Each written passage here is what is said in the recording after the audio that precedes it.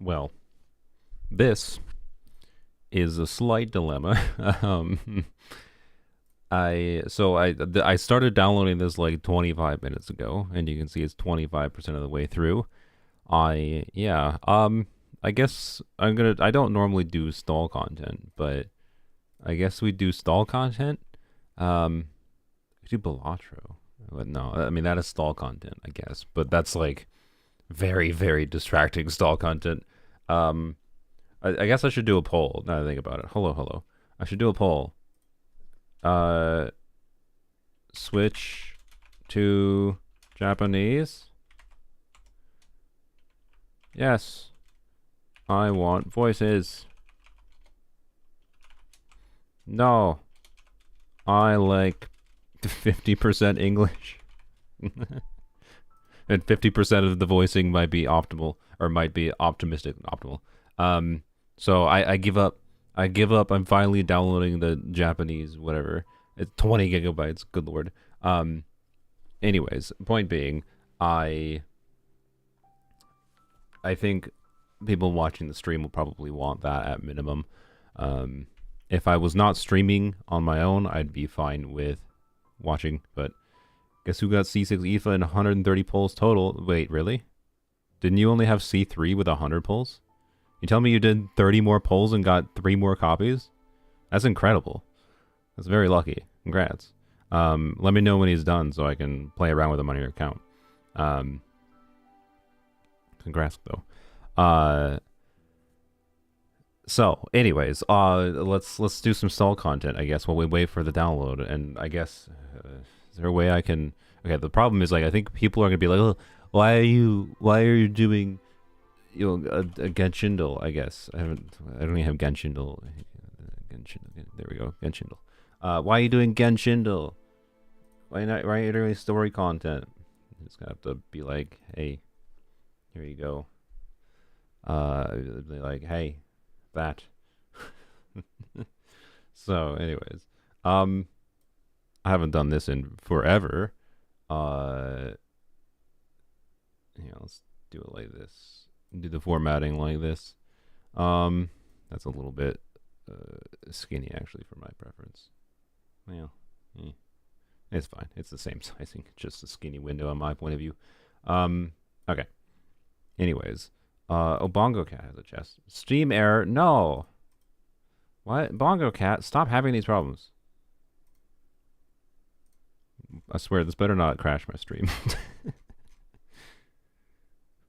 Better not. Oh, that was not a crash. That was the issue I forgot about. That's just normal. Bongo Cat. Play. All right. Anyways, yesterday's character was Sayu. We're gonna guess Yaimiko. Okay. Newer than 2.5. Okay. And not Inazuma, which makes sense. I mean, this and this is almost the same thing. Not Catalyst, not Electra. Okay. How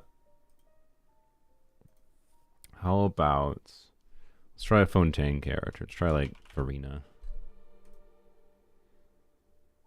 Nothing. Newer is a Natlan character. Okay. How about Mavuika? She is Natlan and it's Claymore, so can each. Okay. Bam. Alright. Okie dokie. Bongo Cat work? No. Okay. There we go. Why? Okay, I think I have a solution. Why is Bongo Cat broken? Also, I guess here, watch the number go up while I fix this.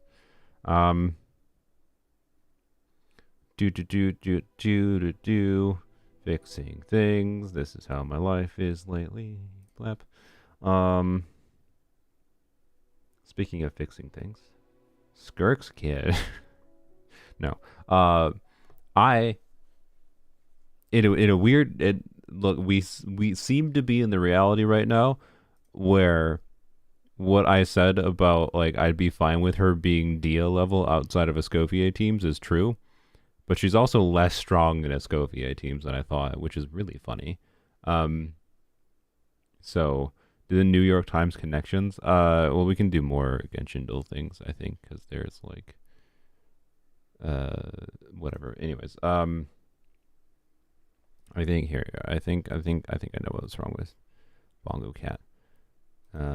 We can run Steam as admin. Maybe that's the problem. Ding a ding. Okay. Let's go to well that goes. Oops. That's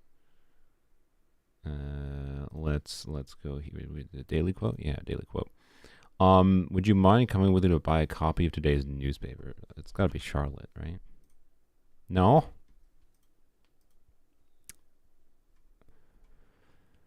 Who buys newspapers in Genshin? What do we have, by the way? 19 gigabytes? Okay. Who buys newspapers in Genshin? Mona? I don't think...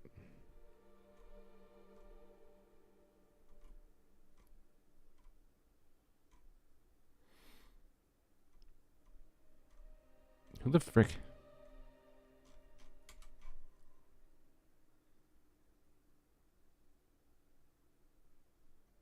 Definitely not Yai. It better not be Yai. Be a failure in my life. Maybe it is Mona. I don't know.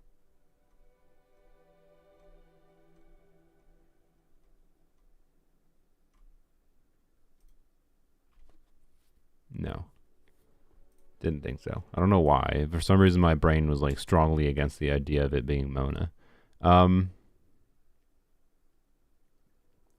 It's gotta be so someone who cares about the goings on, the act, like their characterization, something about them. They care about the active goings on. I could believe it's Zhongli, but it doesn't seem like that much of a Zhongli line because it doesn't have as much. It's like all of Zhongli's lines have Osmanthus wine vibes. Like, I'm a wizened old sage who's existed for millennia. Osmanthus wine tastes the same as I remember. Like every line he has is that. So like he might care about the newspaper, but it'll be like, would you like to engage in the sophistication of the current day newses? But yeah, it feels like a Fontanian, like a Fontanian character that lives in the city, which is all Fontanians basically, other than I don't think it's Navia, or it's someone in. Oh, it's done. Yes, also 72%. You said yeah. Yes, you want voicing. Oops. Switch to Japanese.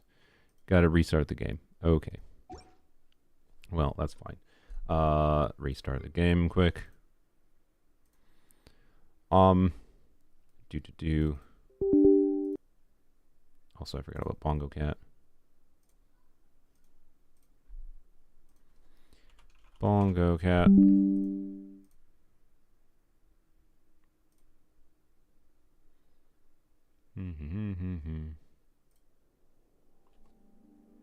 Enjoy Saloon is a great quest. Yeah. Hopefully, so normally I tend to not get hyped up about story content just in general, even for like media properties I have faith in the story content of, because it's like one of those things that you get hyped up for, and I feel like the more neutral you are, the better you tend to have you come out of it. Like my expectations going into this are not like super hyped, to be clear, but I'm actually like, I want to do this quest today. And normally I don't care about doing Genshin quests until like weeks after, right? So, and like I probably shouldn't be streaming this because I know nobody's gonna watch it, right? The most people aren't gonna watch story quests for quests they want to do themselves, right? This is terrible stream content. I'm actually literally hurting the performance of my channel by doing this kind of a stream. So I don't know, particularly off of, you know, the yesterday's stream had a lot of, like, there was actually a lot of like new viewers coming into yesterday's stream, more than even I know.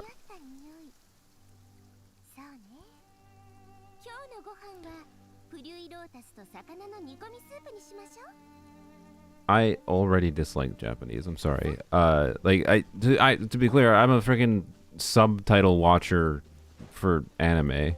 I vastly prefer subtitles over dub, but like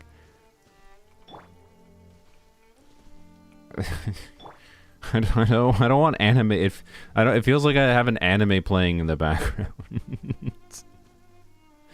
and I dislike it. Whatever. Yeah. Oh well. Yeah, it feels different. It still, Bongo Cat still says Steam error. Well, I think Bongo Cat's dead this stream. Oh well. Rip. Or maybe it's because I didn't actually have a chest available. What happens if I do this? If I exchange something. Oh, that works. Okay. Maybe it's fine, and it was just some other kind of error. Okay. Alright. Bongo Cat's a Mondstadt hater. Anyway.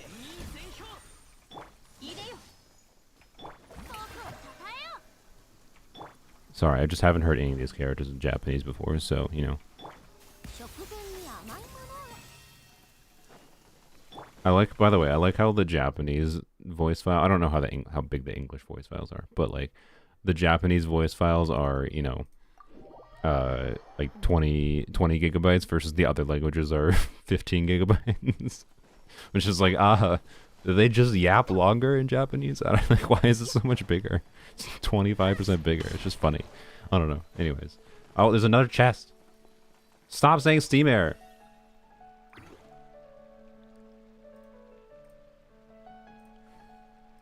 Why is Bongo Cat broken?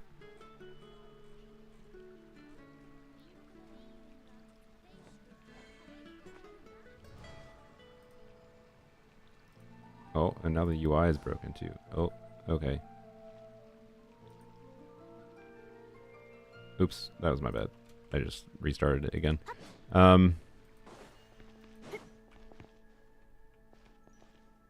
Okay, I disabled admin mode on Bongo Cat. Oh, why? There we go. We'll give it one more shot. You use the compass for more collection, LOL? What are you talking about? What? What do you mean? I have no idea what you're talking about. Anyways, okay. So we're just gonna do normal resin stuff real quick. And then we will get into story immediately. I just wanted this to be a chill-ish, relaxing stream going through the story. And that's it. Keep things simple. So yeah, free to charge attack.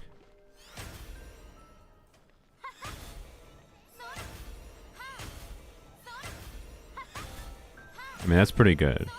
If I do I might have to use Japanese for a revisit to on-field Farina with this team. Right? Cryo infusion.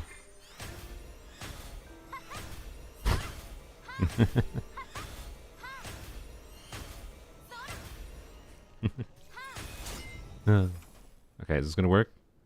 Nope. Rip. Okay, bye Bongo Cat. Sorry. It's getting exited until this is fixed. No Bongo Cat for the stream. Rip. Oops. I'll fix that though. Don't need that. Alright. Planning on doing something with Aoife on someone else's account, yes. On my mod's account. Managed to get a Scofield with 20 pulse. Nice, congrats. Okay. Yeah, I saw Skirk animations. She looks good. As expected. Animations look good. Her numbers are worse than expected, which is interesting. I'm fine with that. I think that's a good thing. But it is, if her numbers stay as they are, frick me!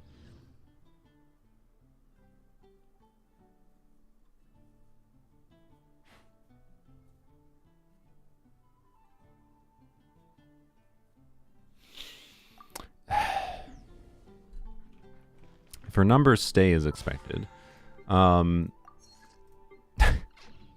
fuck.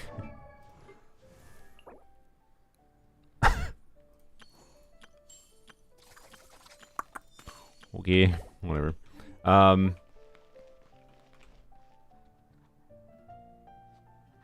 was it saying? If her numbers stay as expected. Whatever. If her number stays expected, there's a lot of people who like. Okay, so by my standards of DPS competency, I'm fine with her being garbage outside of Escoffier teams.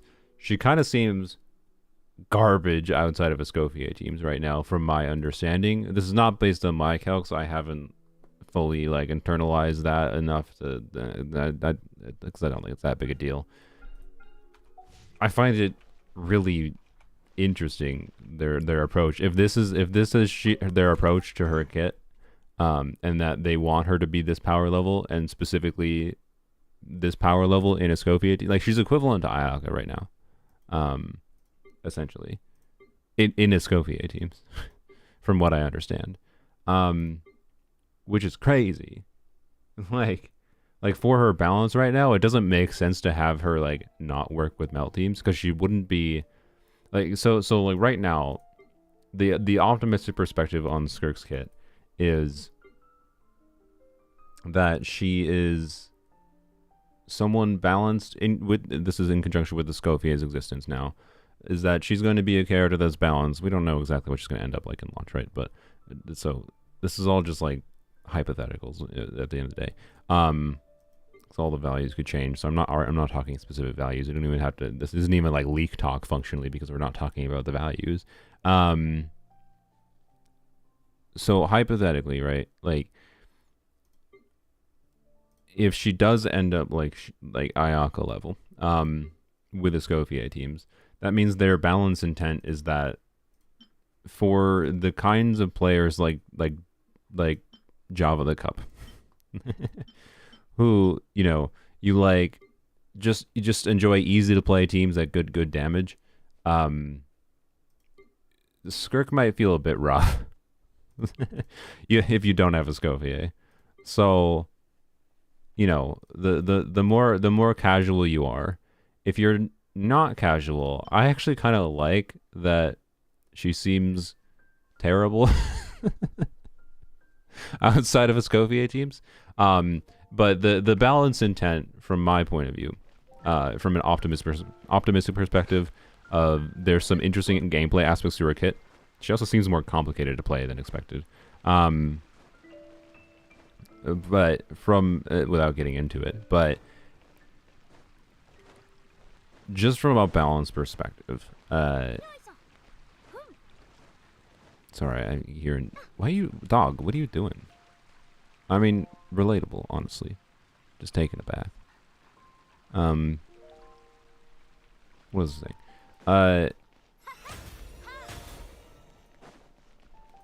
Skirk balance is interesting.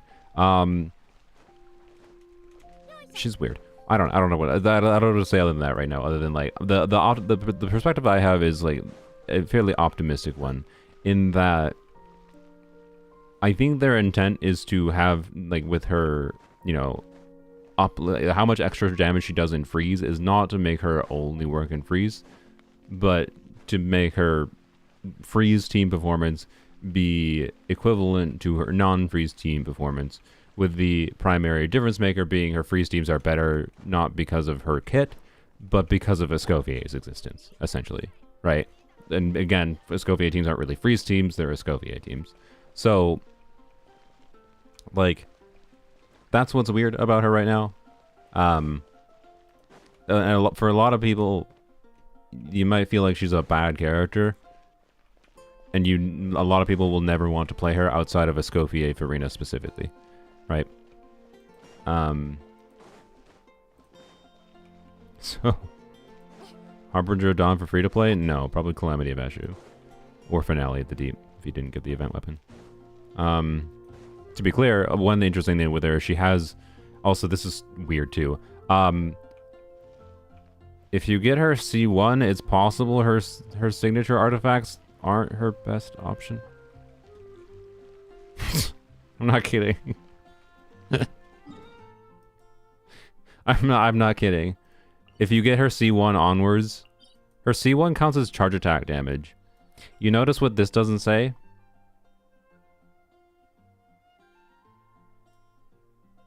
What? What? Did they just forget to put charge attack damage in this?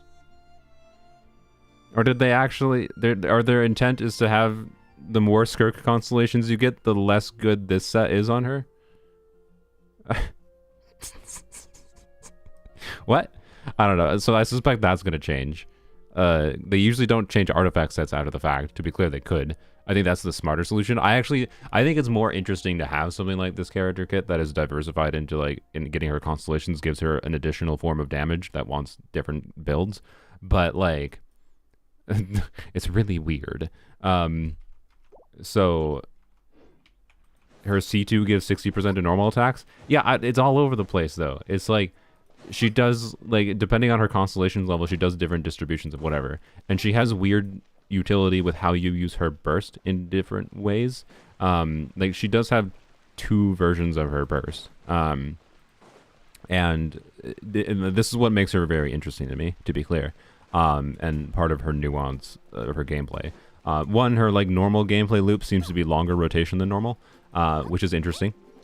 She does not seem to be a short rotation unit, which I do think limits some of her strength significantly.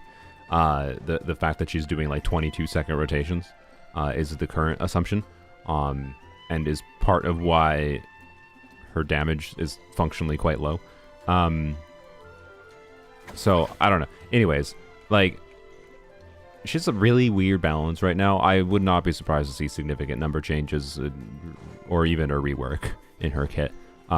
She's kind of in an odd spot, is kind of my point. But I would also, like, this is a character, though, I really, really feel like I want to test in-game and mess around with different team contexts, because stuff like Superconduct will work, for example. Stuff like Melt, I think, will work, for example.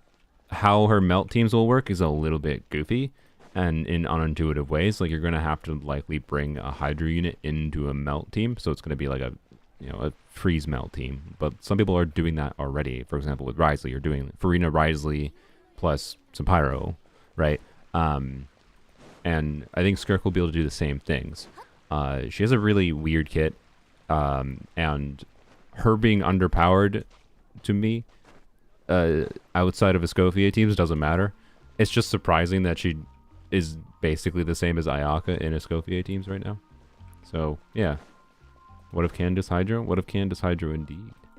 Anyways, Candace is better than Dahlia, by the way, for her right now in Escoffier teams, as far as I understand. Because Dahlia doesn't do anything. He can't even do fall damage for enemies, because for some reason, while he launches himself up 5 miles, he launches enemies 2 centimeters. Because Mihoyo hates fun. They didn't even want to let you do fall damage shenanigans with Dahlia. Like, why? Among other problems with Dahlia. Dahlia is a character of all time.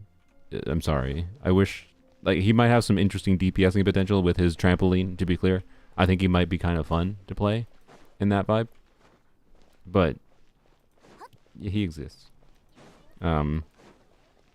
His trampoline is fun. And, yeah, I don't know. Don't expect changes for him because he's so simple that I suspect it's all intentional. I can't believe I used my freaking... What do I use my resin on now? I should probably do ley lines. You know what? No. We're gonna... Look. We're gonna... I stupided it, so we're going here. Why? Because... I am. That's why. And then we'll do the story. Sorry for yapping too long about things. I was so confused with the balance. Like, is he for plunging, but only once? Look, I thought there was gonna be fall damage potential, but then like, I hate. This is like when people. This is what people like when people say like, it's got to be realistic in video games. Like, video games have to work realistically. What they're more oftentimes saying is like it needs to follow a path of logic. And Dahlia is a case of like his trampoline jumps him up. Like so for reference, if the trampoline is right here, it would jump Dahlia up to like the height of this thing, which would be enough height if you launch enemies that high to make them take fall damage. And there'd probably be some interesting fun things to do with that, right? Not specifically helichurls. He probably doesn't launch heavier enemies at all, as my assumption. Which is fine. That's normal. But like, instead of so anyways, he is like hilichurl-ish size. Hilichurls presumably are lighter than him, right? So you'd expect his trampoline ability to launch hilichurls at least approximately the same height, right? Well, no, the hilichurls get launched up like here. Like, they get launched up the height of your character.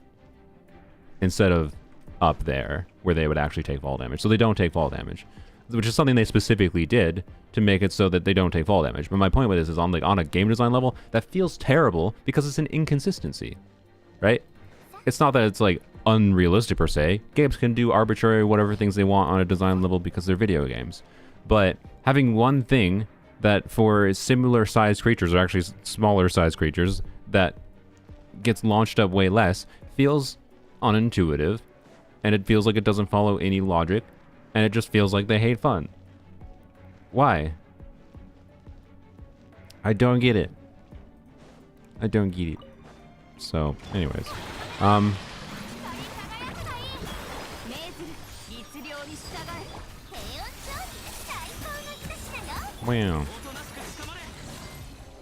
Damage. Chungyun is not on a damage build right now, by the way. Yeah, he's not. Actually, wait. Should I? And this team probably is noblesse would be my intent. Oh, I don't have it. Well, that's already a bad start.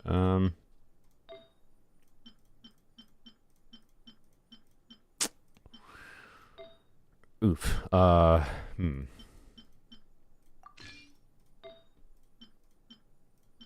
It's a non-ideal start immediately. Okay, so like something like that would be good, at least. I mean, I have it. I need to farm more noblesse. Crap. Like this isn't even good. So like, oh no. I don't have enough freaking cryo goblets.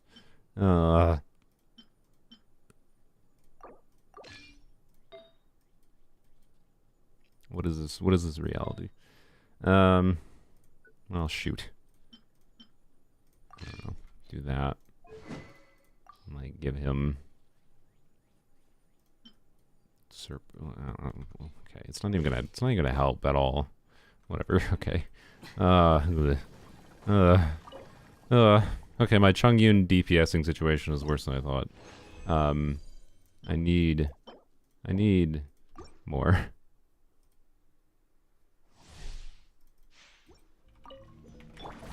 More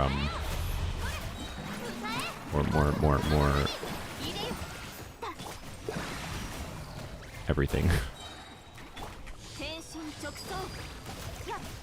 Bath, please.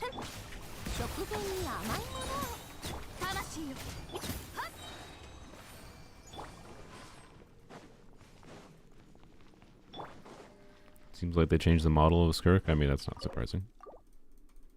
Everyone complained she was too short or whatever before. And with Natlan in particular, they... No. I already have one with the nearly 40 CV with ER. And in Natlan in particular, they... You on the correct build? Yeah, you are. Okay. I had a stroke, sorry. In Natlan in particular, they changed most character models to be a bit different.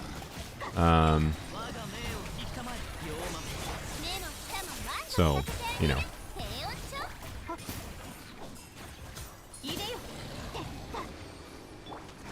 Point being, yeah. Not surprising. I don't think every I haven't checked. Are you the same proportions as let's go stand here. Are you the same proportions as Farina? Wait, it's not a good measuring stick. We need something with like a line that lines up with. Yeah, there we go. Okay. Line up like that. No, okay. So I think she is the same. Oh, no, she has this. No, she does have slightly different proportions. Yeah. So even Escoffier is the same thing. She is very slightly. She's still like the short female model, whatever, but she's very slightly taller, and has slightly different proportions, slightly different head shape or head size, I think, relative to the height, maybe. So, anyways, point being, they've done that since Natlan. Sit Lolly is a more obvious. If you do like Sit Lolly compared to Frina, you'll notice it more obvious, I think, than when it's Escoffier there. But them updating Skirk's model to be the same is not surprising to me, is my point. Do I cope with, is there, I don't, it's a low roll. No, I don't think I do. I don't think I cope with that. Why does it look, they don't have a nose? What do you mean? You mean like, it's just the lighting.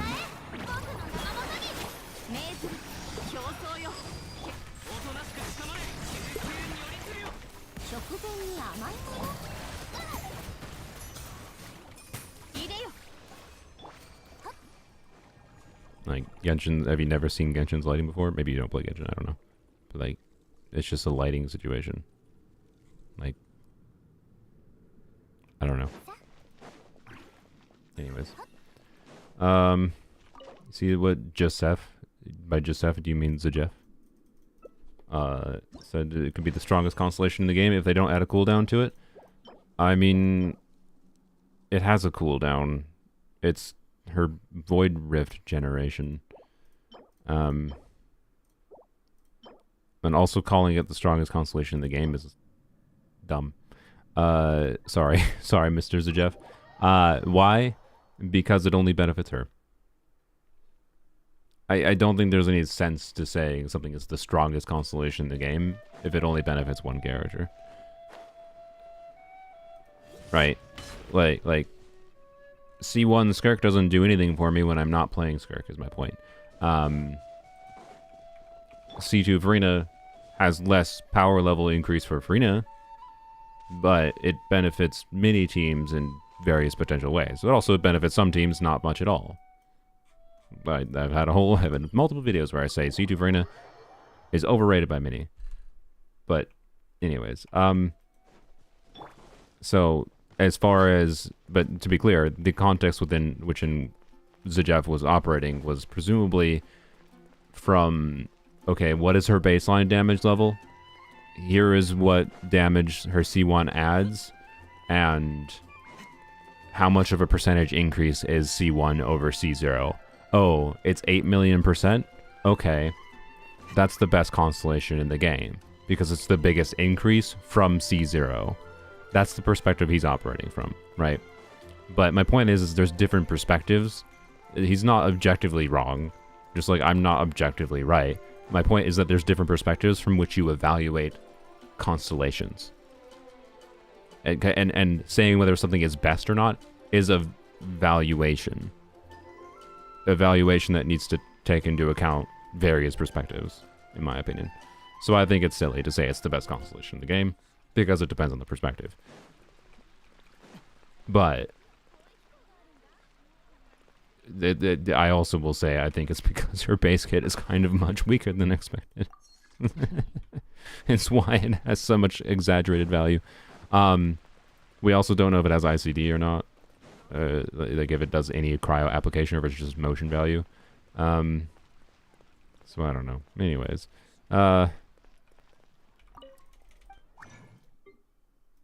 Yep. That's all. I don't know. That's all I have to say. We'll see how she changes. Is the point, I suppose.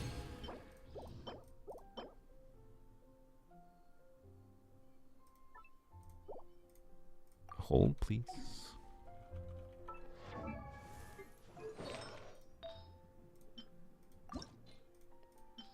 You're gonna do me a solid, right, game?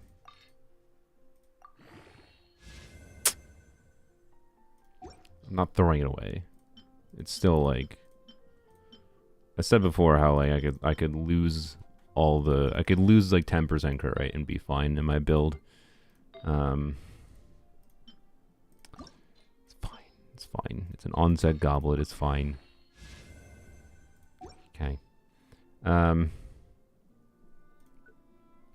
to that one. So we're leveling up still. But it does make me sad that it wasn't double crit. And now I'm even more sad. Bye-bye. Well, dreams die. I want to escape tenacity. I've gotten such terrible... I've farmed so much tenacity this last 3... I've like farmed as much freaking tenacity as I have this stupid plunge domain, I think, at this point. And I got so much better artifacts on the plunge domain. The game is absolutely trolling the ever-living shit out of me. Ugh. I got a Scopia and Plums only? Of course. Anyways, so I don't know. Skirks has a Skoptar's kit right now. But I kind of love it. I suspect she'll get changes.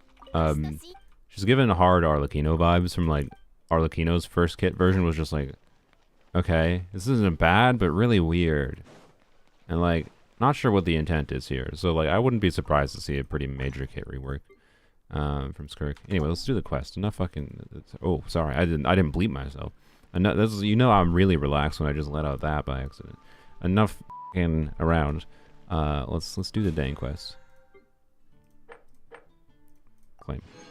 Give my 20 Prima Gems. How exciting. Can't believe I freaking condensed my resin. Whatever.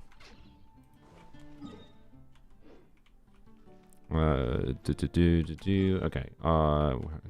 It's been so long since I did an Archon quest. How do you do that? There we go. Blah. Also, I'm gonna switch the team. Why? Because this team is garbage for Overworld, I feel. Well, it's not garbage. It has a bunch of skill-based damage, but too many bursts. Too many bursts. I do not think I will like a Escoffier for Overworld very much. Well, I don't know. She has value for Overworld. Well, no, I don't know. She's probably a pretty good Overworld unit, but I don't think she's my preference. So, anyways.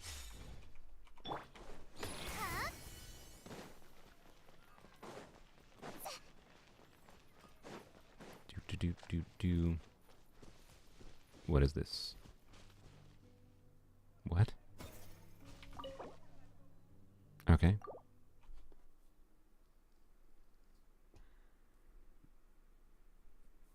Just weird they're not doing a new element with her, even though nothing really tells she's cryo. Yeah.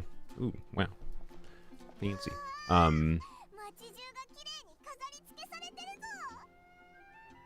Paimon's voice bothers me less in Japanese. That's something. Okay. Oh yeah, I was gonna say. So like,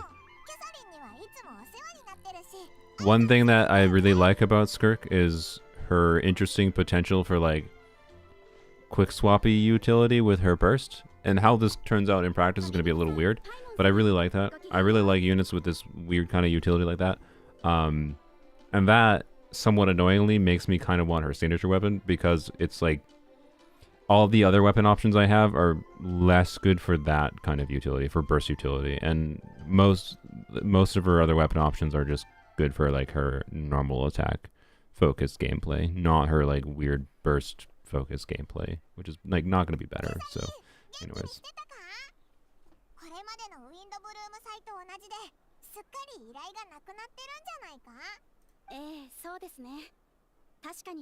My brain, I don't know. It's something about like video games, even with me reading it here.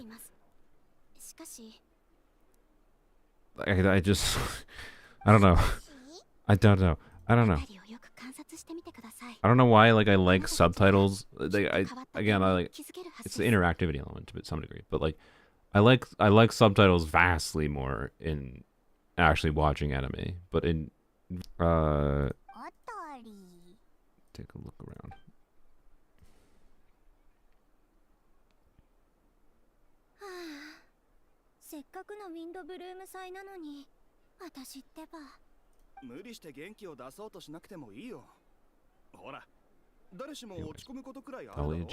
Dahlia GPV is a bit uncanny.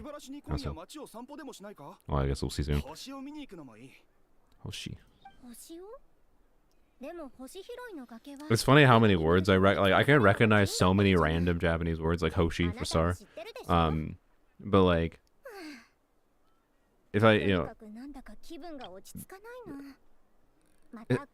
it's so funny, like I've watched so much I've heard enough Japanese, right? But like characterized Japanese, right? I acknowledge that this is not like normal human speaking Japanese, obviously. So if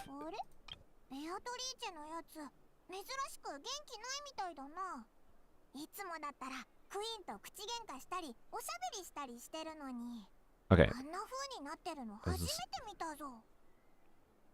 so like from some of the words I recognize there, I feel like, and context from the previous what she was like, what she's like, right?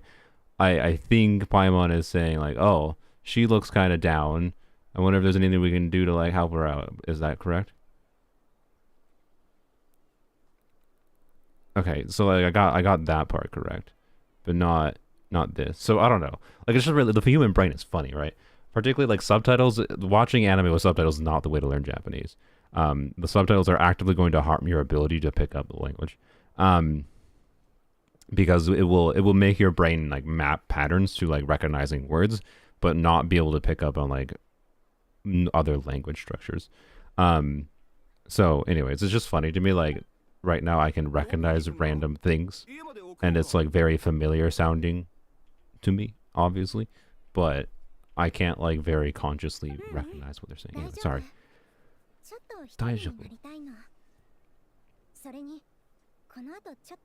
Queen.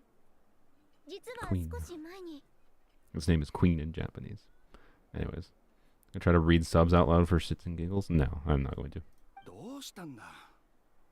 Sorry. This is meant to be a chillaxing day. If I have to like suddenly try to like do characterization myself with my own voice, that is not relaxing. Duolingo is trash. You learn languages by immersing yourself.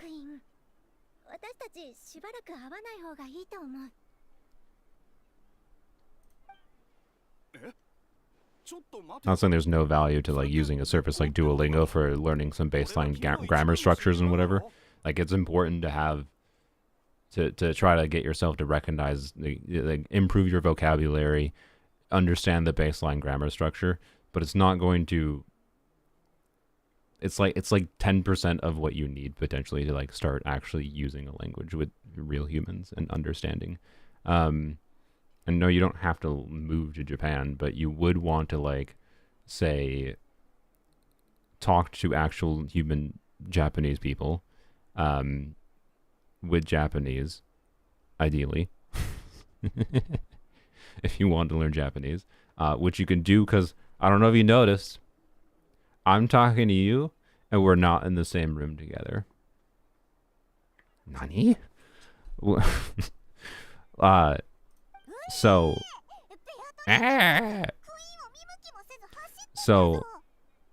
you can actually talk with people in other languages without being in the same country as them. Yeah, like Japanese is definitely, particularly if you want to learn some like kanji, katakana, whatever, you gotta do like Anki and whatever. But like, I actually think it's easier to learn languages than people give themselves credit for, because our brains are like hard coded to like pattern recognize language in particular in a way. Like it seems like our species actively evolved to pick up languages, essentially. And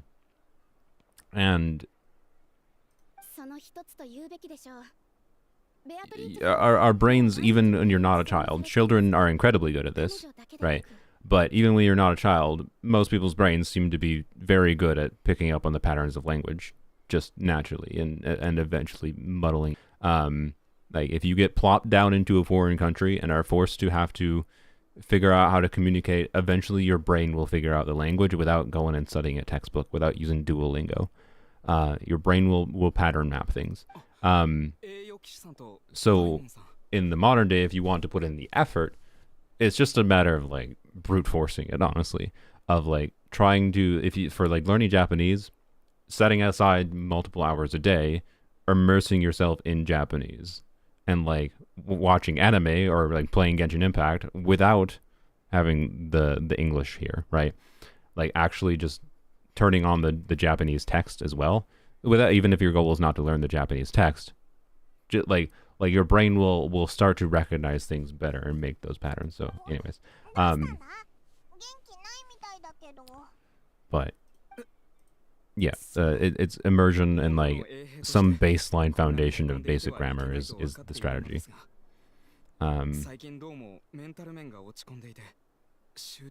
Does everyone have a headache here? Is there some miasma?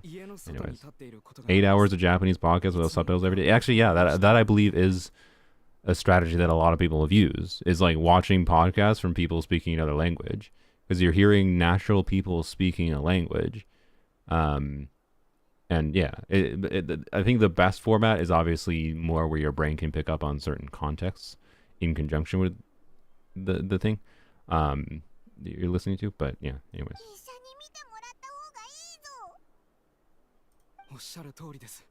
So everyone feels terrible right now in Mondstadt. Okay. Barbara is not a doctor. She's a healer, but she's not a doctor. Anyways.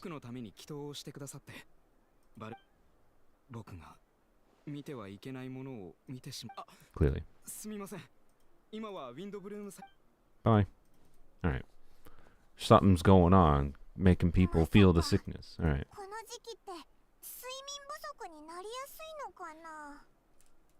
But yeah. Now that I have Japanese downloaded, I am somewhat tempted to like actually just turn off the English entirely in Genshin. It'd be kind of interesting to see if my brain starts to pick up on like it would be kind of interesting to go through this story, for example. Should I do it? Here, I'll do a poll. I don't like. I'm not leaning towards I should do this personally, because I don't think I'll get the full story experience. And I was looking forward to the story, but should I turn off the English text? Should I do it entirely and see how much of the vibe of the story I get, like without having the language on, the English text on at all?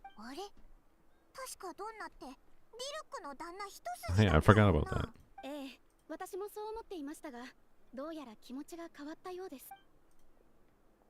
It's Mr. Kaya. Doesn't have a skin on. Lame.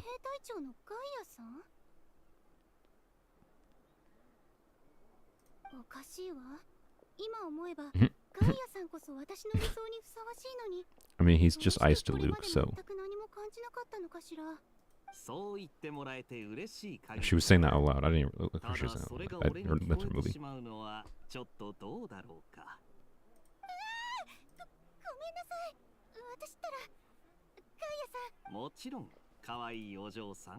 Okay.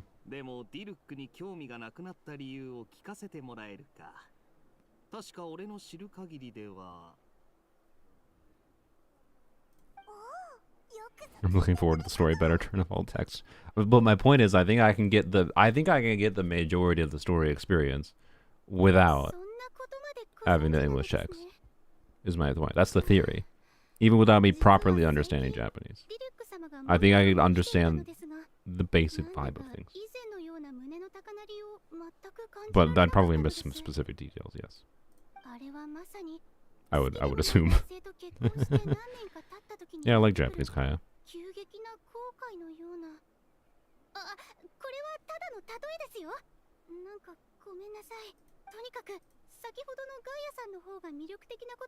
Okay.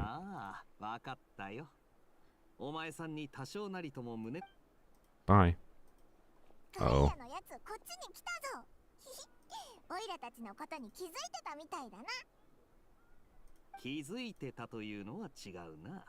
You were trying to find us? Why were you assuming we're going to be here? I guess we always come to this festival. I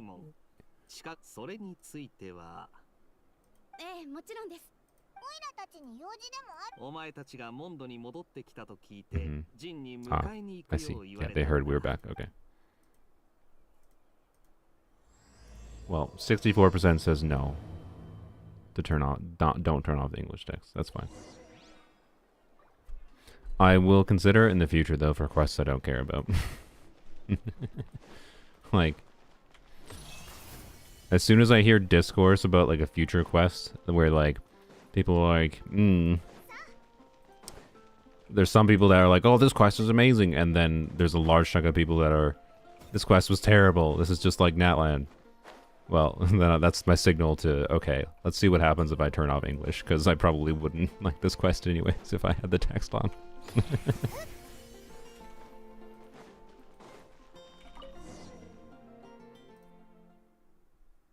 Do a character quest to try it out. Oh yeah, that's true, that's true. I should do it on a character quest. Depending on how long this quest is, I have no idea how long it is.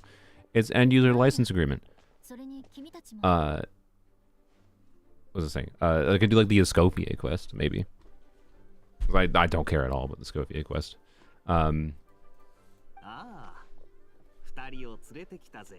It's 3.5 hours? Jesus, alright.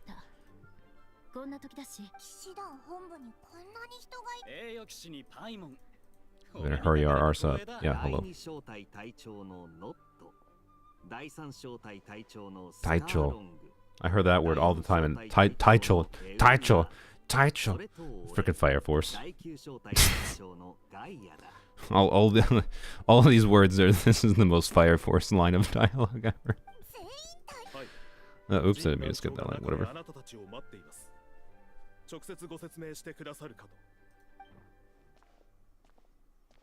Like, I absolutely would have understood that they're talking about, like, rankings of, like, a military company type thing by that line of dialogue.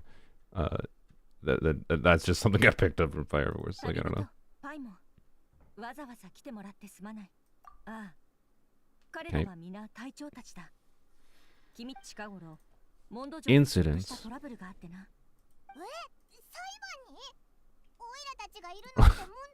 What? What? Paimon is what? No, this is like this might be one of the stupidest lines of dialogue I've seen in this game from this character, and she's a very dumb character. It's a very Paimon dialogue line. I'm curious what Jean's response is gonna be. It's like, just because like Fontaine is the nation of justice. Like, wait a minute. This area is known for justice? Well, that means no other areas of the world can have trials. No, people just got thrown into jail everywhere else arbitrarily. Trials can't exist elsewhere. No, that's exclusive to Fontaine. They have a patent on the idea of a trial. Oh. I can understand the confusion. You're a dumbass.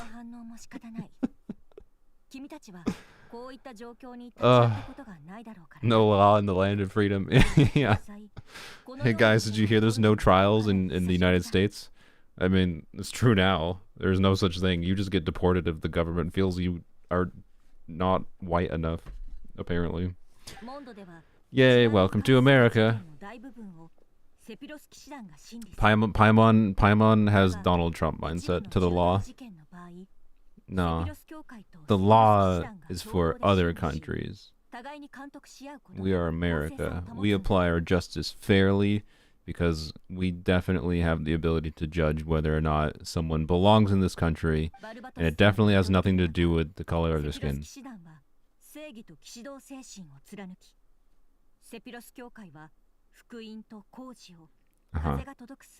Okay, yeah, thanks. Joint trial. All right. Yeah, let's go to the trial. I understand. Where's Albedo?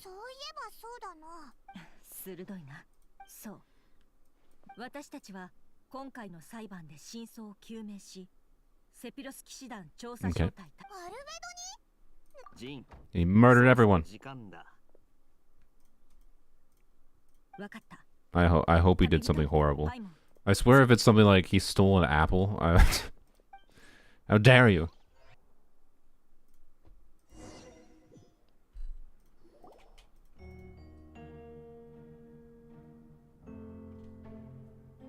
Sucrose. Mr. Wine.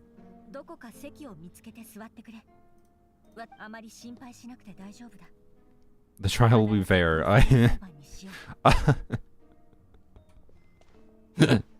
Okay. Well, if you walk into a trial and an authority figure leading the trial says, "Don't worry, the trial will be fair," but then the trial has a seat dramatically in the middle of the courtroom with one person at it. Does this on a physical level? On the physical level, does this seem like a fair trial setup immediately? To be clear, every trial I've seen in Genshin doesn't seem particularly fair. Yeah, Fontaine's trials are a mess. But like, inherently, this does not seem like a fairly equalized setup. With, hey, person accused, sit in the center while everyone surrounds you. That above you too. Not even on the same level. They're all above you, looking down on you in the center. Like, yeah, it looks more like an execution. It's like, don't worry, you have not assuaged my concerns. However you say that word, you know. You oversee. Yeah, okay. Deacon of the church. Yeah, okay. Uh-huh. I thought that was Dahlia for a second. Alright, let's do it. Let's hang Albedo. I'm down. What did you do? Also, wow. Also, Traveler. Traveler. What's wrong with you?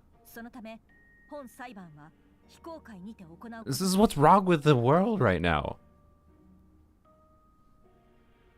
It's a trial. You're inherently operating from a bad perspective if you go into a trial and someone is trying to defend themselves and you're saying, what did you do? The point of the trial is to determine if they did the thing or whether or not the thing was a problem in the first place. That kind of thing. So if you're operating from a perspective going into a trial of what did you do, that's the inherent problem of like, you're going into a trial and just because of the fact that Albedo is on trial, you're assuming he's done something he's done wrong. Just because someone is on trial does not mean they have done wrong. The point of the trial is to determine if they have done wrong. So operating on a level of just walking into a trial, what did this person do? Like the whole point of the trial is to not have that mindset. Bad. Bad, Traveler. I hope you're never a judge. And I hope you're never in a jury. Bad. Bad. It's a trial of sentencing. That's true. It might be a trial of sentencing. That's fair. I didn't think about that fact. That was possible. I just thought this was a baseline trial in the first place. I guess he might have murdered someone in broad daylight. But Traveler doesn't know that. Traveler doesn't know that. They shouldn't be assuming this. They shouldn't be assuming Albedo did something terrible just because a trial is happening, right? Traveler, so that, no, nothing I said was wrong. Traveler should not be assuming that. They haven't been given information that should give them the assumption that Albedo has done something terrible. Yeah, make Traveler the Attorney General. Clearly, they got the right mindset for it.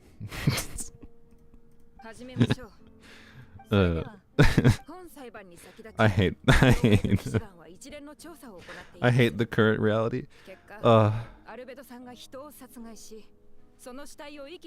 Suspected murder and unlawful disposal of human remains. So it's suspected murder.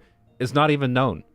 It's literally just suspected. This is a normal trial. We should not be assuming he's done it. That's the point of this trial. Anyways, to be clear, I'm already engaged with this quest because, like, as much as I hate it, it's realistic. It's bad Traveler, but I'm glad because it makes Traveler feel more like a real character to me rather than just, you know, projection for the player. I actively do not feel like Traveler in this instance, and that's a good thing. It makes Traveler a better character for them to be a dumbass. And it makes sense because they've traveled around the world with Paimon. You gotta, it's some dumbassery gotta rub off with you. It's like if I had to talk with Zajef every single day, I imagine I'd turn into a terrible person. I'm just gonna let that hang. I'm sorry. I'm sorry, I'm just being silly. I obviously like Zajef, it's not obvious, but you know. Okay. He was dragging a large object, huh?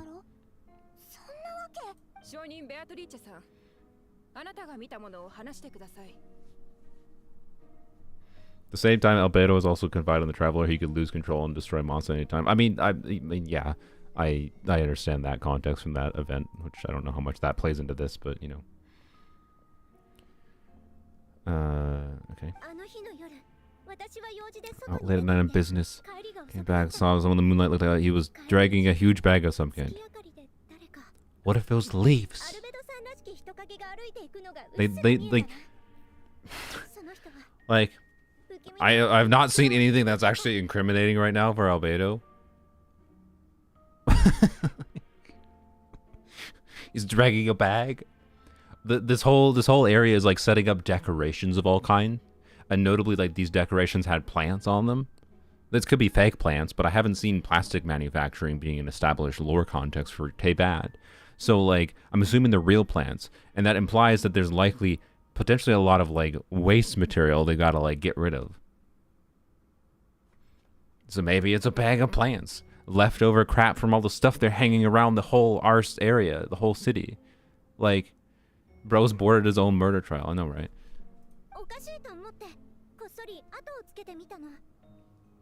Flash of golden light. Oh, okay, she did see a body, supposedly. Why was there a flash of golden light? Also,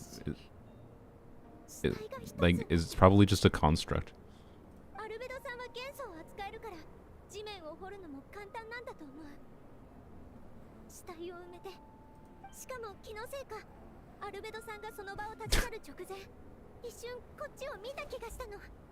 He looked in my direction and made eye contact with me, but he didn't see me.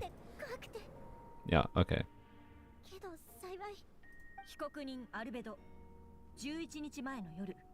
Well, at least she actually supposedly saw a body, although, again, like, eyewitness testimony is such a terrible thing. Like, if they don't actually have the, like, in the trial here, if they don't actually have said contents of the bag, there was not actual confirmation that there's a body. All we have is an eyewitness testimony of, I think I saw a body. Meanwhile, it could have been a mannequin, or it could have been a pile of sticks that happened to like be arranged in like the shape, like that like two big sticks in the bag that were like happened to be positioned like there were two legs, and like the color of the bark was vaguely skin colored, like, and our monkey brain, you're like, oh, that person's carrying a bag that could have a body in it. Like our brain manufactures like our perception so often. This is why eyewitness testimony alone is not like a convictable thing. Like so if this is the only evidence, it's nonsense basically. They better have what the body, like I want to see the body is my point. I want to see this damn body.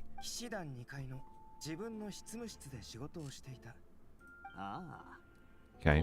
His defense is that he was working. His defense is not, you actually don't have any evidence against me. His defense is I was working. Okay. It's immediately hard to take this trial seriously, but it is engaging, so it's fine. Eyewitness testimony is only distrustful after we invented video and proved it sucks. That's fair. That's fair. Like, yes, in the context of Teyvat, Teyvat and like the mess of, you know, however many inconsistencies of how, you know, judgment is drawn, it's easily possible that eyewitness testimony. I said she was a witch, therefore they're a witch, and nothing they can say can do anything to change that judgment against them. Right? That's the vibe that is going on here for sure, which is fine. Anyways, it's engaging, like I said. It's believable because of how nonsense it is and unfair it is. Anyways, this is a fair trial. Don't worry, it's a fair trial. It's a fair trial. We don't even have any proof there was a body, but it's a fair trial, trust me. We don't even have anyone that's dead. Wait, did you go and check if there was any dead persons, missing persons report? Oh, no, there's no one. Not a single person's gone missing in Mondstadt in 3 years.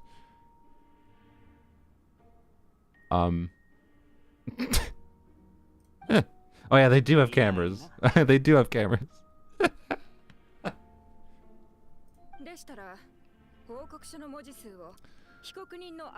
It's not a sufficient alibi. Okay. Albedo, you are guilty because someone thought you had a bag in a body. A body in a bag. Same difference at this point.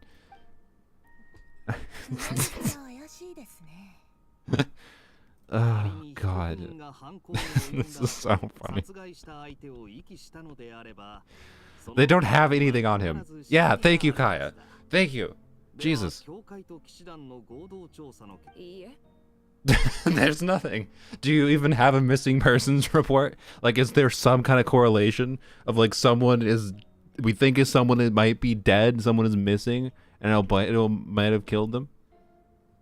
Because that's, if you don't have a body, do you at least have a reasonable suspicion elsewise? Who died?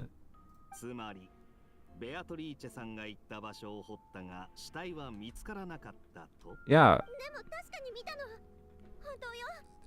Nobody, you made it up. Whether or not you believe it's true, your brain could have made it up. I'm sorry. You could be telling the truth and it not be true. You can be, to the deepest vibe of your heart, be telling the truth from what you believe. That doesn't mean what you believe is actually what happens in reality. I'm sorry. Reality does not always match our perception. Such is life.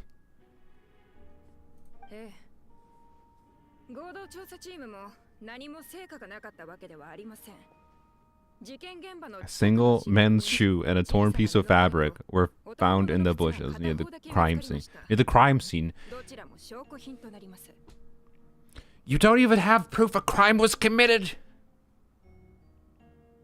You're calling it a crime scene. There's not even proof there was a crime done.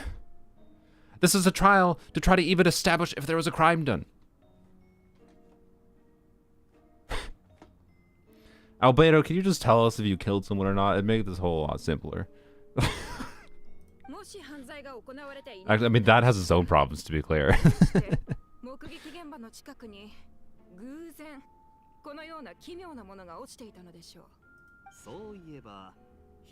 Yeah!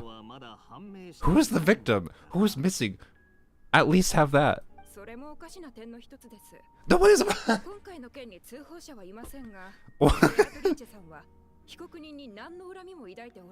She harbors no ill will toward the defendant. Nobody's missing. Nobody's dead. We have no body. Oh, but there's a shoe and someone said they thought what they thought was a body in a bag from the 400 meters away. Just because she's not lying doesn't mean what she's saying is true. It's great. It's great. 10 out of 10. You're fucked, Albedo. I'm sorry. I regret to inform you, you're entirely effed. You've been accused of being a witch, and therefore you are a witch.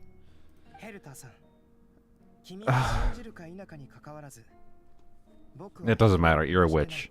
You've killed the entirety population. There's not a single dead body in sight, but I'm pretty sure you have dropped a nuclear bomb and murdered people in absolute. You're a psychopath. I don't care. Some lady thought she saw a body, so you're clearly a sociopath who murders everyone recreationally.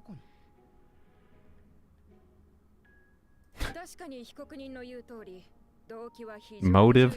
I don't think the motive's important here. I don't think the motive's important here when we haven't even established a crime has happened.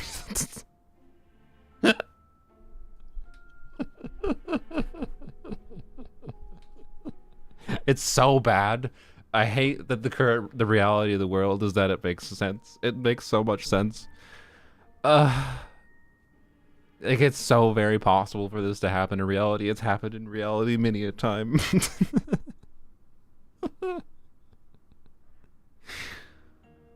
Oh. Yeah, I wish Yanfei was here. Wonder if Yanfei was here, she'd be like, the fuck? This makes sense when you finish the archon quest. Well, that'd be good. That's good, I guess. But anyways, it's engage me, so it's fine. Engagement matters far more than whether or not it's likely to happen in reality. And it is likely to happen in reality, so it's fine either way. Oh, second charge. Okay.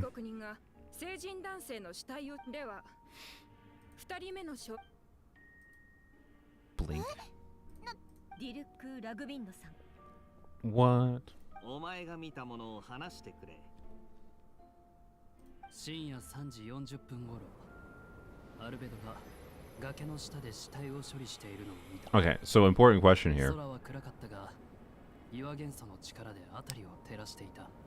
Did what's her bucket gossip to Mr. Deluc? Because like, it's established that what's her bucket, I forgot her name, is in love with Deluc, and like, if she almost assuredly is the type to like, well, not necessarily engage directly with Mr. Deluc, is to, you know, loudly proclaim things that she has seen and thinks,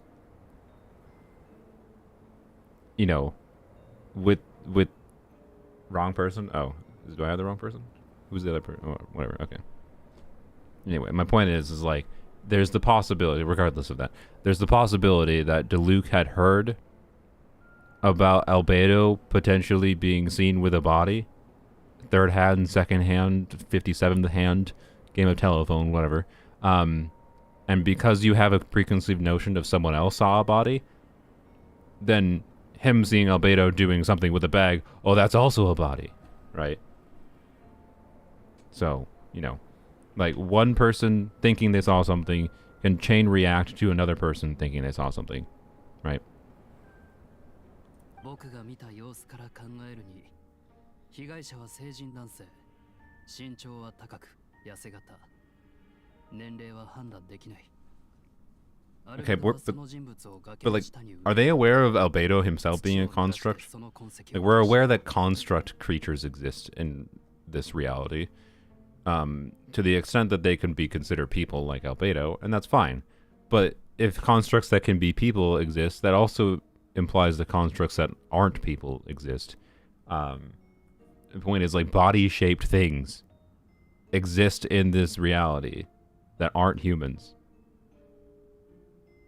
And if the people here are aware of body-shaped things that are not humans, that are not living beings that were murdered, exist, does it not beget the possibility of you should be like, okay, but what if it was a mannequin or a construct?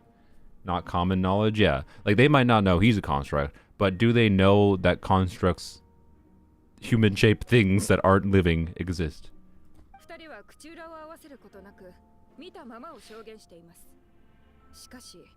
But also, yeah, it wouldn't surprise me if Albedo, because there's that Albedo clone and whatever, if the Albedo clone killed himself. If that's the whole reveal here at the very end, that Albedo did kill someone, and it was Albedo killing himself, you know, I'm fine with that. I'm fine with its reality. It's just this trial is a sham. This trial is terrible. Why would he bury a non-problematic body? I don't know, maybe it's made of organic material.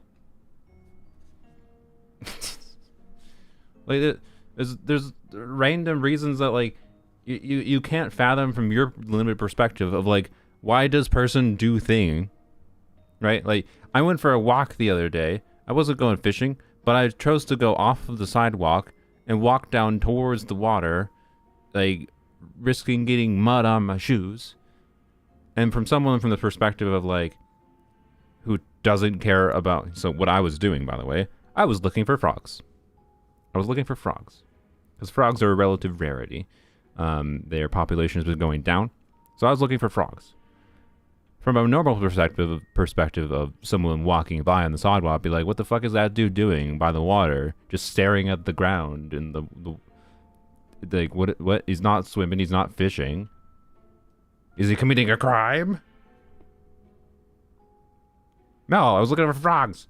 And the reason the purple person can't understand that I was just down there looking for frogs is because they're not used to thinking of a mindset of like that someone would be looking for frogs in the water. So like, and my point is like, you get stuck in your own head.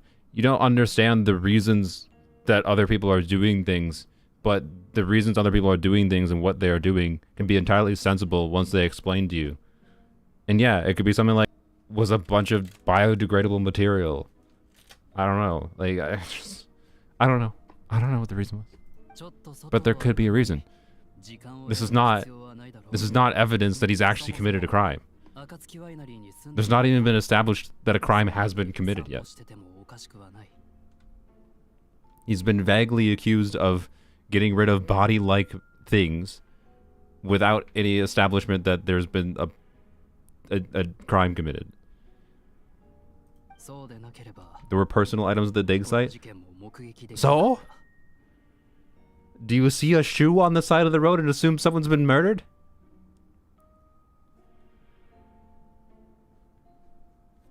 I'm not saying like things aren't sus here. Witness testimonies are garbage. Witness testimonies mean almost nothing.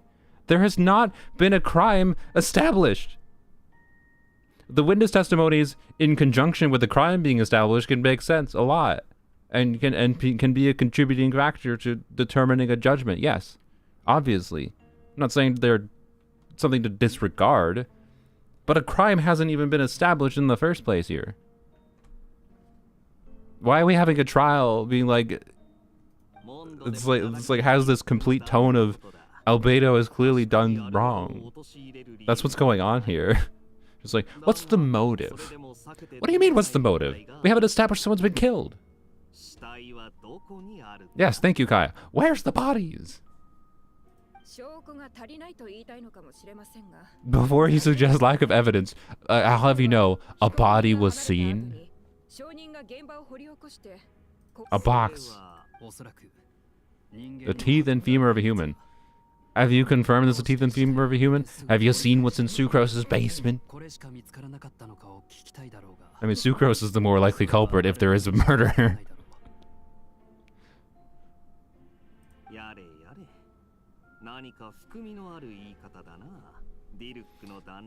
Kaya, I'm gaining respect for Kaya. I'm gaining much respect for Kaya.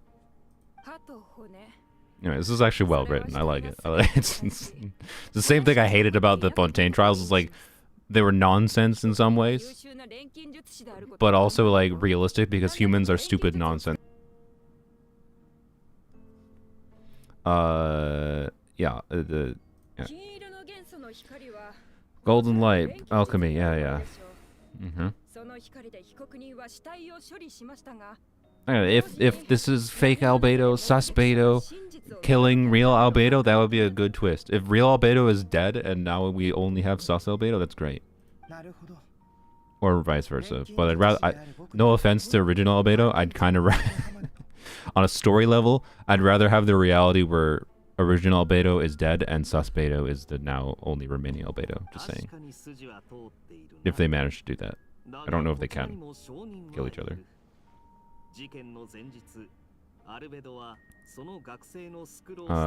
We have a witness of our own. Oh goody. Mr. Albedo had a lengthy intellectual exchange with Okay, this witness maybe doesn't hold up very much because I did just mention how Sucrose is the more likely one to have committed the murder. If there is a murder, which we haven't established.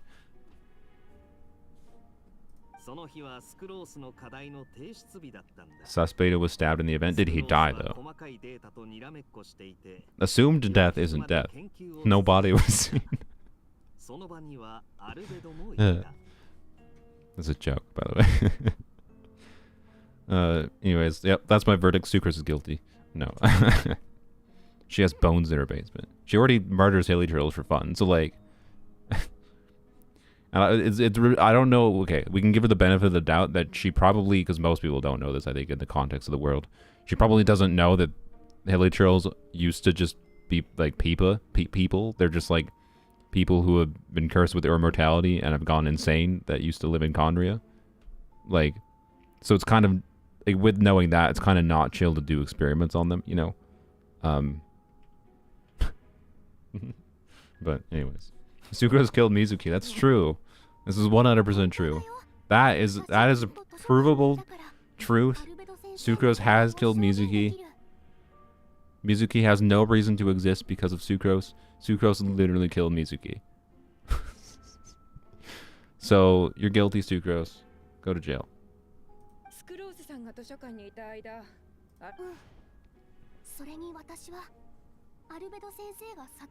Albedo would never kill someone, but I would. I would, just to see how long it takes your bones to break.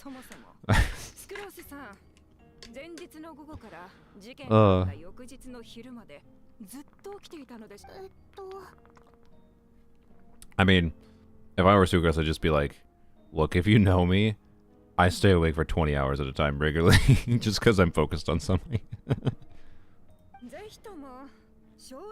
Does Sucrose murder her? You mean as a playable character? Yes, that's the joke. The joke is that Mizuki is completely irrelevant because of the fact that Sucrose exists.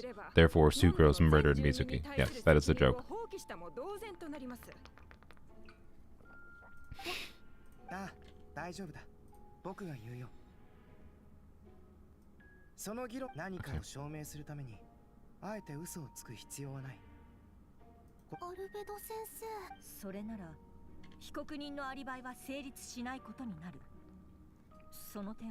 There were hilichurls before Conria, right? Were there?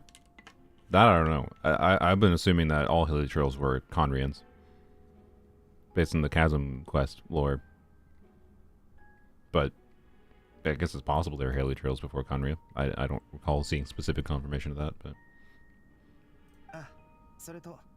but still, the possibility, if there were, the possibility of hilichurls being humans means I think you probably shouldn't experiment on them without, well, I don't know.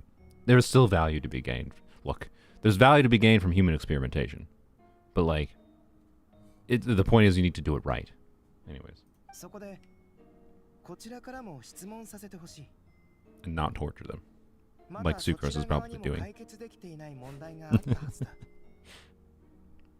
Hilichurls are just cursed humans in general? Okay.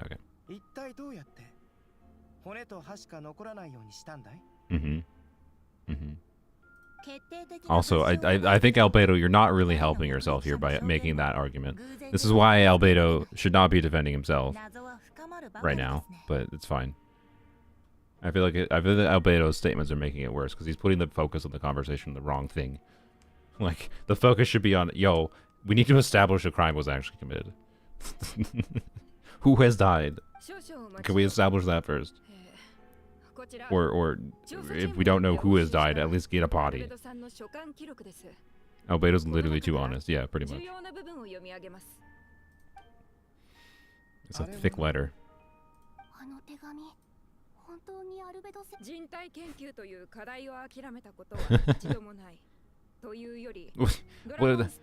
Okay, this has the implication of like human research is like I'm experimenting on humans, modifying their body parts, and if they die, oh well.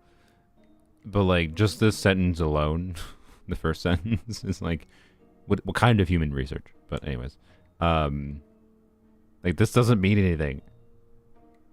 Like, is he not allowed to research the process of childbirth? Is that not allowed?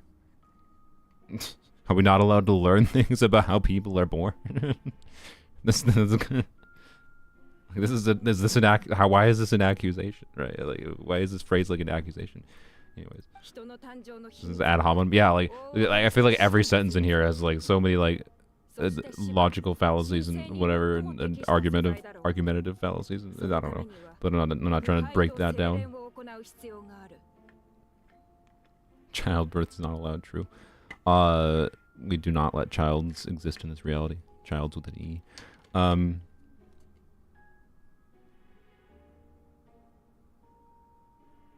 Okay. As such, death is the most suitable material for the creation of a new life. I'm not sure that logic follows, but supposedly this is what Albedo wrote, so, you know.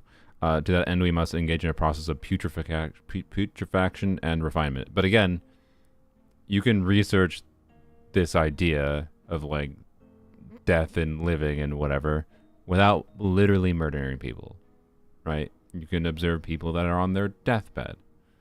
This statement in itself is not proof of him killing someone. You haven't established a crime has been committed even. Anyways. その手紙に書いてあるのは手紙の最後にはこんな言葉もあります。検証開始。ドラゴンスパインの北西。 The data is as expected. Yeah, that's exactly how scientists write. The data is as expected. 集まったデータ予想値君が試みたように僕も想像の道を貫き枷を破り生物の新たな領域へと踏み出そう。その手紙の筆跡が被告人アルベドのもので間違いないことは調査チームも確認済みだろう。はい。手紙に書かれた場所も犯行現場と完全に一致しています。 Crime scenes. You haven't established, Hertha, you haven't established a crime has been committed. It's not even a crime scene until you establish a crime has been committed. You found a shoe and some bones that you think are belong to a human. They didn't even have, like, here's a doctor that here's a what's a freaking person that would, I don't know. Here's an expert we bring in. This person has spent their life analyzing human skeletons. And then this person's like, yep, that looks like a human femur to me. Then, okay, this is more interesting evidence. They literally just brought it, and they're just like, it looked like a bone to me that could be human-y sized. The mortician, I think, is the word my brain was trying to think of. But I don't know if mortician would actually know bones specifically. That's like, I think, a little bit of a stretch. But anyways, point is, you bring in some kind of expert to, like, back up, like, hey, yeah, this is a human bone. It's not a piece of plastic. It's not a dog bone. This is, like, within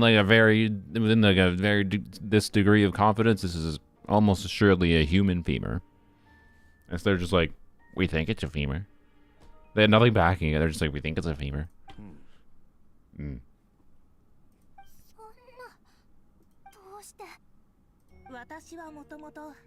You haven't established a crime. 誰かを有罪とすべきではないと思ってたんですけどね。それこそが原則に基づいた人道的なやり方。 I don't think the problem is that you lack evidence on it. Like, I mean, you don't really have that much real evidence, to be clear. There's no real evidence, and there's no crime established. He's literally being... This is literally just a witch trial. He's being accused of being a witch. People say he's a witch, therefore he is a witch.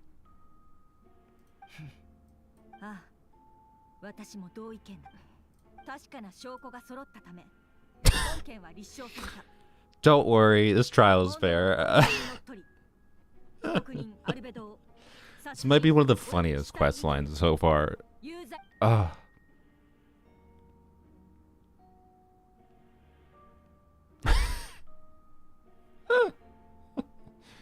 should take a snippet of this in case I need me some thumbnail poses. This one's not perfect for thumbnail poses because they're cropped, but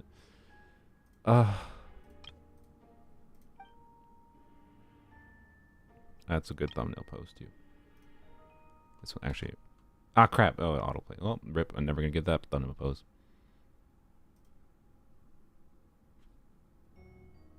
Kangaroo court, yeah. Kangaroo court is a pretty specific term. I don't know if it's technically kangaroo court. I don't remember what the specific definition of kangaroo court is, but whatever. Well, Pile Beto. Sorry, we say you're a witch, so you are a witch.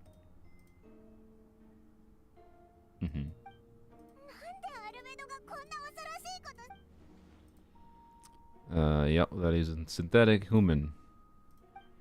Presumably it does indeed have something to do with this. That took a turn for the worse. I didn't mean for Albedo to get convicted when I killed that person. Like, is in Rosario like a church assassin or something? Or it's heavily implied that she's a church assassin? Are we sure we shouldn't cross-reference? One, we should make sure someone's actually dead. And that we shouldn't cross-reference that the church... Actually, that's the most likely reality, is the church had someone killed, and then they're like, oh crap, they're getting like public backlash. The church is getting public backlash for killing someone, so they're like, oh, no, it wasn't, this person, that person was seen with a body, that person killed them. But there hasn't even been an establishment that the person has been killed in the first place, so like, just saying, there's many possible realities where Albedo did not kill someone. But I'm assuming where they're going with here is that Albedo, something with Albedo clone, yada yada, and like there's some shenanigans going on here on the lower level of sure. Okay, yeah, so that's giving an overview of the event. I will read this. You and Paimon went to Dragonspine to ask Albedo, who's conducting research there, some questions about alchemy. Only encountered a series of strange events, strange soft noises echoing through the mountains that could not be traced. The ransacking and theft of alchemical notes at the campsite. Albedo disappearing after a chat outside a cave, but having no memory of the incident. At the same time, end user license agreement. Encountered Albedo elsewhere on the mountain, attempting to lead a child away, and he attacked end user license agreement upon being discovered. You were able to confirm the presence of a mysterious figure impersonating Albedo. A running battle ensued, ambushing and being ambushed, hunting and being hunted. In the end, Albedo eliminated the giant mutant Whopperflower posing as him. Yet there were more than 2 people wearing that face on the mountain. Are you skipping Rosaria? What do you mean? Was I skipping Rosaria? I was reading the text.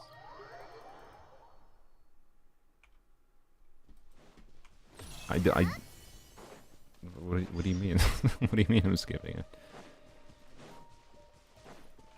So far, I like the Japanese voiceover. It's like, well, it's like nice to have voices or whatever. I guess hasn't like given me such a strong resonation of like, I really want to hear this full character do their yap. Is my point. So I don't know. Once I'm done reading what they're saying, I don't feel the need to say much. What does Bennett say? Oh, Bennett is the Boku Ben or whatever, because I see that meme.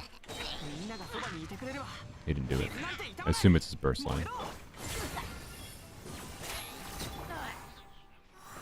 Also, you know, like not playing in English means I don't get Farazan's wretched bastard, or no, sorry, wretched dastard. Not, it's wretched dastard, right? Not bastard, because apparently putting a D there makes it not bad. Right? Like what is that in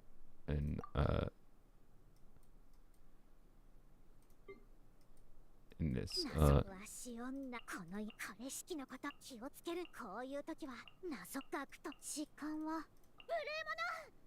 Nah, it's not as good. I'm sorry. Like, she sounds so much more like a generic anime girl in Japanese. Which, you know.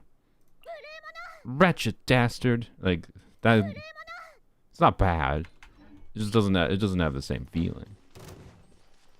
Anyways.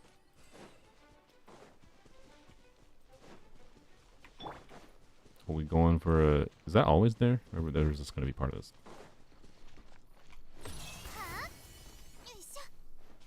Vanti. She has an accent in JP. That's good. I imagine Japanese people probably are, you know, notice that more than I do.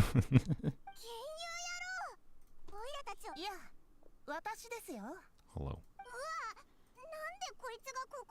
Do you know this guy? You are unmemorable. Sorry. No, I will.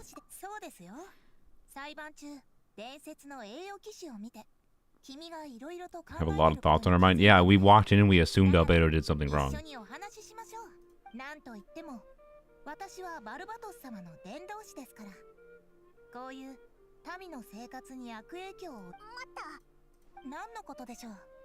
酒場の良き友であり。大丈夫。ダリアとはそれなりの仲なんだ。だからバルバトスが正式な場で意見するには誰かに代弁してもらわなきゃでしょ。友達になったばかりの頃はこんなことになるなんて思いもしなかったけど。その言い方だと僕は Well, Venti actually being a human that does things for his region. Crazy. I mean, that's been his whole shtick the whole time, right? He does things in the background. He does more than Zhongli. 白亜の申し子、完璧なホムンクルス。今回の事件に登場する She doesn't have an accent. She speaks like a stereotypically old person. Ah, I see. アルベドの正体は急所になるだろうね。ホムンクルスが暴走して理性を失い、他者を傷つける狂気的な行動に走る。そういえば昔アルベドが言ってた。自分と違うものは皆異類。君の友達を助けてあげないとね。Okay. アルベドがホムンクルスであることも、最近モンド上では奇妙な出来事がたくさん起きてる。Why aren't people more drunk? Wait. Okay. I mean, I didn't even think about that before because I don't drink enough alcohol, but like, this is a festival where people drink a lot of alcohol. Isn't the most sensible explanation why a bunch of people have headaches and feel a bit sick might be because they drank too much alcohol?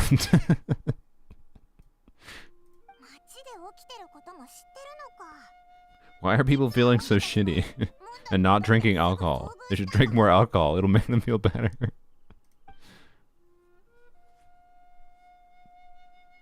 それについては私も一部気づいていました。マイルズは賛美される愛は消え、警告に残るは災い。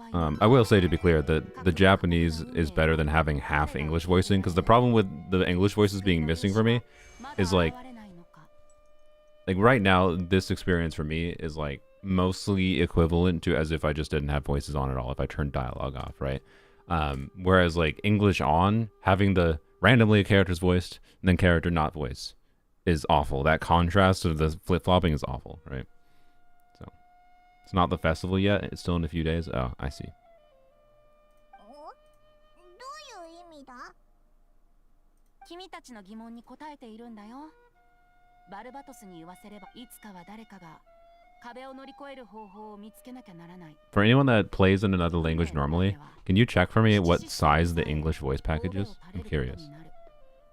I'm curious how the English, because like if you don't have the English voice package downloaded, I'm just curious how big the English voice package is. Is it bigger than Japanese or not? はあ、でも一体誰があの親愛なる友人を助けられる？ All of Mondstadt could be worse. アルベドが犯人かどうかは関係なしに、モンドを守るのが栄養士のし、でも君を一人で働かせる。Meddling is the traveler's middle name. It's like 3 gigs more. Is it really? Wow. So English, the reason I was asking that is because I've seen some lines where like Paimon had English text that I believe it said like some text and then like tone deaf bard, and I'm pretty sure she didn't say Venti's name at all in Japanese. I didn't pay that close of attention, to be clear, but just as an example, like I'm getting vibes that English is more yappy than the Japanese, right? So oh, you can view it if you select manage voiceover. Oh, okay, I'll check. Uh-oh. Why would you bring... Yeah, you brought a bomb. Oh, it's a phone.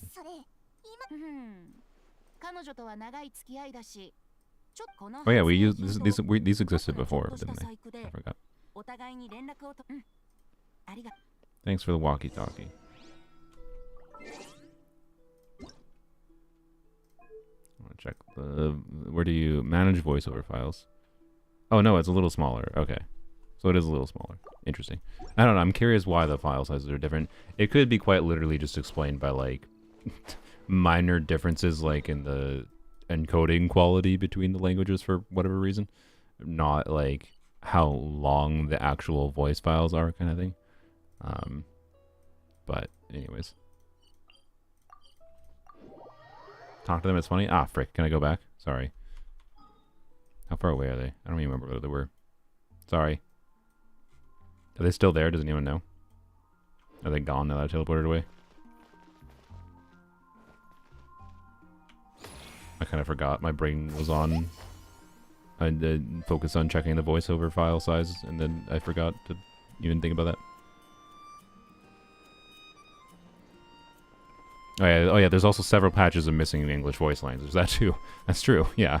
So it's not even a fair comparison to the baselines of that. Well, okay. You'll have to update me what they said. I can't join because of spoilers. I mean, yeah, what did you expect I was doing? I mean, that's why I very specifically titled the stream about the quest to tell people. The stream is about the quest. しかし、アルベドがそんなことするとは思えません。生きてる人間を錬金術。私の立場上、どちらの肩も持つべきではないのは分かっているわ。でも、アルベドとは私こそ誰よりもこの結果を信じて。So I don't believe that he committed a crime, but yes, I'm gonna render. You casted the final judgment, lady. I've lost so much respect for Jean. I mean, I didn't have that much respect for her before. She was not that interesting on a character level. She wasn't terrible or anything, but like relatively uninteresting. Sorry. But like, I have lost respect for her. She's just like, oh yeah, it's hard for me to accept. I'm the one that made the guilty verdict.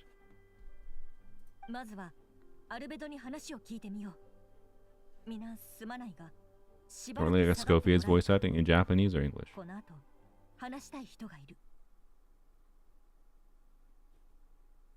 I'm assuming you mean English with the British accent thing. Yeah, I don't know. I haven't listened to that many lines. I think they should have just let her be British. It would have been better, right?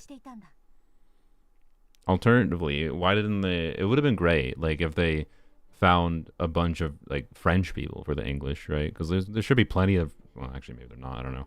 But you would think it shouldn't be that hard to find voice actors that are native French speakers that speak English, that have like a French accent.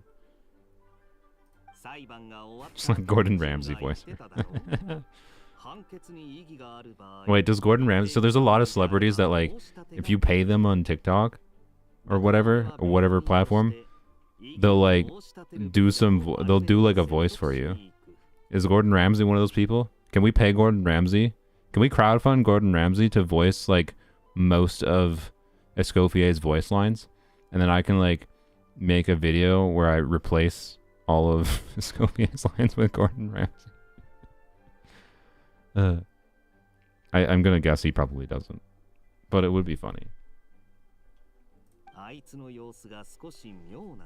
I guess you could use AI. There's enough voice of Ramsay out there to probably try to clone his voice, but I don't want to do that.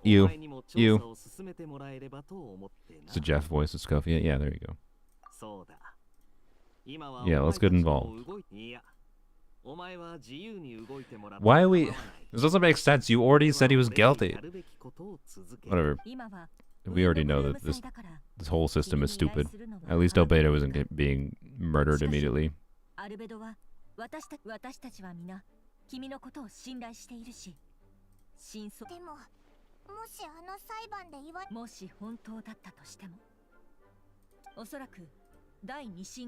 Expecting a retrial. Okay, well that's nice of you. You also could have like postponed the verdict until like there was any real crime established.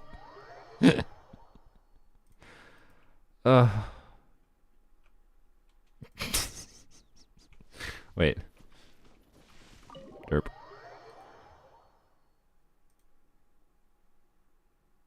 I'm supposed to go upstairs. I see. Wait, can I go this? Oh, I missed. I'm gonna try again.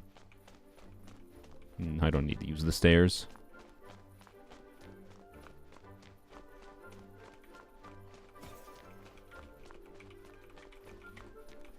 Okay, let's see. I feel like this might not get there.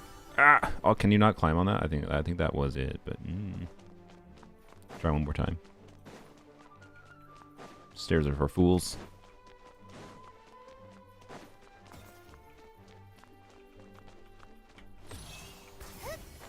No, I don't think you can climb on that. Okay, it's fine.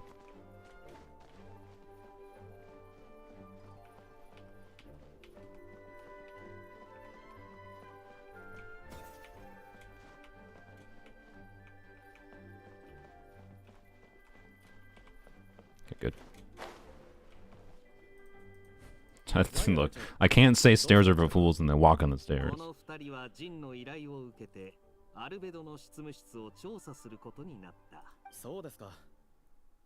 That's just equivalent to saying I'm a fool. And I am, but I don't walk on stairs. I'm not that kind of fool.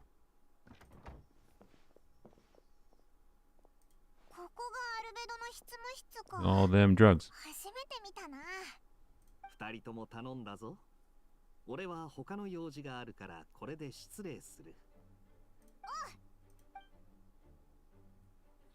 She has a really strong accent from hearing the other character's voice. It's impressive how much Scovia doesn't show it.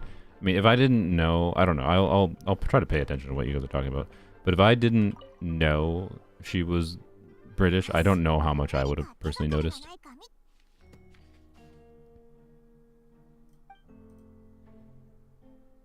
Okay.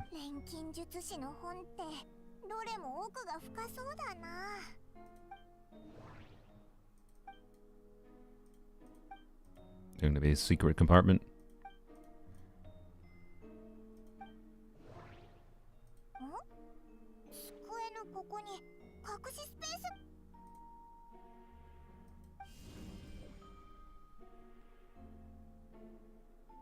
She says Savannah, it's obvious. What did she say? What is British Savannah? Savannah? I don't know. The R ending. Oh yeah, that. Yeah, okay. Your story quest, you hear it a lot, yeah. I mean, I have barely heard any of their voice lines outside of limited combat voice lines, so yeah.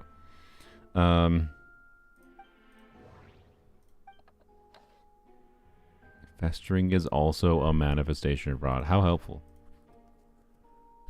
Blah, blah, blah, blah, the side effect tested. It's a startling result. Wow. Breaking through the shackles of life simulation of the blah blah blah. Why is it censored? This is his own private notes. Why would he censor his own private notes that he hides in a secret compartment? Whatever.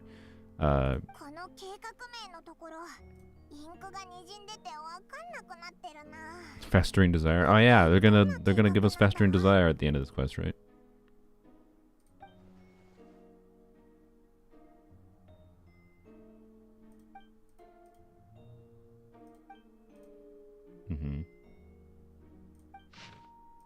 Ooh, we get to go investigate some spots. How exciting. Alright. See if I can remember these without going back.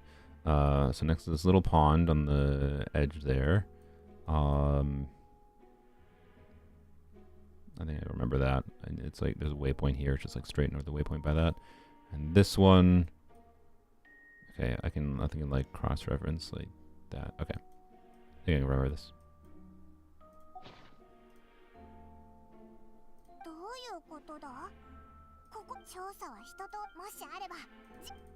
Okay. Oh, it directs you? Oh, okay. Darn. I forgot how handhold. Sorry, I forgot how hand-holdy Genshin is. Walkie-talkie. Actually, it's not a walkie-talkie because it was making a ringing. It's more like a phone. Do you guys know what walkie-talkies are? I feel like that actually might be like a thing. People don't even know what a walkie-talkie is.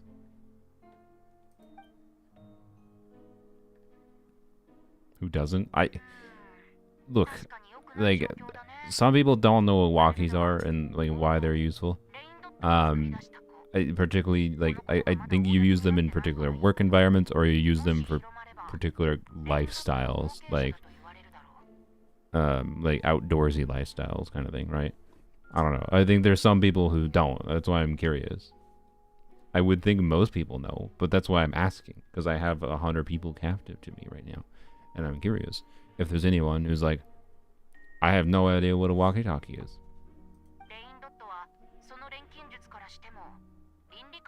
Remember the phone walkie combos? I know, it should still be a feature, honestly. Like, being able to use your phone as a walkie-talkie is such an obvious thing, but you have to, like, download apps that, like, work only over the internet for it. It's just like, like walkie-talkie features in phones are brilliant. They just didn't get used enough because people are dumb. Anyways. There's phones that have, like, dedicated walkie buttons. This is a good era of phones. When phones released that had walkie-talkie buttons. Anyways. Sure.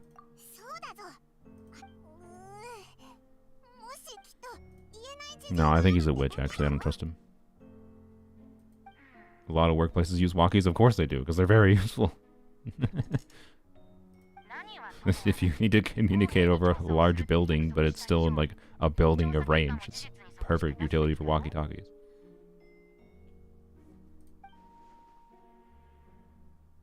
Sprint button next to... Oh, yeah, wasn't that one of the gimmicks of, like, Sprint phones early on? Was, like, they were walkie-talkie capable?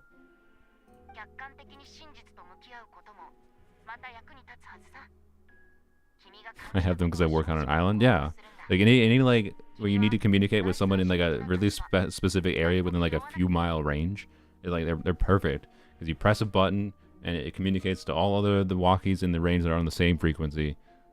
Yo, clean up on aisle 70. Anyways.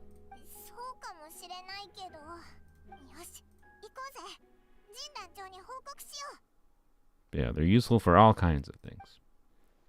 And it's kind of weird that it's weirdly clunky to use them on smartphones, to do walkie-talkie functionality on smartphones, and people still just buy walkie-talkies, right?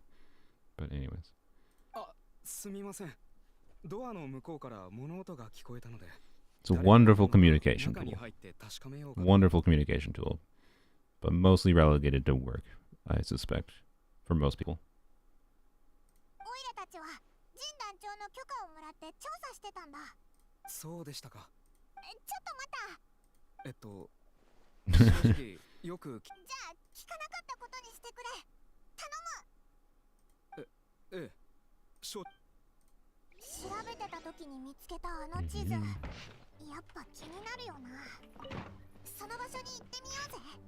Stop.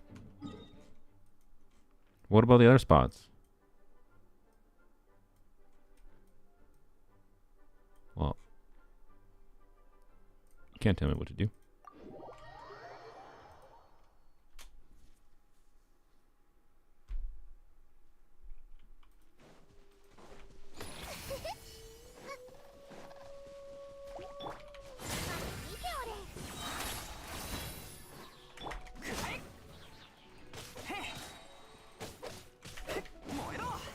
I do kind of like Bennett more in Japanese.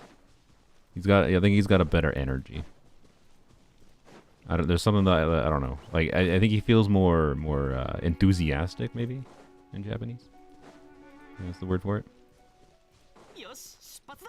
The spots were the previous places. Okay, but can I find anything? Or these are just the previous places where they found crap. Okay, that's all. So someone saw him supposedly burying a body here, but nothing could be found. And then over here, this is the Deluxe spot. Okay, that's what's being referenced. I see. I think here might be easier actually. Hold on here. Boken no Boken, yeah. Shonen protagonist voice. Yeah. I think I might have been correct. It seems some more annoying than going to that other spot. Okay.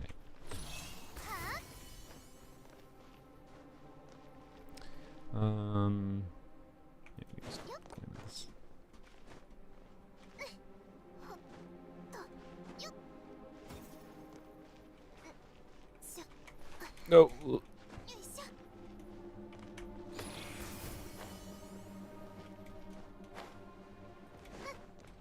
I'm relatively indifferent to Lanyon in Japanese. I think she as much as I like Lanyan, it's Lanyan gameplay I like. I don't like Lanyan's voice acting didn't leave a strong impression on me. Like I can't even name a specific Lanyan line at all in English. So, you know, she just sounds like in English. She gives me the vibe of an English like anime dub trying to sound like a cutesy anime girl. And well, she sounds like a cutesy anime girl in Japanese. Shalonen? Who needs Shalonen? Yeah, she yaps about Rotan figures. That I do recall. She also yaps about like just chilling. That's relatable.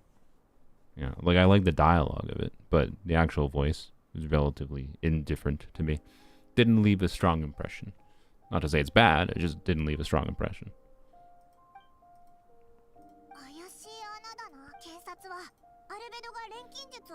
Mm-hmm.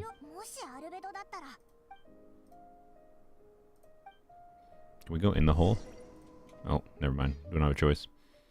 I have lost my freedom in the nation of freedom. I've lost my freedom to go in the hole. Sad. Listen to Yanfei JP voice. I can listen to whatever JP voices you guys want me to listen to later.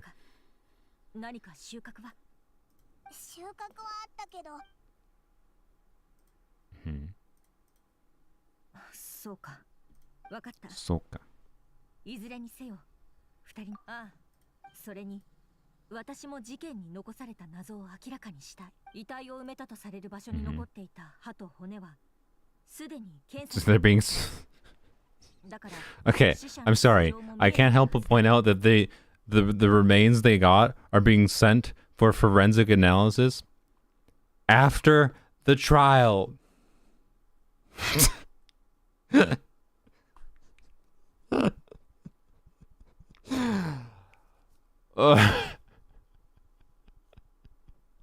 Like, oh sure, it'll come back before the retrial. Why was the trial held before? Why was this used as evidence before it?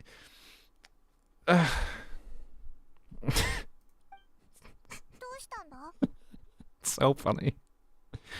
It's so funny. It's so incompetent that it's extremely believable. It's like I exactly believe all this crap to happen in reality. もし死者がモンドの人であった場合、住民たちは行方不明者の存在にそれは Okay. アルベドにとってかなり不利な状況になることを意味する。Yeah, because you're running. Whatever, it's fine. Get benchmark back here. I know, right? Parker's gonna be like, "What the? Why did you hang 17 people while I was gone?"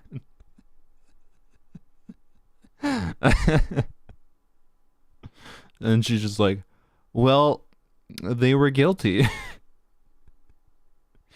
Eyewitnesses said they saw a body. What?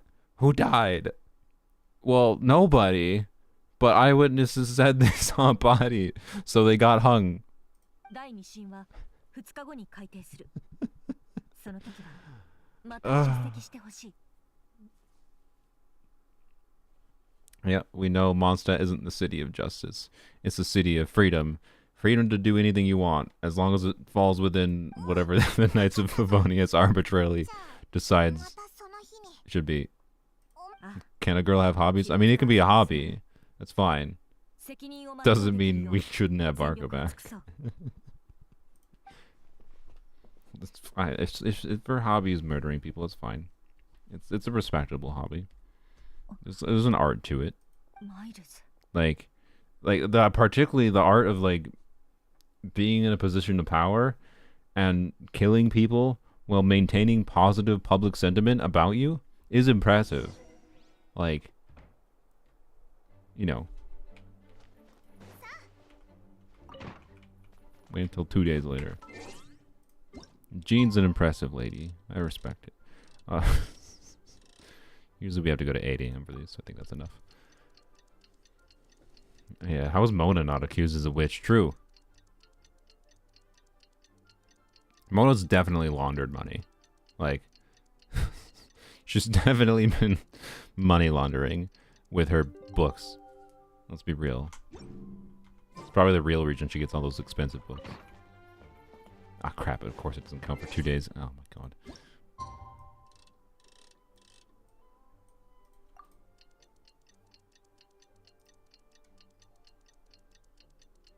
While we wait. Who is this? Oh, didn't have a guess. Albedo. No.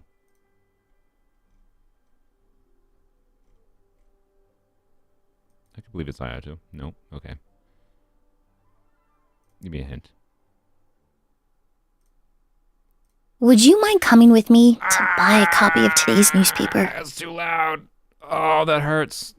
Oh, I'm sorry. I just murdered your guys' ears too. I'm aware. It hurt me badly.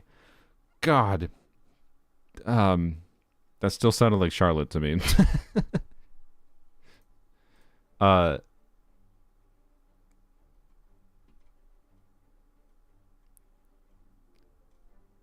was definitely a Fontaine character, right? That's very familiar. Oh, it was Emily. Yeah, that's why I was familiar. Yeah. Jesus. God. Alright, we're done.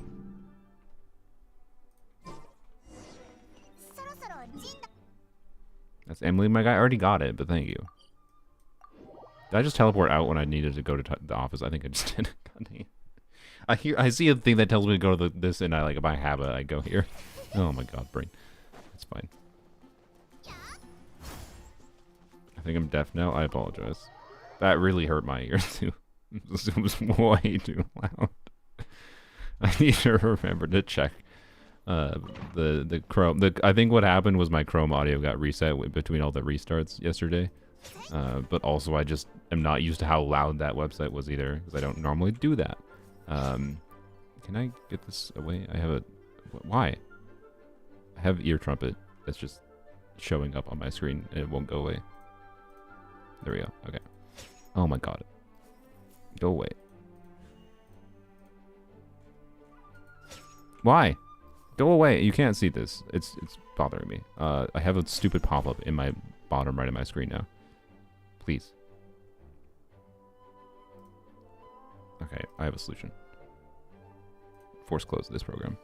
Bam. There we go. Fixed. Alright, hello, Jean.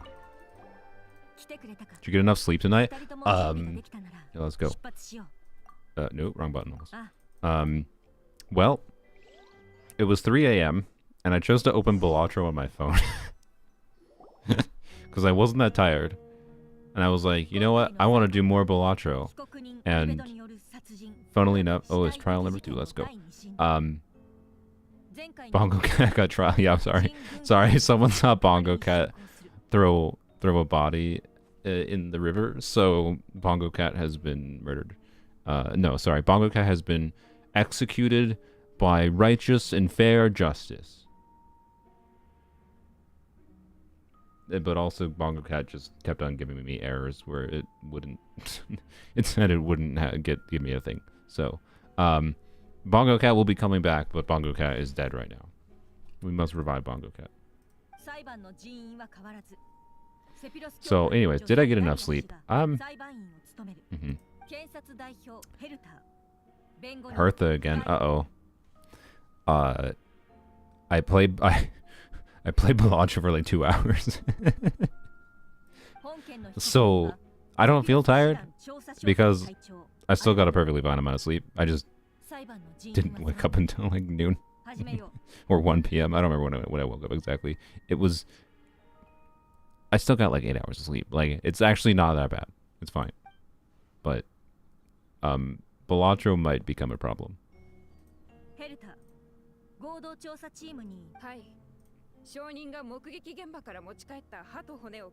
Wow, they are human remains. You should have done that before. Still doesn't technically mean it was Albedo, but it's fine. Anyways. You still haven't established the most important thing, that crime was actually committed. But that's good evidence. It's like good material evidence, obviously. But you still haven't established that crime was actually committed. Just a bone existing does not mean a crime was committed. Anyways, 歯と骨からは死者の年齢や性別などを特定できます。 but obviously it's at a story writing level. This is obviously pointing towards, yes, something Albedo did something. I already got that vibe before, but you know, or one Albedo did something. Age and gender, they're deceased. They have carbon dating. One of the what do you mean one of the missing individuals? Interestingly, one of the missing individuals matches the profile to a T. Did they not have a specific line where like Kaya was like, has your crime been committed? Who's missing? And they're just like, well, nobody's missing. Now they're saying someone is missing? In between the last trial and this trial, did Hertha make up a missing individual? That's the vibe I'm getting. She's trying to make up. I feel like Hertha, like, I was like, oh crap, we don't actually have a crime that was committed last trial. Okay, we're retrialing. I gotta make up an make up a missing individual. That's the vibe I've gotten, but it's probably not what's actually happening here, to be clear. It's just the vibe I'm getting. The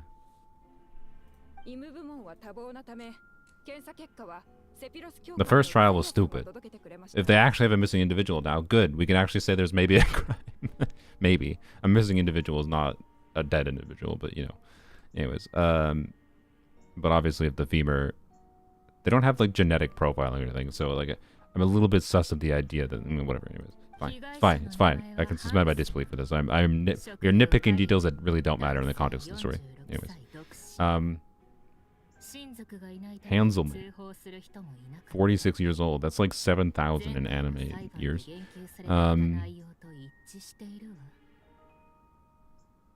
Okay.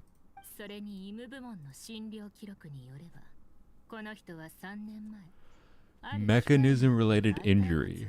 Okay. Damage on a femur bone. I see.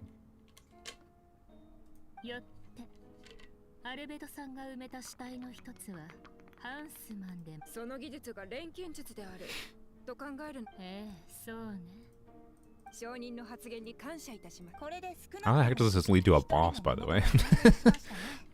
被告人の手紙の内容を踏まえると、あえて親族も配偶者もいない人を研究のためにモンドの住民に手をかけるとは。実に。Truly vile.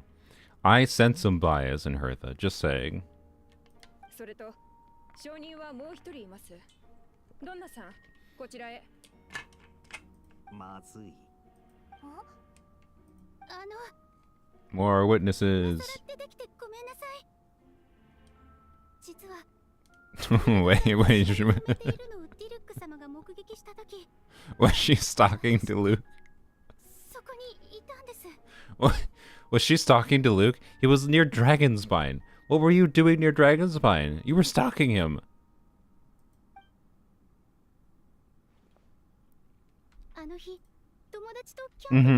Yeah, I was camping with a friend. Yeah. Yeah, we should have a trial for you.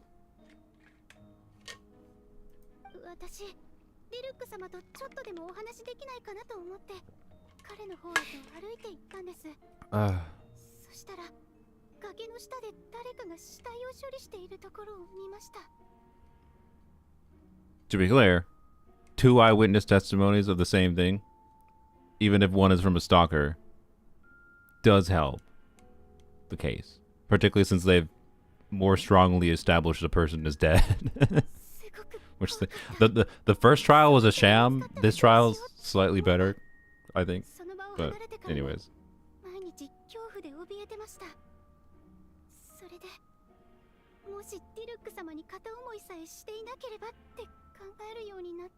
Okay.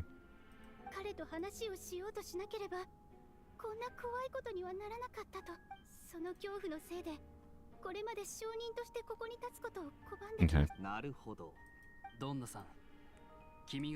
Thanks for stalking me, Miss Donna. And now she's in love with Duluth again.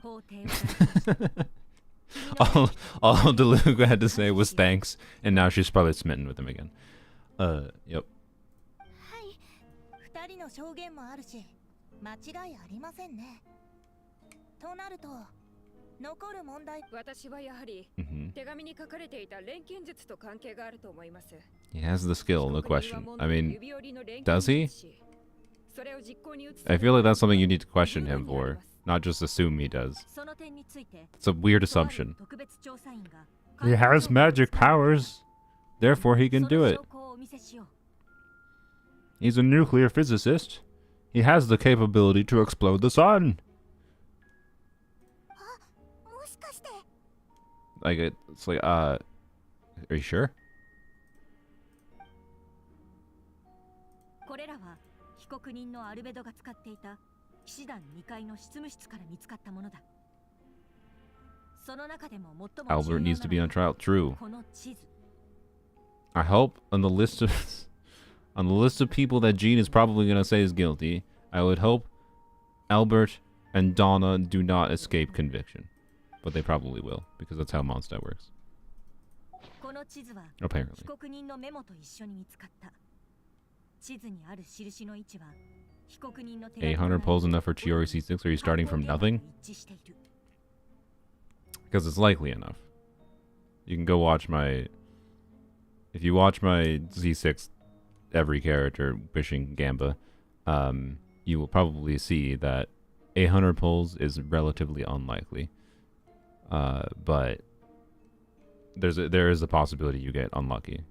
But you most likely will be able to get Chiori C6 in 800. You'd have to get quite unlucky for that not to be the case. And hey, at least you lose the 50-50 to a bunch of limited units rather than whatever else.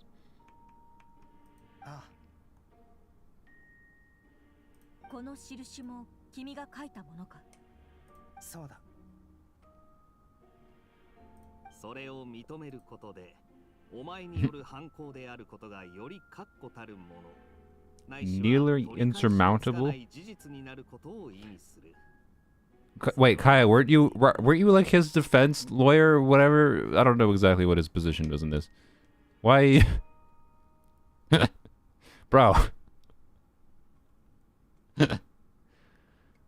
Team suggestion, Farina sit all in Uluscopia. Yeah, we might test it tomorrow. Fundamentally that's going to be the same though as any Hydra unit on field. That's what's the difference between that team with Nilu versus with Nivelet with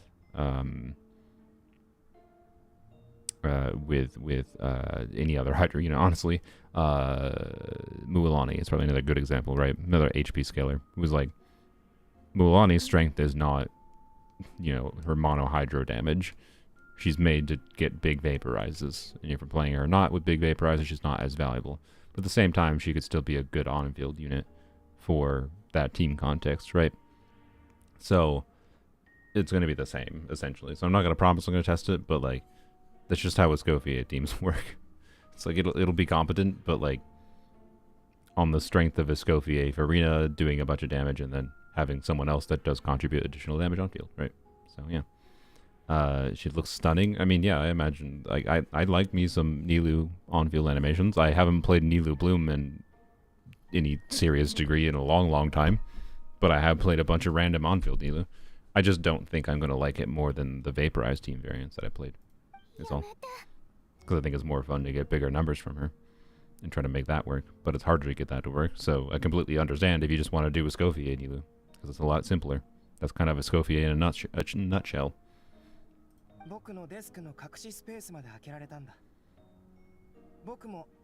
that's what she's valuable for. So, yeah.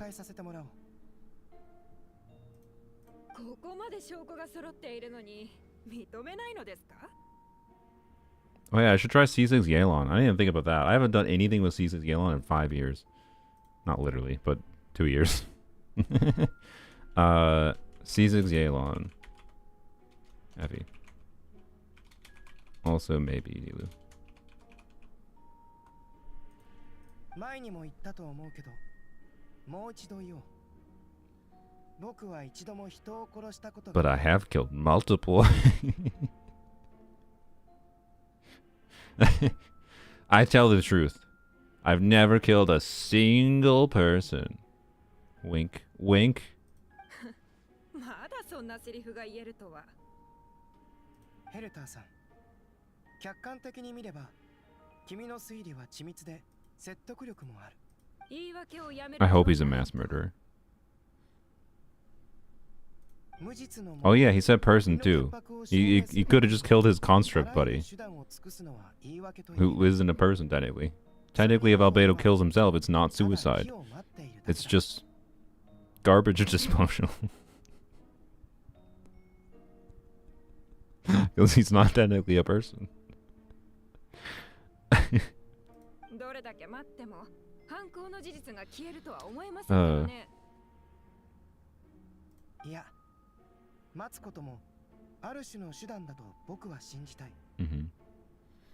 真相がおのずと浮かぶには。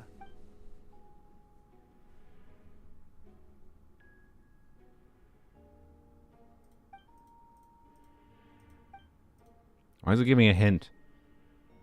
このメモを見つけたのは君だね、旅人。地図にある3つ目の印の地点にもきっともその場所の様子を教えてもらえるか。Albedo doesn't view humans as people. Oh yeah. he didn't kill any person because he doesn't view humans as people. He only views constructs as people. So people are just objects to him. Therefore, he hasn't killed a single one. But yeah, I'll probably do a Escoffier testing different things tomorrow. Probably.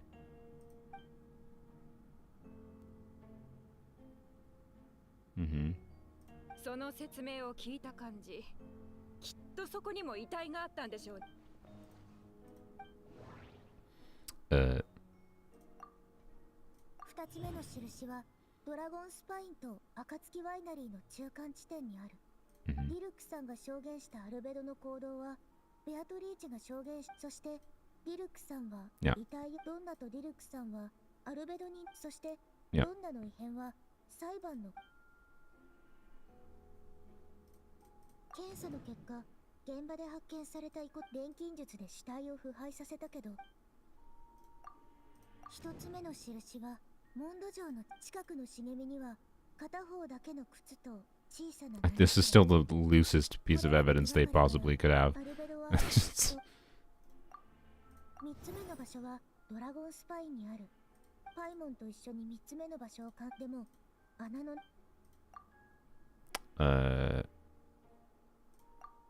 いや、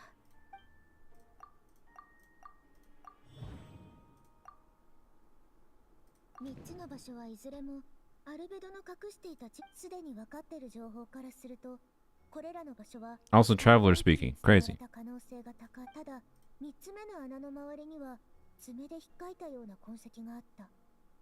雪山には獣や魔物がいる。もしかしてそういった存在が、しかもその痕跡は最近のものではなさそうだった。もし3つ目の穴が他の2つのOh my gosh. 友達のアルベドは錬金術師であり、けど実際はそれだけじゃない。アルベドは穏やかで頭脳明晰。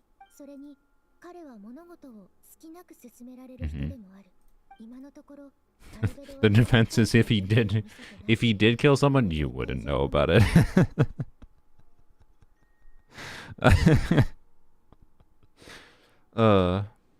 Perfect. That's a great line. Why? Can you ask him? Maybe? No? I don't know.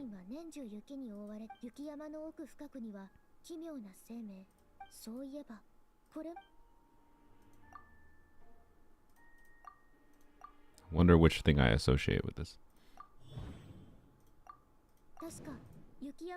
Yeah. It took us this long to be like, oh, the clone? That was the whole point of this whole thing? The clone exists? Oh. That was a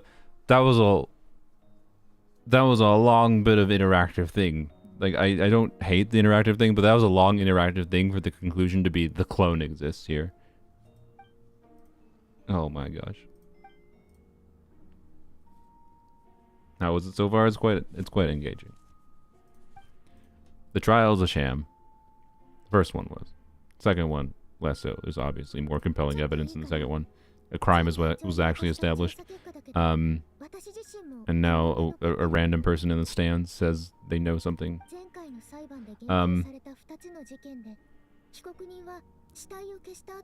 錬金術で地面を元通りにしたってされてる。けど雪山で見つけた3つ目の場所はそうじゃなかった。穴が掘られた時の土はもし犯人が同一人物なら、それと3つ目の場所にあった痕跡を見ると最近できたものじゃなさそうだ。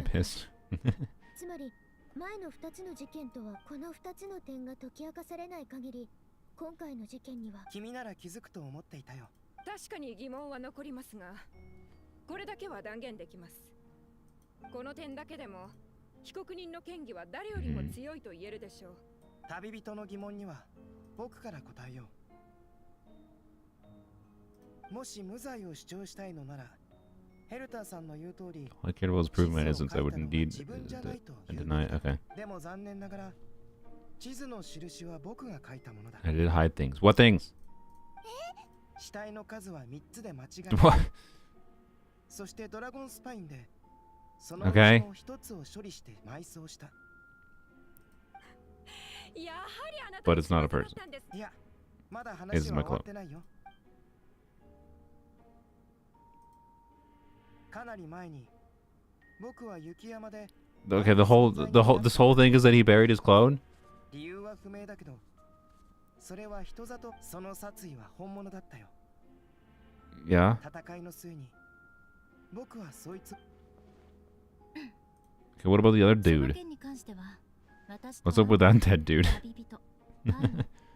それから当時冒険者協会主催のもしアルベドの言っている相手が山の中腹でそう。一つ目と二つ目もあなたがやったんですよね。なぜ罪のない人。Sucrose should be trial true. いや、それは違う。発言が支離滅裂になるほど。ヘルターさん、どうして雪山で僕を襲った相手は淡い金髪と。ほう。ウリ2つ。Yeah. 同じ姿。Obviously. でもどうして？どういうこと？でも今議論すべきはあなたが雪山で殺人を犯したことですよね。その通りだよ。あの日。Bro, just tell them it was a. You are Albedo. You are really doing yourself a disservice by drawing this out. Yeah. Yeah. Yeah. What a surprise. そういうことか。なんですって？連れてきたぞ。待って。待て。おい、今入ってきた。どういうこと？あなた誰よ？どうして？ What? 私と同じ顔をしているの？こんにちは。見ての通り、セピロス騎士団の広報勤務隊長のヘルターさんだよ。そういうことですか。先ほどの供述も犯行を認めたのも。I hope this one is the fake one. I want her to be the fake one. 私に矛先を変えたところで、こちらが提出した証拠は変わりませんよ。私がここに立っているのは。モンドの制御を静粛に。I'll learn to do that. ここ数年、僕はよく雪山に泊まりながらマリュー・ドゥリンの研究をしていた。数百年前、東風の竜トワリットの死闘に敗れたドゥリンは錬金術によって作られた人工生命の中でも特別な存在だ。Okay. 死でさえも雪山であった僕に瓜2つのものはドゥリンの腹に捨てられた実験品で、Yep. ホムンクルス計画のホムンクルス？私をホムンクルスだというつもりですか？それとも入り口に立っているものこそあなたが雪山か自分の怒っている姿を見るのはなんだか不思議ですね。私が偽物ですって？それはこちらのセリフですよ。Presumably. Or not. I don't know. The imposter gimmicks are always good drama, of course. on character interaction levels. There's a reason they're so common in stories. 見た目はまるっきり同じだが、先ほど入ってきたものの方が本物だろう。 Wow. But it's just vibes. こんな理屈が通るなら、アルベドさんこそ疑われるべきでしょう。 She's not wrong. ここにいる彼が本物だって証拠は、実は偽物で、その正体は She brings up good 私 points. と共に戦ってきたセピロス騎士団の仲間なら、この体のどこに一番 The longest scar on my body. 知っている Okay. はずです。ええ、知っているわ。その前に、 Miles is. 僕知らない？それとも忘れた？さ、もしかしてそのせいで忘れてしまったのでしょうか？違います。傷跡は What? ここです。 Oh, I see. Okay. 顔がこわばっているね。こんな展開になるとは想定していなかったのかな。 This could be thumbnail thing. Not the scar. The reaction face. There you go. それとも騎士団の内通者からヘルターさんの左腕にある傷跡のことを アルベドさんはあなたたちのような存在について慌てることはない。傷跡をつけるのは今からでも間に合う。 Changing your appearance will spawn a Duran's life. Yeah, yeah, okay. 驚異的な生命力と自身の姿を意のままに変える能力を持つ存在。フェイスレス。 I really feel like after the original Albedo duplicate incident, you know, this should have been, you know, debriefed to Jean and whatever other people in control so they know that there's a creature that exists in Dragonspine that might take the form of their citizens and, you know, imposter them. Could have avoided a lot of trouble. 仲間ってマイルズのこと？いや、マイルズだけじゃない。 What? 同じ生命力の影 What 響 a を受 reveal. けた生物は互いに引き寄せ合う。 How the heck does the chessboard thing turn into 面白いのは the chessboard boss 仲間の work with 存 this 在が story? 同時に一度変化が始まれば周りの存在も影響を受ける。腕を見せなさい。 Oh, 逃げてください。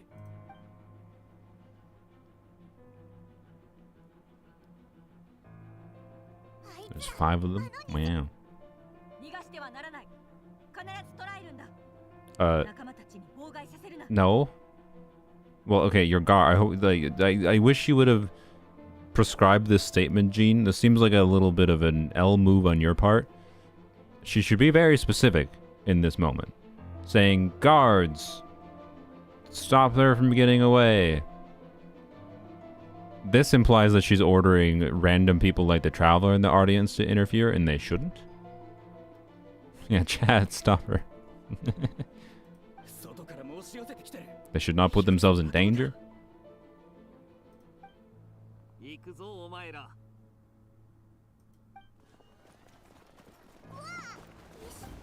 Why? 追いかけるぞ。木は熟した。総員、これより作戦開始だ。やっと君たちと話せるね。 This whole trial was a very elongated setup for this. I feel like the whole trial could have been avoided with some better communication from a number of key individuals. 僕は人を殺していないし、錬金術の実験で Mm-hmm. 死体を利用した2つ。 Yet. 裁判に出席した騎士団のほとんどはこの作戦を知っていた。 Oh, it was part of a plan. I see. 証人席の中にも Okay. ルックのようにする。あ、 I see. Seems a little convoluted for a plan that could have been avoided maybe by doing some other working with some other people, but you know, it's fine. Monsters in the city. Gasp. 雪山から降りてきた魔物だ。そろそろルリンの復活に備えてずっと警戒していたんだ。Mm-hmm. 腐食の力の影響を受けた魔物たちがどんどん戦いは必ず起こる。二人とも僕と一緒に行動して。わかった。外壁の上だ。Bennett is voiced English. That's good. but there's about 100 other characters that might not be right now. Mona, you. What does she sound like? あ、ご苦労。各隊の情報によると、雪山から来た魔物は占いによると魔物ではない。謎の力の影響を受けている人もいる。Mona sounds like what I would have expected her to sound like. There's an anime character archetype for the witchy characters, and she sounds like a generic witchy character. そのような人を見つけたら、which is to say, I probably recognize that voice actor. I just don't know who it is. So I can't name many Japanese voice actors. I bet if someone mentioned whatever her voice actor's name is in the chat, I'd recognize it though. Should hear Arlecchino. Yeah, I'll listen to some voice actors later in Japanese. Whatever you guys want me to listen to.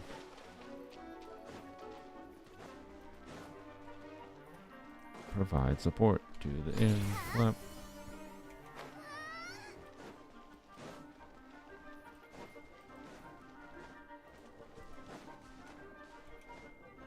Oh, hello, Venti. Chica from Love is War. That's not the voice actor, but that doesn't surprise me. I think that voice actor has pretty good range. Even though she didn't give me that vibe specifically, because Chica's not a witch. Mm.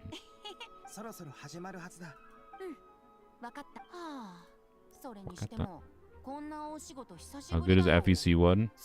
Like 15 to 20% damage upgrade for her, specifically the Hydro Cryo team context, because it only works in the Hydro Cryo team context. But if your intention is to get it for Skirk, hold off a little bit.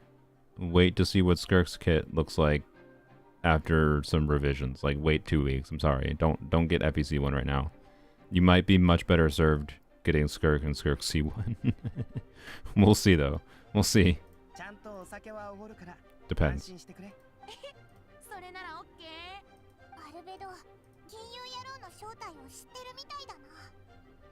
先ほどの裁判中、ドラゴンスパインから魔物が押し寄せてきてね。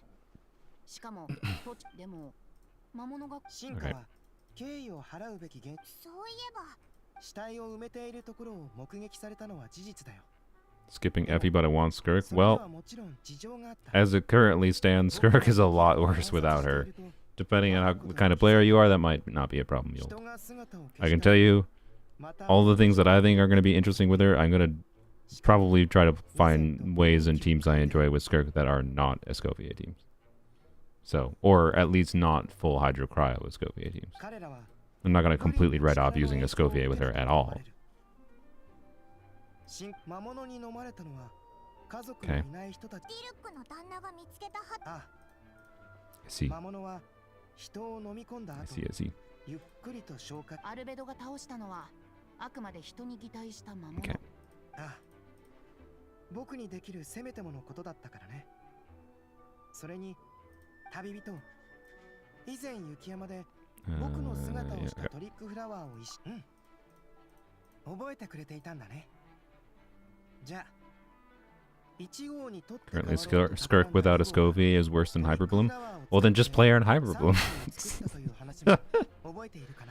But also, I wish to remind everyone that people doing spreadsheet calcs tend to miss lots of things that don't show up in practice. But anyways, yes, Skirk is probably going to be bad outside of Escovia teams as she currently stands. I feel like she's not going to be as bad as she currently seems to be. It surprised me, but I personally would be fine with this. I want this reality of her being like feeling like Dia outside of Escovia teams, because I think that just makes her more fun. But I think she's probably gonna get buffed. I feel like it would backfire a little bit. They want to make money from this character. Because there's no way. I don't know. There's going to be people that don't get Escovia, right? But want Skirk. and end up feeling like she's a just not good character without Escoffier. But I am of the opinion that I'm fine with her being underwhelming outside of Escoffier teams. So, you know. I'll just follow your advice for Skirk without Effie teams. I mean, I'm not saying she's going to be good. I might be wrong. But I think I will find, like, Dia-like utilities from enjoying playing her in non-Effie teams. But I might be wrong. I'm not going to know until I actually get her, so I don't know. And you're not going to have the opportunity to go back in time to get Escoffier. So, I don't know. It depends on your resources right now. Okay. 町の人たちの様子がおかしいのは君たちも気づいていたよね。体に潜むドゥリンの力が暴れ出す。だからわざとそうなるように仕向けたんだ。生きるか死ぬかの瀬戸際に立たされ。でもただの一歩。だから僕がここにいるんだよ。手伝うって約束したからにはちゃんと役目を果たす。ウェンティが風の力で彼らを抑えている間に。Skirk's weapon seems to be better than Escoffier C1. Yeah, I can see that. For Skirk's damage. And also, keep in mind, Skirk's weapon compared to what other weapon depends on the weapon you're comparing to. Because your account might have different weapons available than someone else's account. So, if you just saw someone throw out Skirk's weapon is this percentage better, it's probably this percentage better compared to like Finale of the Deep or Calamity of Eshu is what people were comparing, presumably. So, and it's probably only specifically Skirk's damage. It doesn't factor in like how Effie C1 increases Effie's damage and other characters' damage kind of thing, right? Activate the thing. No, we should tell everyone who Venti is. Why is everyone so secretive in Mondstadt? They're all vaguely secretive for like no reason.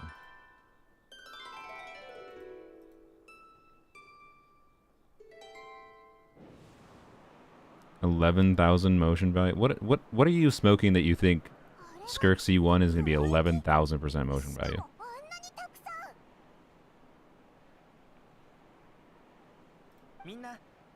I don't think that's gonna be the case. I don't think C1 is that strong.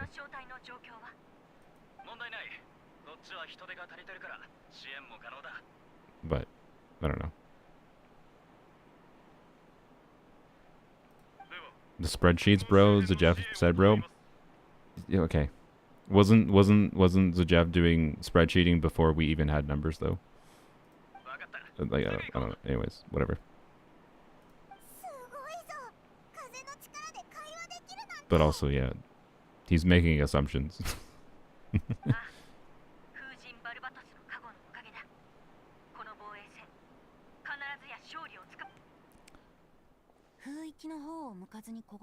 The assumption that you get, so like the I don't know, whatever. Skirk C1 is not just a 4,000% motion value increase.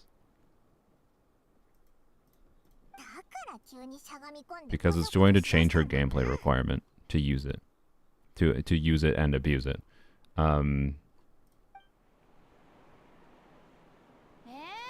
So, you know. Anyways, I don't feel like breaking that down right now though. But I think it's a weird assumption to just add the motion value. And I think it's a weird assumption to assume like it's just adding 4,000. It's probably in practice only going to add like 2,000.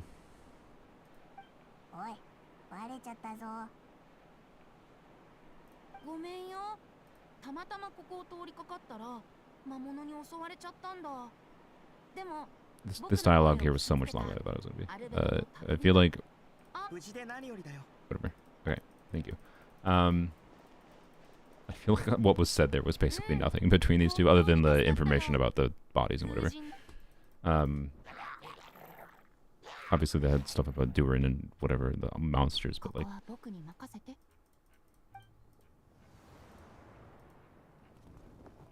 What? Okay. Uh-oh, she's murdering someone.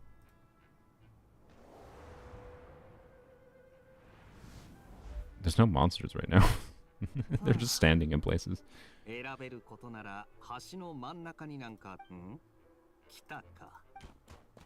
Oh, good luck, Kaya. Oh, he has a friend. Okay, never mind.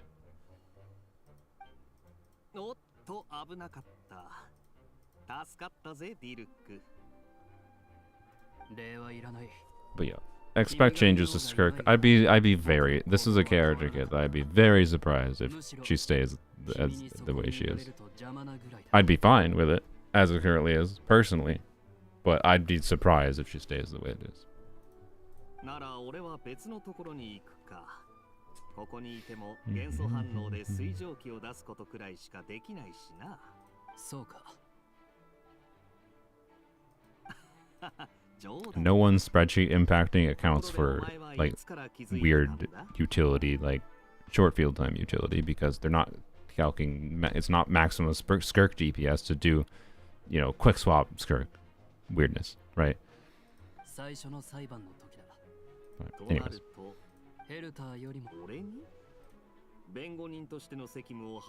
I think she's going to be a very interesting character. More interesting than I expected, is at least what her kit indicates. そうじゃない。だったらディルックは俺がいつ緊張すると思うんだ？自分で考えろ。また敵が来るぞ。考えるのは面倒だ。Yep. Quest is good so far. This part is kind of whatever, I must admit. I don't know. I get the thematicness of fighting a bunch of Illichurls invading, but you know, I don't think.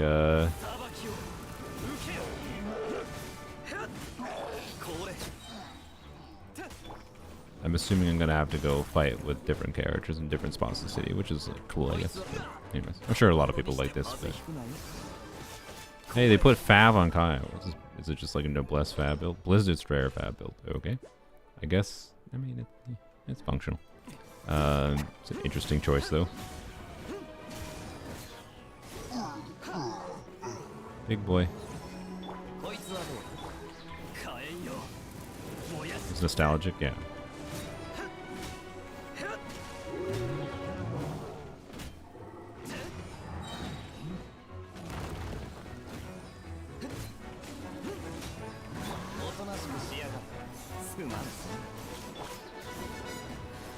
Don't have skill.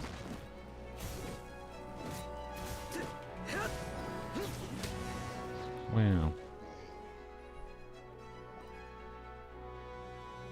Not having a voice killed it for me? I mean, yeah, I switched to JP. To be clear, I think JP is not fundamentally very different from just having no voices at all for me. It's like slightly better, I'd say. But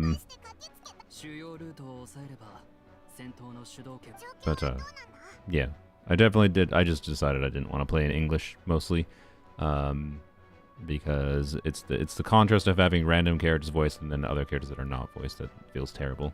Not the fact that there is no voicing in general.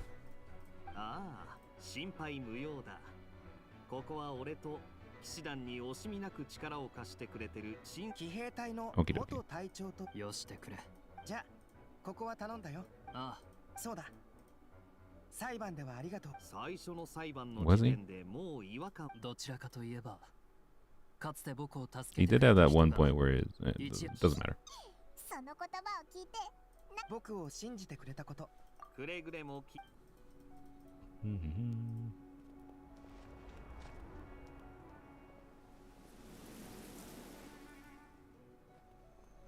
Official.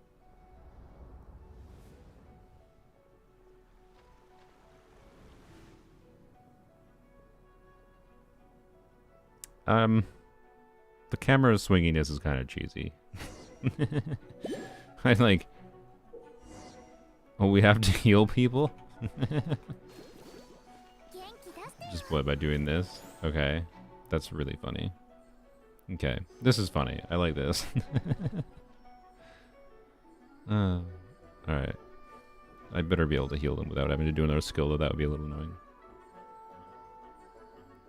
Okay, good.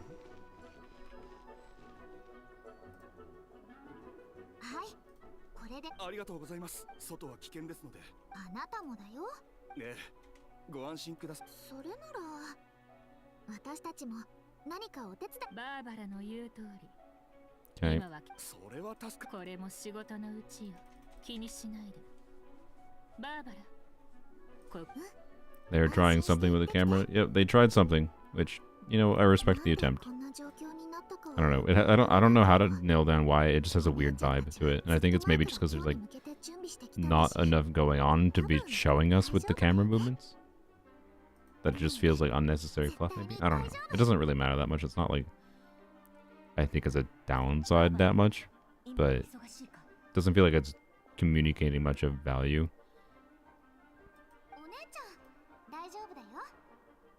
伝えておきたいことがあるんだ。数日後、モンド城が騒がしくなるかもしれない。Okay. So she knew? アルベドの予測だ。ドラゴンスパインと関係がある。 And you trusted him even though you're having a trial? I feel like it's not a very important. Okay, whatever. Gene just is like, I'm gonna call you guilty, and then trust that you're, you know, whatever. Gene is not very impartial. That's all I'm saying. Trust me, it'll be a fair trial. The whole trial was fake. I'm aware. I'm aware. But she also said, trust me, this is a fair trial. A fake trial is not a very fair trial. Wow, decapitate him. Uh-oh.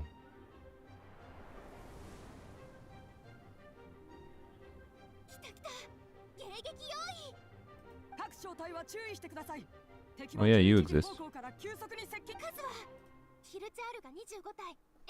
You like what they're doing with the camera? Alright, yeah. I don't know. It's fine. I like, you know, no, I think it, like, with stuff like the... I think it's a problem if there's not enough going on for me, I guess, but... With stuff like showing, I don't know, the what was their bucket? Noelle schmacking a hilly trail. Yeah, that's good, I guess. But, I don't know. It's like they're trying to be movie-esque. Without there being... Oh, Mika Amber. Ooh. Good. Are my constellations active? C3? Oh, okay, well, it's better than not. Oh, my C6 Amber.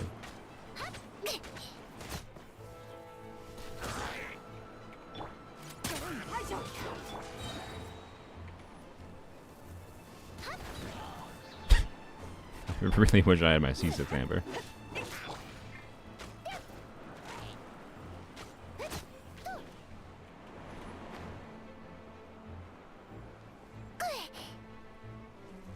Can I just skip this? I don't really want to fight all of them. I think we have to. Yeah. It's lower. Alright, if only Mika actually applied real cryo. Alright. What? That one thing didn't hit. That's really annoying. Like, why does this burst not apply cryo? Is it better to charge attack? Probably. They walk backwards. I love that it's not like splitting to hit multiple enemies because oh, it's so good. Oh, she has prototype Amber, by the way. I should be just, yeah, headshotting them. That makes things easier, actually.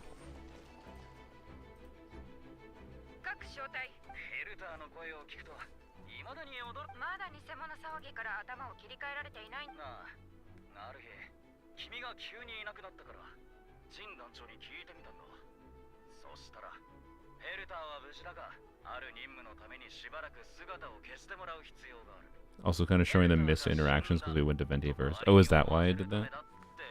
Or part of why I did that?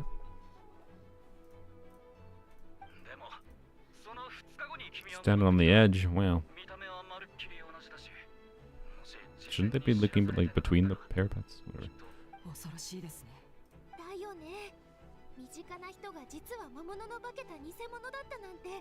今回の件が片付いたら二度と同じ問題は起こらないはず。アルベドさん、大丈夫でしたか？裁判を傍聴できなかったので。私も最初聞いたとき、アンバンが知らなかったのなら、エウルアは最後まで秘密を守り抜いたんだね。So the point of doing the fake trial was to trick the Durin clones, right? Or does my brain interpret this wrong?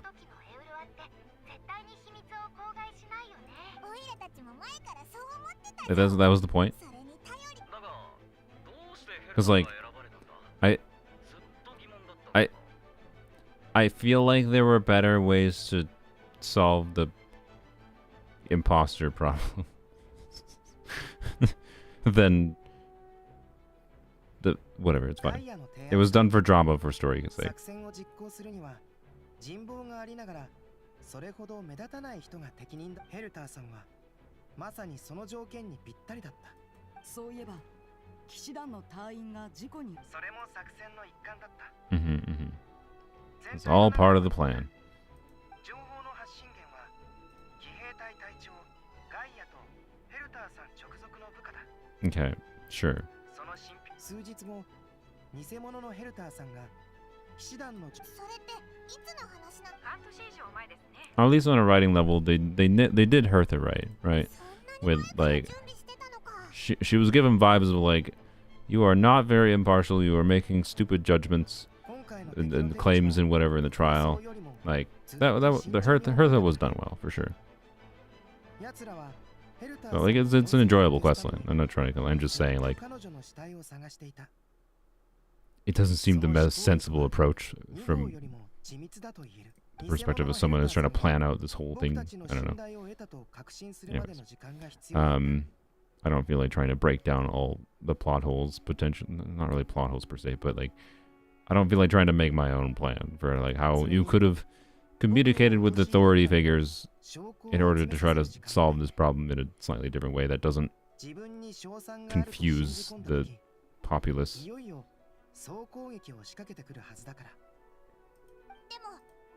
But anyways, I understand the point. It's a good narrative thing. It's a good story. And this is a story. And it was enjoyable, so it's fine. Okay, yeah. それも想定内だよ。もしあの時、それでもし雪山の生物の擬態の話になれば、Sure. どうやってそれを知ったのか、つまり反論すれば僕の正体がバレて、反論しなければ殺人の罪を背負うことになる。Credit where credit is due. It was well thought out. Is he saying credit where credit is due to himself?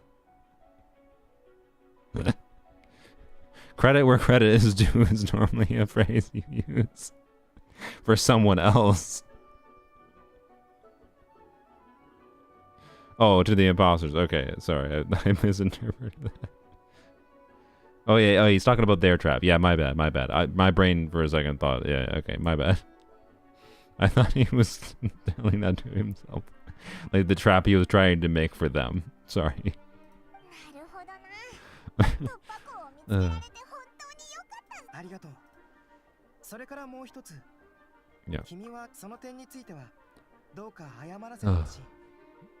事前に作戦を共有できずに申し訳なかった。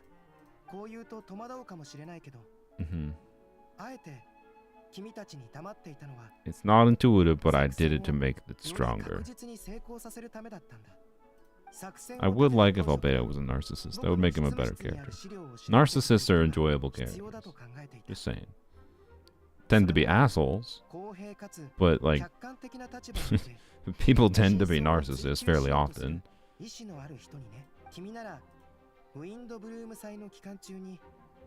there's many directions you can go with narcissistic type traits. Like, so, anyways.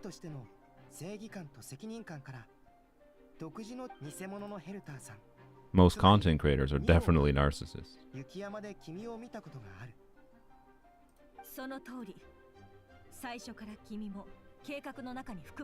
And they should be held to trial for their actions and be convicted on any mere claim of them being a narcissist. Anyways, this is so much dialogue for, I feel like, not I don't know, whatever. This is just the Genshin problem of like a lot of dialogue saying a lot of details that I feel like aren't important and like wouldn't actually be how these characters are talking in reality. But like imagine if you were watching a movie with this kind of dialogue happening, right? Be like, that's the writing problem with Genshin, but it's fine. Go to Mondstadt side gate. God, how long does this whole sequence last? This is such a long sequence. Okay, like I've gotten the vibe already. Yeah. Hello, Lisa. Razor albedo. Wow, look at this damage. Bam. Yeah, I mean it was 20,000.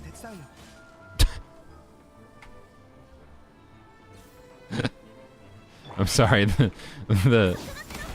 The razor miss was really funny. Oh, hello. How good I do on my C6 on Traveler.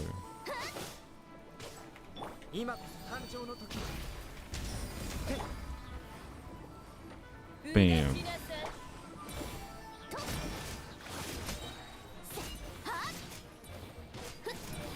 Do I actually have my build? I do. Nice. Wow, crazy. Wait, what? Oh, that's fine. That's fine for this quest.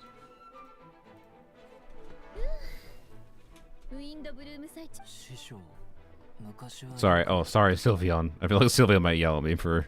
Look, I read the line. I clicked.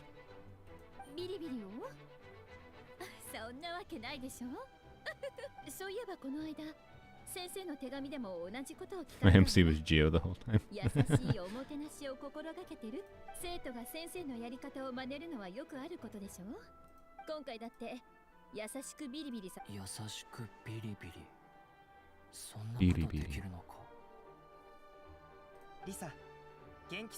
Is it like, well, objectively, that's just a better sequence of sounds for electricity. Biri biri.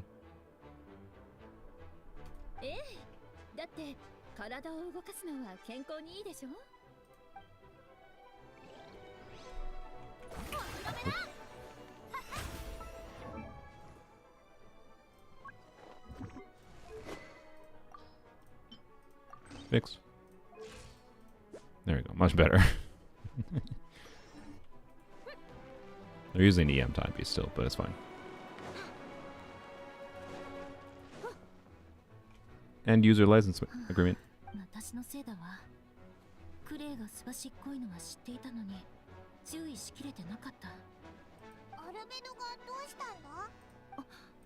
Whoa.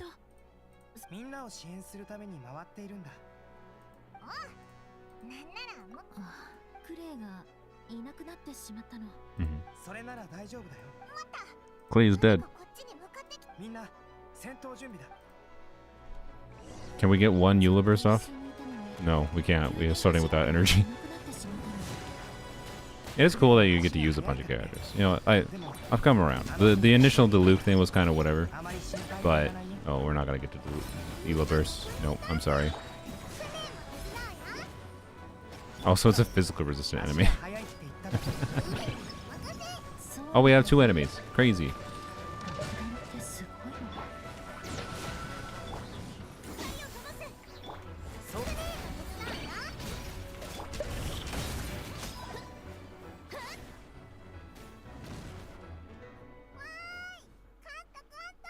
Hello, terrorist.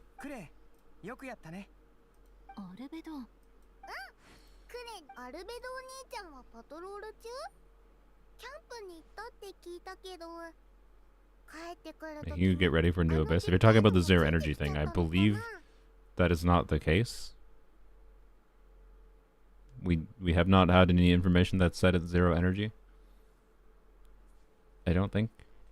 I could be wrong on that. Maybe it did. I didn't see any confirmation that it was zero energy. I'm pretty sure it would have been mentioned if it was. But maybe it is. I don't know. I'm just saying, I think you're making an assumption there that has not been confirmed at the very least. Kyampu.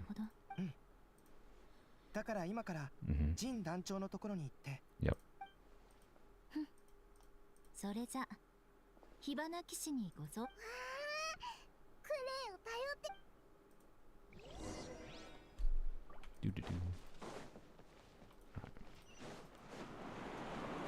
Yeah, the fighting with a bunch of different characters kind of thing is enjoyable. I think that would have been like, this kind of thing is, I think, a better implementation of, oh, there's a big fight going on. So than some of what they did in Atlan, right? Where you just freaking float around in an air balloon for like 30 minutes. Like, it's definitely better than that. So I think they're trying a new thing with the same approach, right?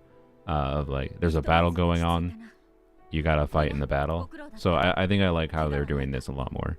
But it's also like spread over a smaller area, so like it's, you know, it's a little different. But I think I would have liked the idea of just teleporting around to different characters and fighting with different characters, right?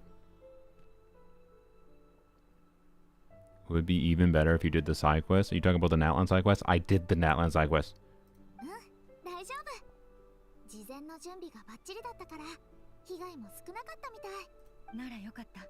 Not everyone. I didn't do the character stories, most of them, because they're bad. Sorry. It'd be even better if you did the side quests. What do you mean? The Mondstadt. What do you mean by the Mondstadt side quests?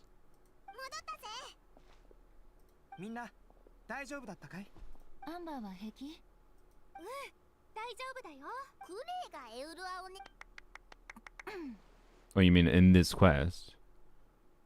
Well, yeah, I just did random ones that I went towards. Like, it didn't let me do all of them. I'm sorry. So, it's not my fault. It's just the structure of this. You only did the main objectives. I just walked towards things. I'm sorry. They could... Is it my f***ing fault that they condition you to, like, beeline towards the thing because they handhold you so much there's no point to care about anything other than beelining the objective? And then if you do that, it makes me miss the side things? I don't think that's my fault. I'm sorry. And I'm sorry for being upset about this. But I really don't want to be harped on for skipping some content that was not obvious that I was skipping it. Okay? So I appreciate you letting me know, but like, that's a game design flaw. That's a hard game design flaw there. To condition your player base for so long to just follow the objectives and then you miss some fun optional content. I don't think it fundamentally changes the vibe. I've enjoyed it regardless. My point was with Natlan. I think this is the kind of thing that would have been better with Natlan. So, anyways. 無事でよかった。今回の防衛作戦が成功したのは皆のおかげだ。感謝する。I do not wish to take blame for what is the game design. If it's optional like that, but listen if you open the quest log. Oh, how useful. How useful. Anyway, it's fine. If I feel like it, I'll look it up. I don't know, but probably not.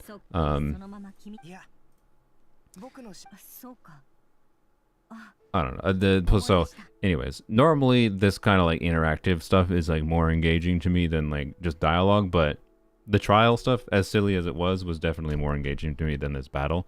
I think that's part of the vibe why I'm not like that positive on this whole thing.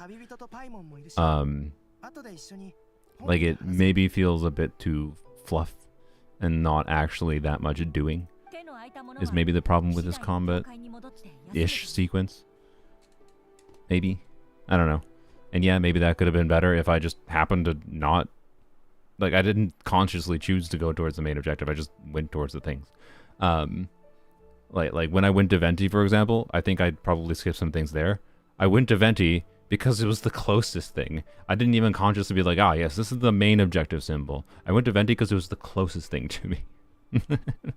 So, I don't know. Noel's dead? Oh, rip. Alright. Well, that's important. So I don't know. Anyways, Fischl was annoying people. It's funny, but I don't know. Anyways, I think that could have been done a little bit better. I don't know exactly how this could have been implemented, but I think it's just the contrast of like how the absurdity of the trial had me more engaged, and the transition to this wasn't as engaging, is my vibe. But it wasn't bad, and I think it was better than the Natlan War thing. And I'm more negative on the Natlan War thing than I think most people were. Like, the Natlan War thing was interesting, but also, like, weirdly paced out, and like the balloon rides were odd. I don't know. Anyways, I think this is a better implementation of that as an idea for battle going on in an area content. It actually involved a bunch of different playable characters in a more meaningful way, I think. So that's cool.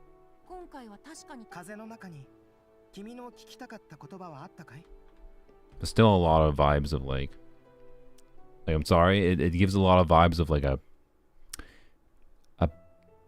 a game with a lower budget than I think Genshin has. I understand because like they crank out these updates on 6-month timelines or 6-month on month and a half timetables, so that changes the bar of quality, I think, for trying to evaluate things. But you know, the city wall for the anxious voices. Okay. I think it shows age more than anything. Maybe. I mean, I don't think Genshin was like super. Anyways, it's like they're doing things to like make it better than just like clicking through a bunch of dialogue, and that's good. But it also doesn't really fundamentally change the many aspects of the story experience in Genshin, but it is better. So the mirror shard interacting thing, yeah, I did like that. That's nice. If that's their solution, it's a little bit weird. Okay.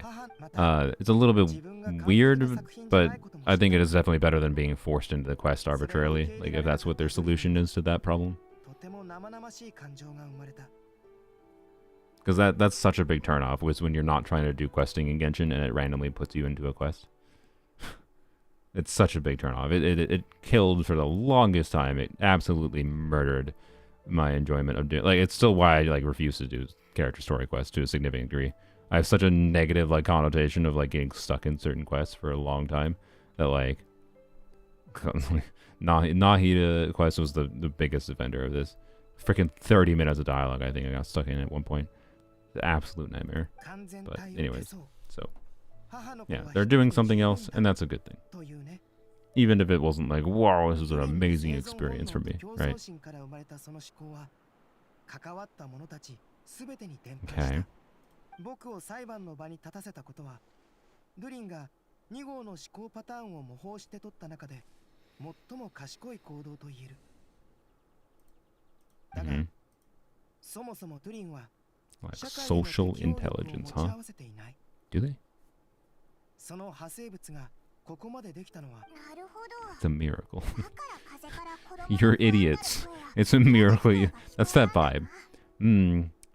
These homunculi are stupid as heck.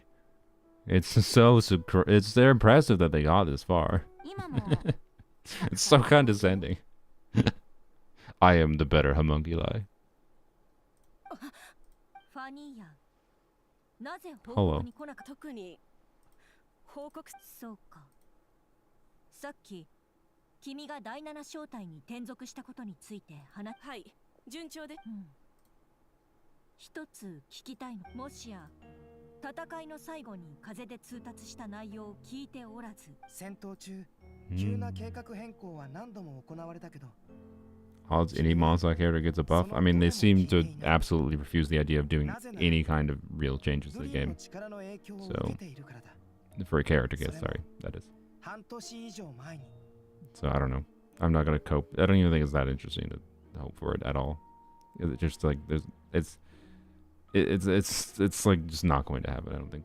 If they don't outright say in a future like dev discussion, we're going to buff old characters, I'm not gonna even bother thinking about it meaningfully, honestly.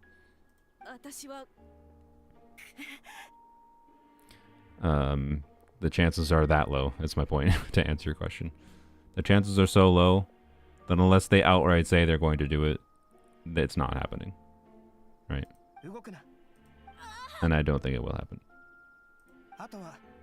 It's like a fake alternate reality.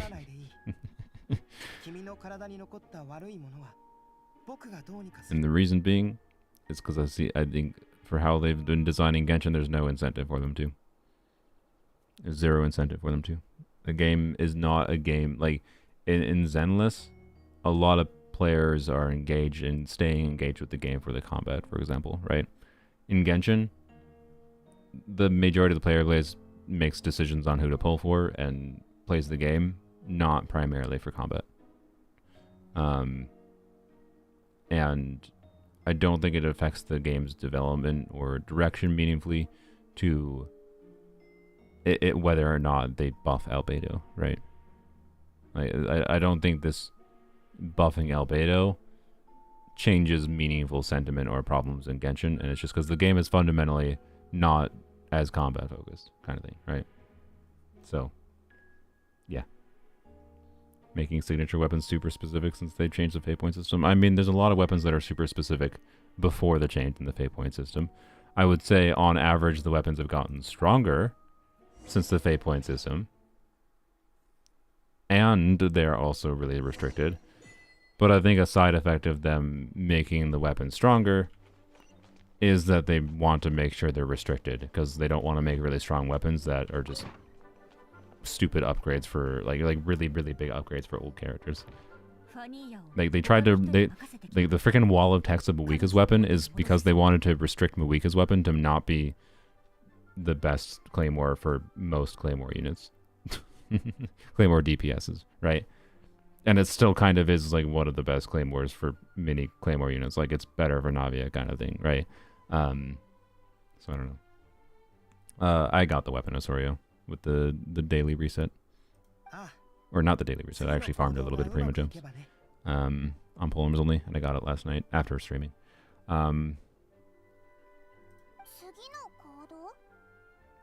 I got it one pity, by the way, after like, I need one wish. It was at 66 or whatever. So if I hadn't done those two accidental wishes on the Escoffier banner rather than the weapon banner, I would have gotten it on stream. So good job, Brain. Good job, Brain. Oh well. ここから先は僕個人の計画だよ。君たちは知らないかもしれないが、ファルカに Okay, so this is so the chessboard thing is something the witches made. Okay, that explains that.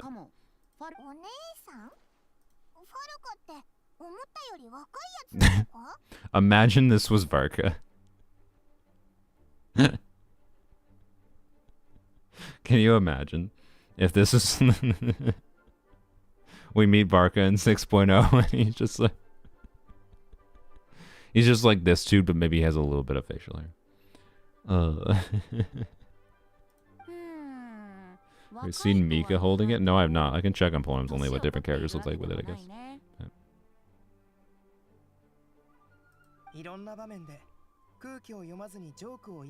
Obviously, they're just teasing, and he's going to be some sexy, playable dude.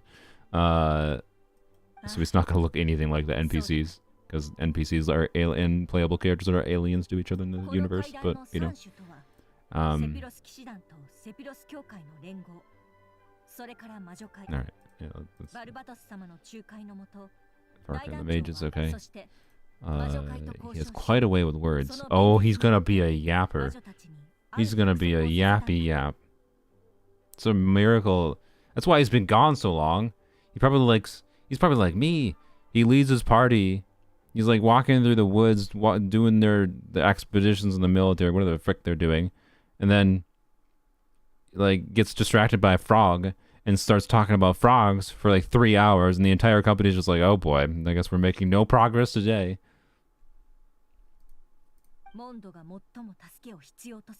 That's Varka. That's my guess.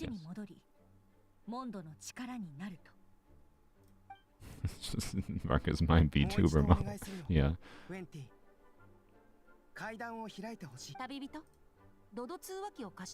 Dodo communication device. Can you just call it a Dodo phone, please? Like what? Do we have to call it Dodo communication device? Just call it a Dodo phone.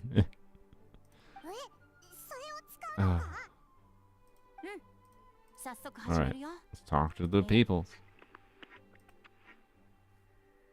Phones don't exist. They can exist now. They do exist. There is right there.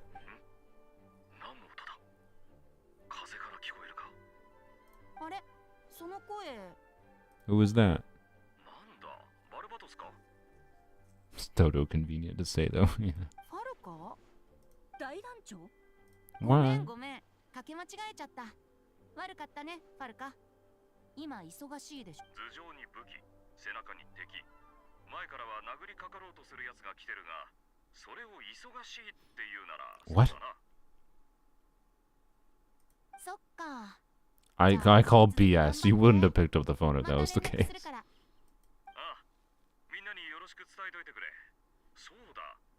Hey Barca, while you're at it, you should probably ask if Jean murdered anyone lately.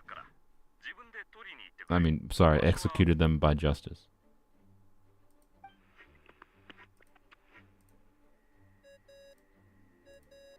Alright, he seems like a fun character.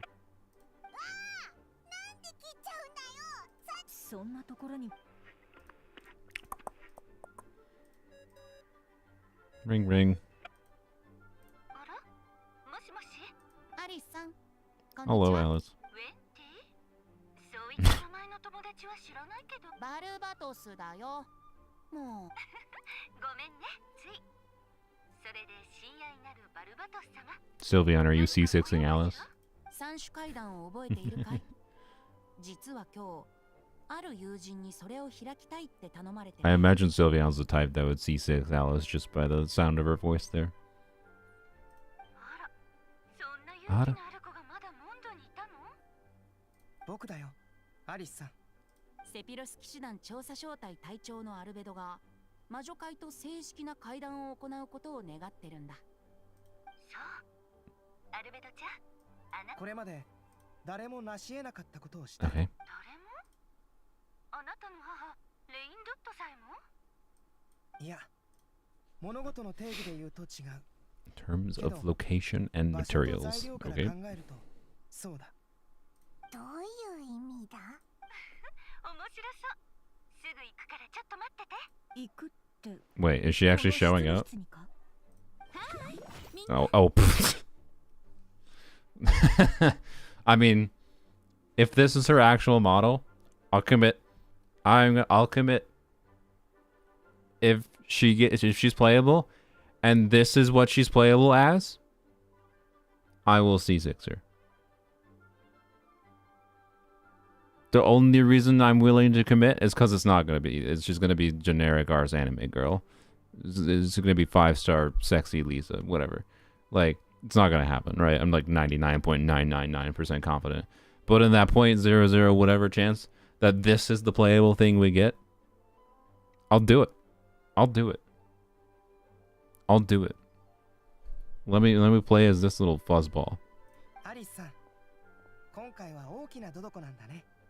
How does the combat even work? I don't know. They can figure it out.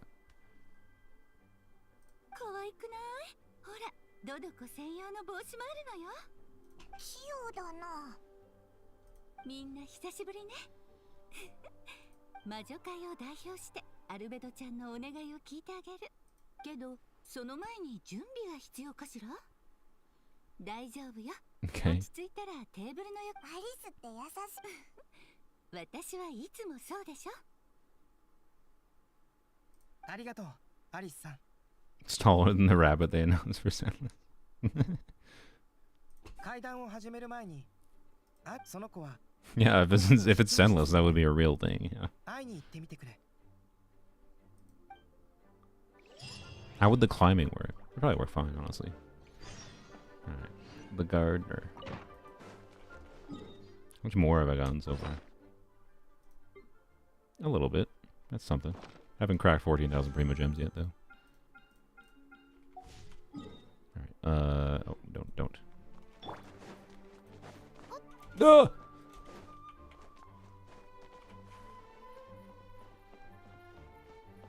No. No. No. Oh, this is so much harder than it was before. Why is it so much harder? Why is it so much harder? Ah! Ah!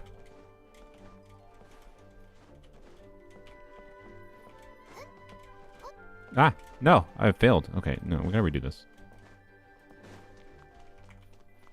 Yeah, let's just do it this way. Okay, that counts. Crap. What is he doing? The stairs are for fools.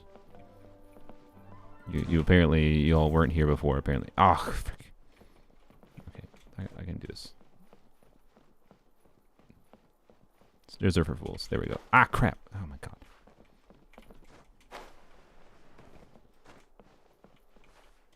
Oh my god. Stairs are for fools.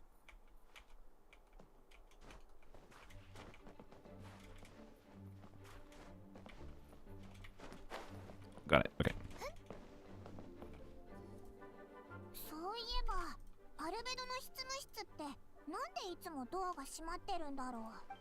What? You're questioning why he closes the door? Hey, look. Wow, you exist outside of the thing now. Chibi duty. Look, the Japanese is growing on me for some of the stuff. Chibi duty.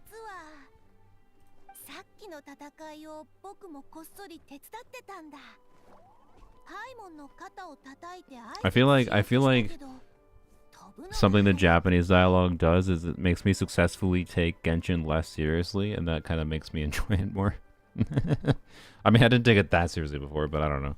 Anyways, it's just like the overly caricaturized, is that the right word? Caricaturized like voices in my brain makes it feel better. Like I can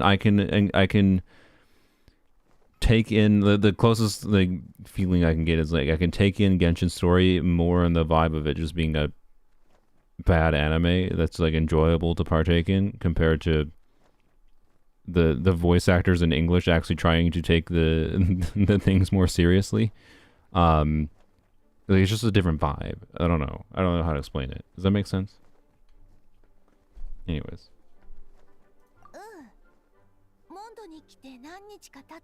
Kept yourself out of sight. Were you in here before? You just hid? Genshin story is more lighthearted compared to Star Rail? Yeah.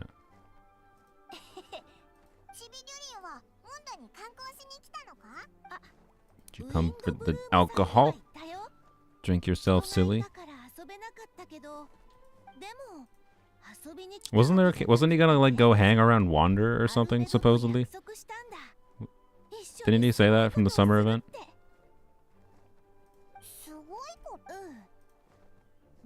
You're gonna replace Durin on Dragonspine. You're gonna die, or are you gonna like... You're gonna be the one who's revived. I think you already were, but that makes sense. Yeah, you left the story about Whirly, yeah. More specific, yes. Oh, you're gonna get turned into a human. Oh. Durin playable? Wait, is that gonna happen here? Or is he gonna turn into... Wait, if he turns into like an NPC looking thing. Ugh.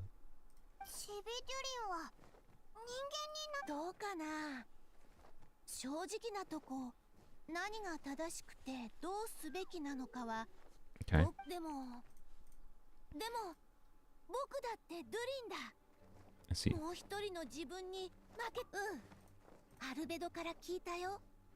あと、けど僕はお母さんが書いた物語に登場する竜で、実はね。It's playable. I wanted to be a Wanderer support. Just get C6 Dahlia. It's like the one place Dahlia has. Is a minor buff for Wanderer. Because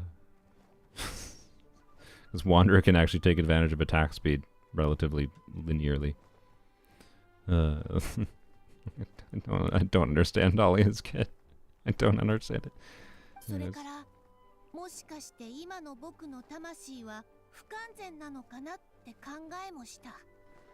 Dahlia is a character. But hey, it's a Wanderer buff, technically. Let's celebrate it. At C6. I'm sorry. How many people are going to do it? How many people are going to pull C6 Dahlia for a minor Wanderer buff? It sounds insane, but Wander mains are insane, so you know. Not afraid to change. Yeah, okay. Let's do it. Let's make you a NPC. Mm-hmm. Yeah, that does sound like a project. It's the Crichton Prince. Yeah. I hope we get to see his model. Hat guy. Yeah, I thought so. モンドに戻って責任を果たすって伝えた。そしたら僕を止めることもなくさっさと言ってくれって言われたよ。多分応援してくれてるんだと思う。僕がアルベドと同じちょっと怖いけど、このタイミングで君たちに会えて本当によかった。 But what if Hat Guy is a support for Durin? For playable Durin, right?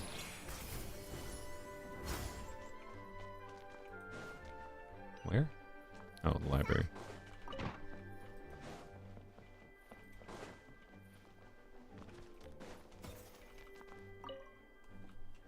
Wait, oh, we're going to the Imaginary Theater. I guess that makes sense.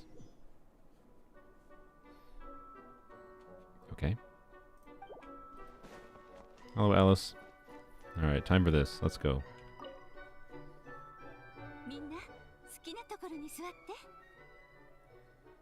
Just, I mean, look, we have Skirk's kit. Skirk may as well say, does 50% more damage with a Scovy in the team. You can't say that they can't make Durin a DPS that somehow says does 50% more damage with Wander in the team. They could figure out some convoluted way to do it. He needs help as a support too. Yeah. There you go. Hey, Osorio, you wanted Albedo buffs. Here's a main DPS 5-star that somehow has some convoluted kit wording that essentially requires one specific 5-star. Alright.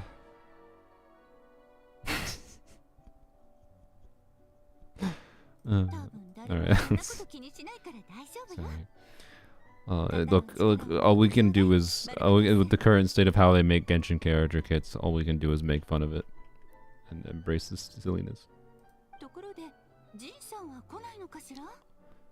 Jean didn't fancy tagging along. Nope. She's gotta be a good leader, holding fake trials and pronouncing people guilty when there's no crime. You are a witch, so you must die.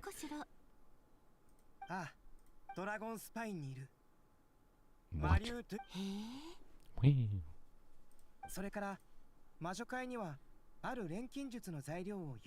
Do we actually get to play chess here? I want to play some actual chess in Genshin. Let me play some actual chess. It's probably gonna be easy. Oh, then I'm not that good at chess, to be clear. Also, look at that king. That's a chonky king. I like this. I want this chessboard, actually. I'd pay. Okay. Chess is very inaccurate. Oh, God. Okay.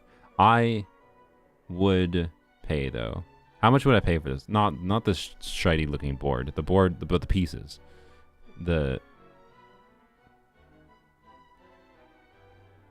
It'd be expensive. But, you know. Anyways. I'd pay for it. The Alice thing is 3 times Paimon size. I mean, that makes sense.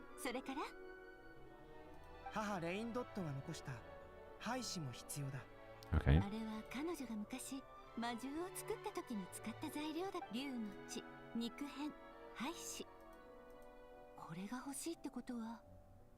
Like 80 to 100 bucks. Oh no.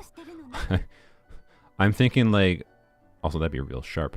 I'm thinking like well, okay, it depends on like the if these are like plastic pieces. If this is like merch, $100 chess set that was Genshin merch, and these were made of plastic. Yeah, 100. I'd pay $100 to $200 for a plastic version. We're talking like a nice chess set though. We're talking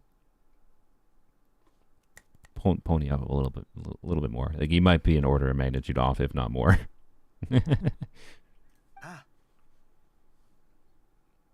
Even with plastic, you might be an order of magnitude off, to be honest. Depends on the quality of the pieces. There's a lot of detail in those pieces.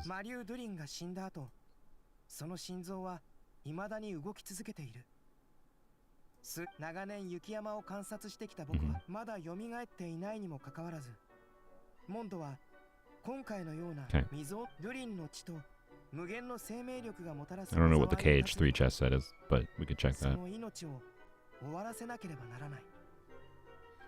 だが、あの竜が消滅することはないし、いつ蘇るともだから、ドゥリンの元の姿でも Didn't mean to skip that line, but whatever. I think I read it. Okay. Yep. Explaining things to Alice that we already know, basically. Okay, more words. Genshin's yearly writing shtick of saying explaining the same thing 4 times just to make sure the player understands. Yep. I mean, look, I do the same thing on a writing level. Just, I don't write stories. I'm trying to communicate ideas to people, and I say the same thing in multiple ways to try to communicate the idea properly. Like, I understand that my writing style is not preferable to many people, but I would try. If I was going to write a story, I would try not to repeat things as much as Genshin tends to. But it's fine. Anyways.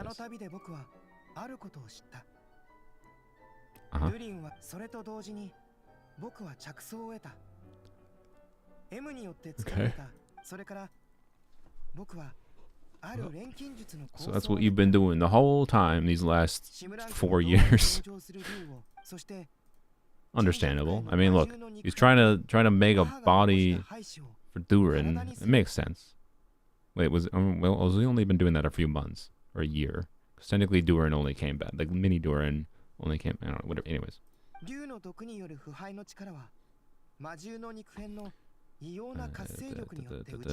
Okay. 腐敗の力と生命力がぶつかり合うことで強力な副反応が生まれるだろう。それをその少し狂気じみた表情。さすが。The repeating is for the. I mean, some of the repeating is for me too because I'm looking at chat while I'm going through story. To be fair, I understand. My whole point with my app is like I understand it on a communication level why they write the way they do to some extent, but I don't think it's as simple as people are stupid. But I don't know. I think it does make it harder to keep the story engaging, right? I've said before how like especially since I started doing book club and reading a bunch of like fantasy stories with my friends, like the quality of like fantasy writing I'm used to now made Genshin's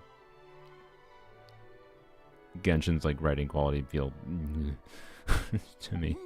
It was more like it's fine before, and now it's like mostly. It's not like this is a miserable experience, but just it can't even touch the heights of Malazan kind of idea, right? And that's fine. It's not trying to be Malazan. And every story should definitely not be Malazan. If you've read Malazan, you know what I'm talking about. But anyways. Venti for health, raw materials. Okay. It can't be as valuable as Ascension crystals, so, you know. Pass the Haxton's Circle's trial. Go play some chess.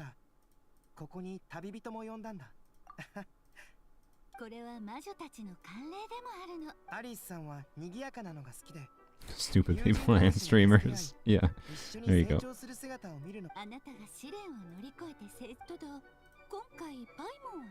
Yes!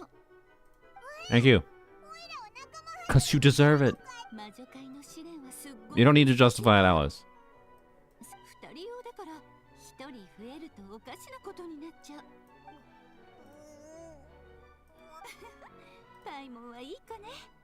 Alright. That's a goal. Albedo's not clearing that weekly boss alone.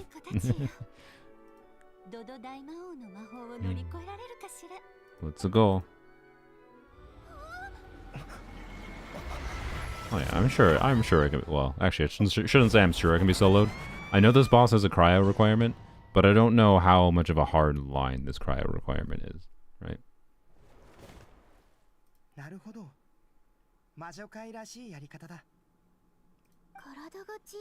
That's imposing. I want to play as... Look at that C6. That's C6 Alice right there.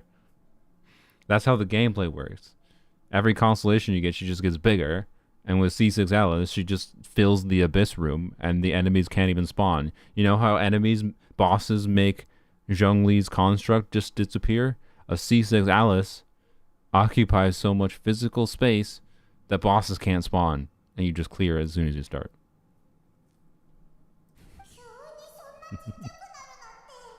I don't know if I'd say it'd be fun. That'd be kind of boring, but it would be funny. A chuckle from my traveler? A laugh? A personality? Huh? どうかした？いや、ただ小さくなったせいでパイモンの声がいつもより大きく聞こえるなって。パイモンっていつも元気だよね。心配はいらない。すぐにパイモンのところに。I don't want to. アルベドちゃんは自信満々みたいね。まさかアリスさん直々に試練を与えてくれるなんてね。あなたの母のレインドットは立場的にふさわしくないでしょ。となると、だから私が2人のために舞台を用意したの。さあ、この子たちを倒せるかしら？童話に登場する。Swashbuckle your way to victory. Does anyone know what word in Japanese was used? Because I feel like this is one of those, or maybe this is from the original Chinese, right? Swashbuckle, I suspect, is a word that on a localization level was chosen to be used because the original word was like a word that only makes sense from the local perspective in the original language. So you choose to place in another word in a different language that doesn't, like, that's what that indicates to me. Or maybe this is a word that's equivalent to swashbuckle in the original language, but I'm just kind of curious. That's why. What was the actual word said in Japanese, at least? I don't know. Obviously, Chinese we're not. Yeah. Yeah, swashbuckle. And if Alice did actually say swashbuckle, wonderful, wonderful. Swashbuckle our way to victory. Well, I don't have cryo because this is the team I had active, but. What did you just... It just dealt damage to something.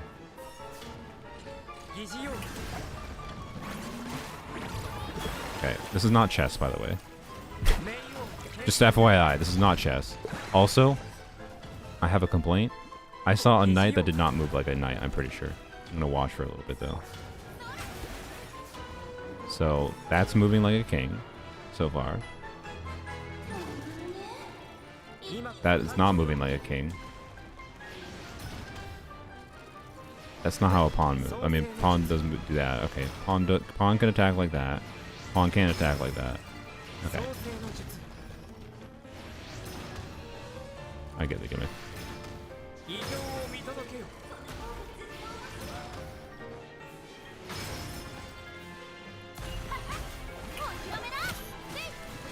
Yeah, obviously during the quest it's easy. I'm more curious how this is going to play when we're fighting it. In farming.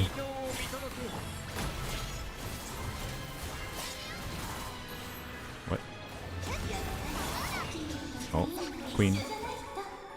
The real threat. Oh god.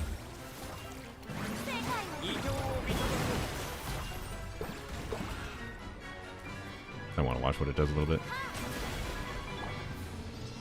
Uh-oh.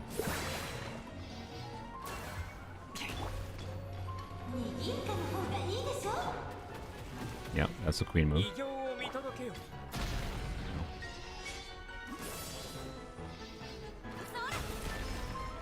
Oh, hello. I didn't realize that it took that much damage.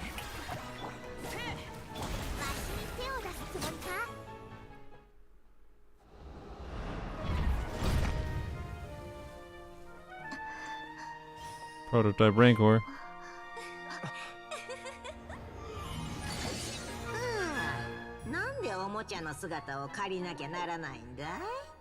What? Is that Rindo tier? Who is that?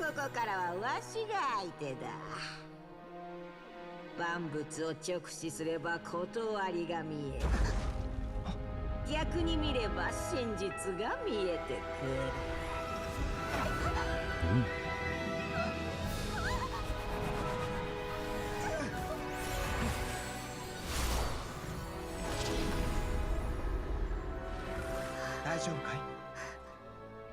So Albedo can nullify fall damage.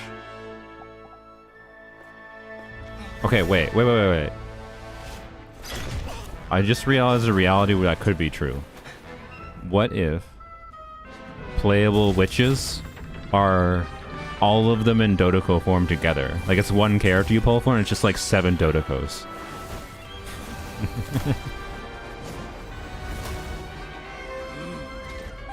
Alright, let's go.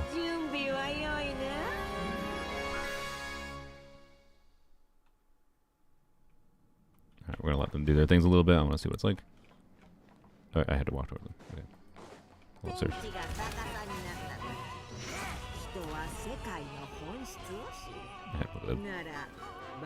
Okay.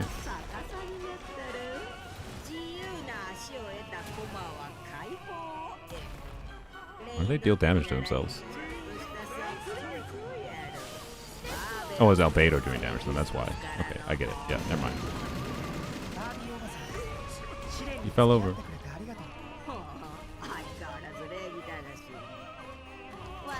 I'm like my own student? Who is Rindo to your student?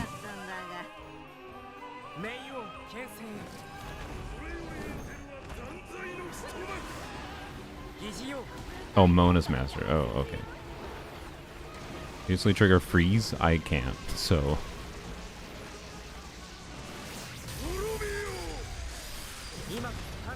You missed. I lied. He didn't miss.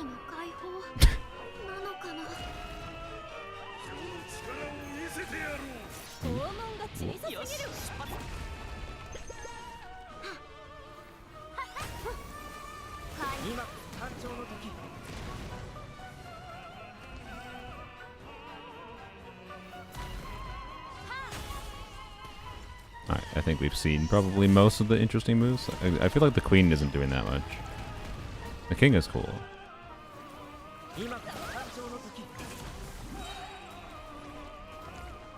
Must be C2 Albedo. I mean, presumably it's C3. She just has a Gatling gun. Okay. Makes sense.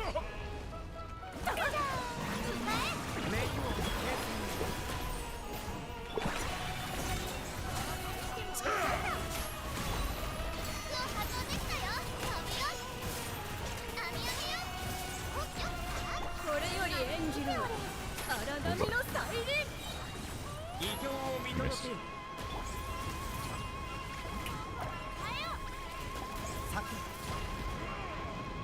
Nope. No freeze. I'm gonna guess I can't avoid damage. Wow. I see. Okay.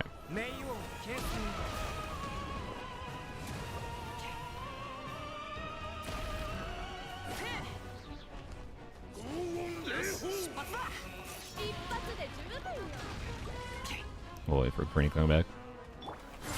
Actually, no, we should. Ugh.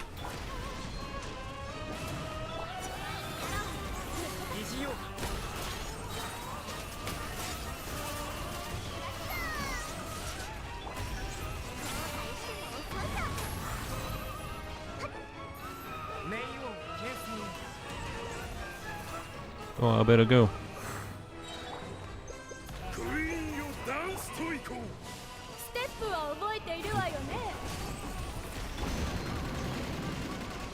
You're really not good at aiming that gun.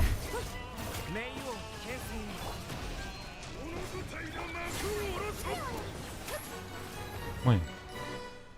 It was a fun boss. Fun visuals and everything. We'll see how it fights in not that. My guess is you can technically use non-cryo teams against it, and not die if you overkill, or if you kill it before it gets to the charging up phase. So, but yeah, I think that's just about 100 times better than the dragon is my guess.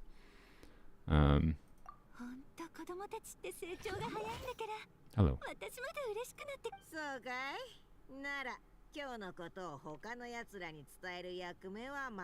Barbara. Oh wait, not Reindert here. Oh, okay.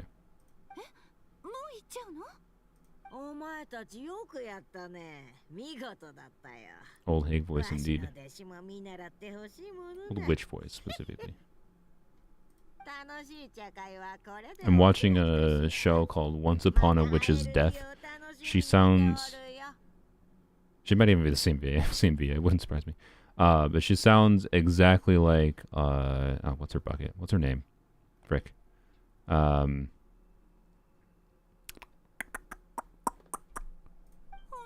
I can't remember. I'm sorry. But the show was Once Upon a Witch's Death. The older witch lady.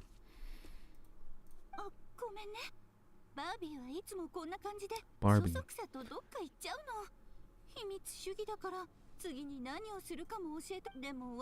Didn't use cryo, definitely not needed. Yeah, which is a good thing. You also might be able to iframe the big hit. So we'll go play against it after we're done here.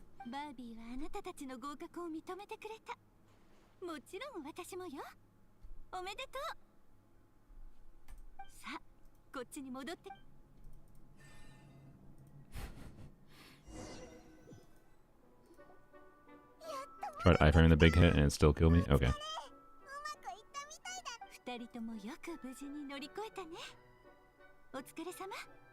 By iframing, I mean like usually the way to iframe the weekly boss giant one-hit nukes is by burst animation it.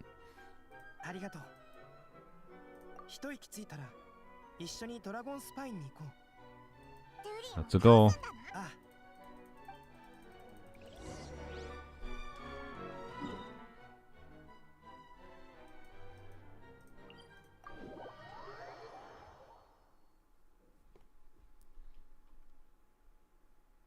Take cryo characters and the new bosses in difficult, or go with non-cryo characters and get obliterated? Yeah. So, it's a little annoying to have to switch to cryo characters specifically for it, potentially. But that's what I want to test. I want to see how annoying it is. Either way, just bringing cryo characters in general is not that annoying. Not compared to the awfulness of the Natlan boss, where different Natlan characters don't even feel that good against it. And you can't hit it properly half the time because it just moves and teleports. It's just, ugh. Whatever. I don't need to be all negative about this stupid Natlan boss, but it's bad. Have I done 3 weekly bosses this week? I don't think I have.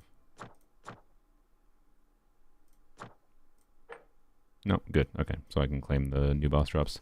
Oh, to be clear, I think I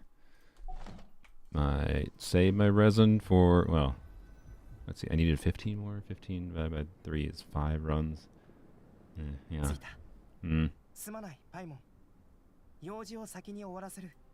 Get to work.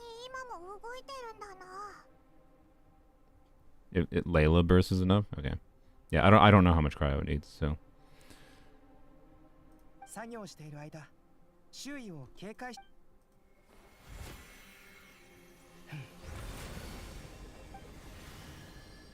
Yum yum.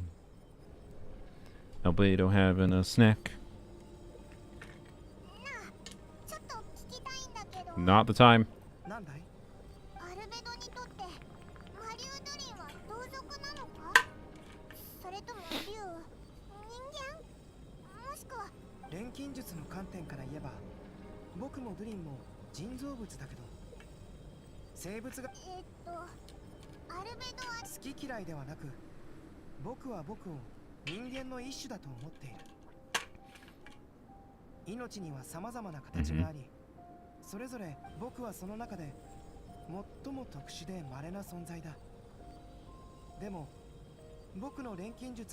So Albedo wants a friend. That's what he's saying. I just want a friend.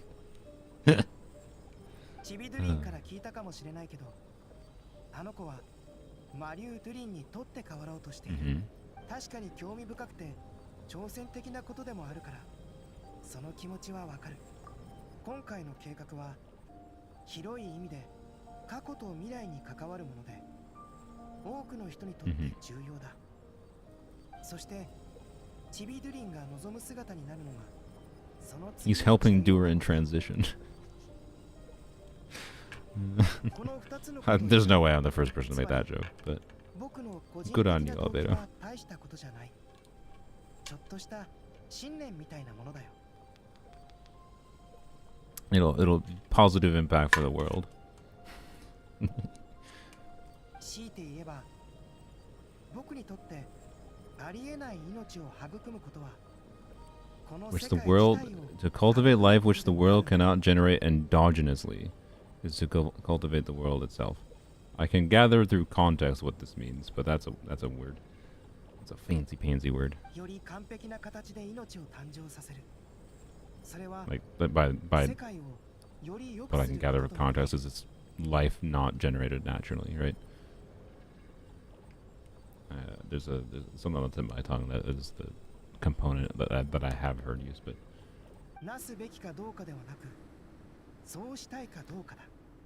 ought to be done or not really where I wish to. Yeah, good perspective to have.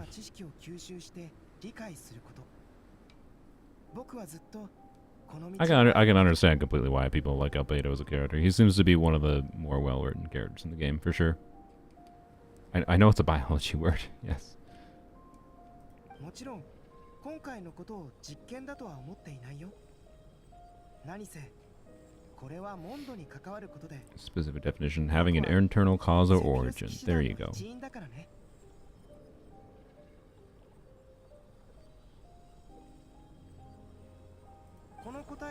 Which is a better way of saying natural.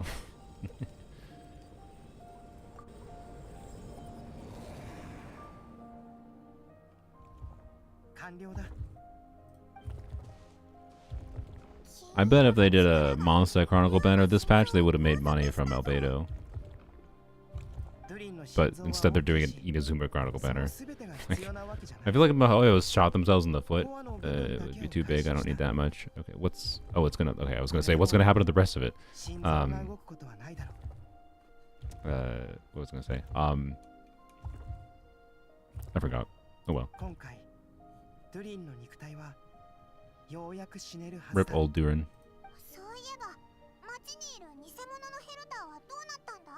Oh yeah, they're just missed opportunities with the Chronicle banner with like how they're timing things, right? It's like the way they time these things is always in a way that just like doesn't benefit them, it feels like. I don't know. And I still maintain my perspective that like if Chronicle banner is going to be where the low value characters go, fine. Especially if you're rerunning them more regularly, it seems to be they're finally actually going to do Chronicle banner more often, semi more often, not consistently, but more often, which is a good thing. That's fine. Lower the cost though. If you're putting them on this banner, you're already acknowledging that these are lower value units. Functionally, it costs more to wish on Chronicle banner than it costs to wish on limited banner because of the capturing radiant system. You get more characters on average from the limited banner, normal limited banner, than you do on Chronicle banner. Why are the characters that they acknowledge are less valuable more expensive? They're literally just more expensive. Like, make them cheaper. Make it 50 pity, right? Or 80 to guarantee, right? Like, I think 100 wishes to guarantee is perfectly fine, which is why I say 50 pity, because I still think the value of losing to other limited characters is kind of interesting, right? The value of like wishing for Albedo and losing your 50-50 to Eula is cool, right? And I'm fine with that structure, but just like lower the pity amount, and still 2 pities is still fine. I don't know. Anyways. 新たなドゥリンを創造することは彼らの受けた影響を取り除くことと同義でもある。これで錬成人は完成する。Nice. Alright.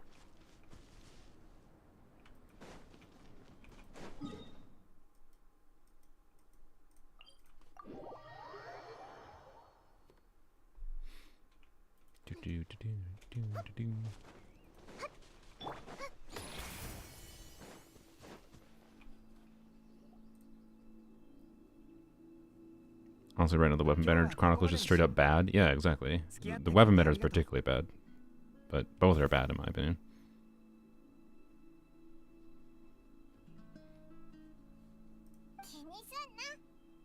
ウィンドブルーム祭の期間中、モンドはとてもに。そういえば。I want to see Duran. I know it's just meant to be like a. Yeah, I understand, by the way, pacing-wise, that we don't get to see Duran right now. It's fine. The gardener? Is Duran going to be a gardener? I mean, you know what? If Duran refuses to be a playable character because he just wants to be a gardener, that's you know, more power to him. Power to him. Can we do anything at the festival? Or is it just nothing? We were told we could do things at the festival, but we can't actually. Okay.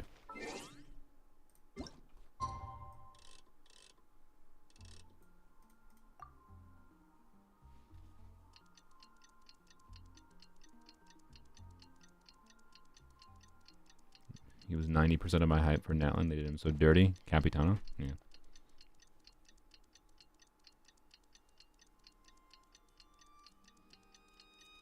Oh, I feel like we could have done another thing. How long this took. It's taking me longer to tab into it, though. Genshin daily ability.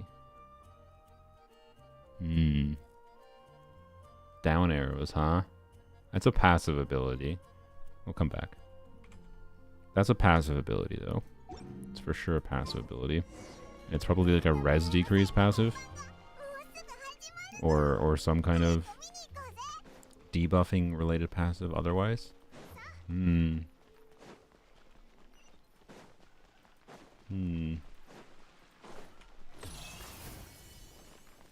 don't know.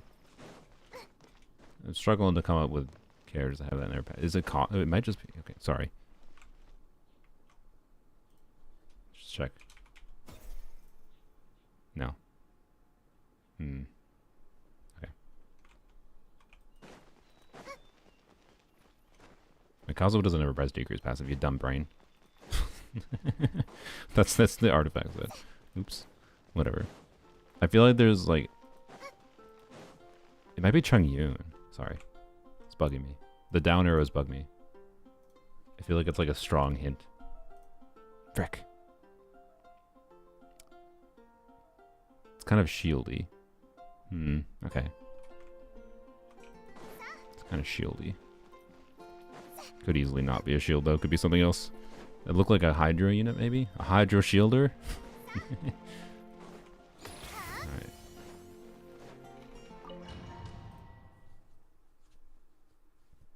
Oh. Yeah, you guys might have solved it for me. It might be Layla. It could be Layla. 皆も知っての通り、今年のウィンドブルーム祭は困難に満ちていたが、我々は一丸となることでモンドに侵入する敵を撃退。今年度のウィンドブルーム祭のスターは Oh no, is this more? No, not, no. 多大な貢献をしてくれた人物となる。彼は屈強とは言えない見た目だが、This better be Albedo. This better not be Traveler Glazing. Wait, it's his. Okay. Oh. I don't know. I didn't expect Venti. Okay, it's not Traveler. Thank God it's not more Traveler Glazing. Mondstadt maintains its sanity. Yay. Thank you. Mondstadt hasn't collectively lost his mind and be like, Traveler was here and they helped vaguely. Ah, Traveler, Traveler, Traveler. Thank you, Venti, for existing and being a celebrity, I guess, so that we didn't have to be glazed. Yeah, let's have a Venti song.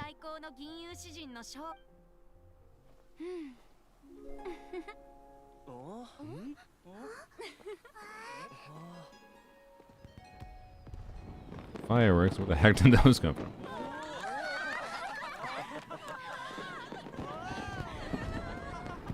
Look, the best thing. Oh, never mind. I was gonna say the best thing is there's no Traveler to be seen. What are you doing up there?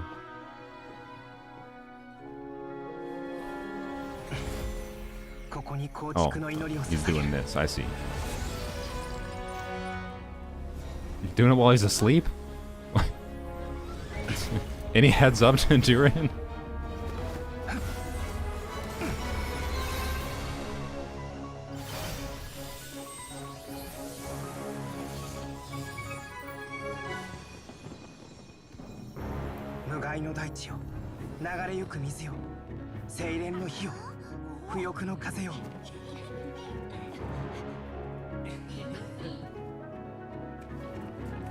So you guys. 18と世界、そして20のパスを通り。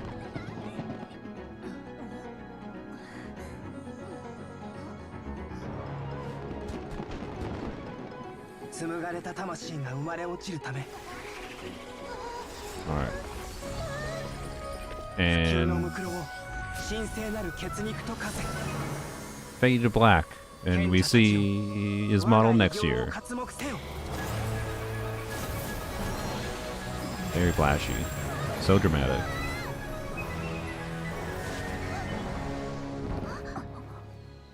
Yeah, I think it's supposed to be a pretty impactful thing. I understand why it's flashy. So the fireworks were a cover-up, I assume. All part of the plan. All part of the plan. To distract people from the fact that it seemed like the city was exploding.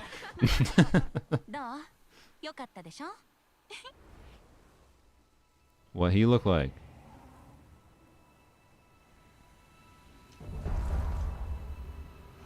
This is a playable character. That's a playable character. Also, it was a fade to black. That's extremely rude.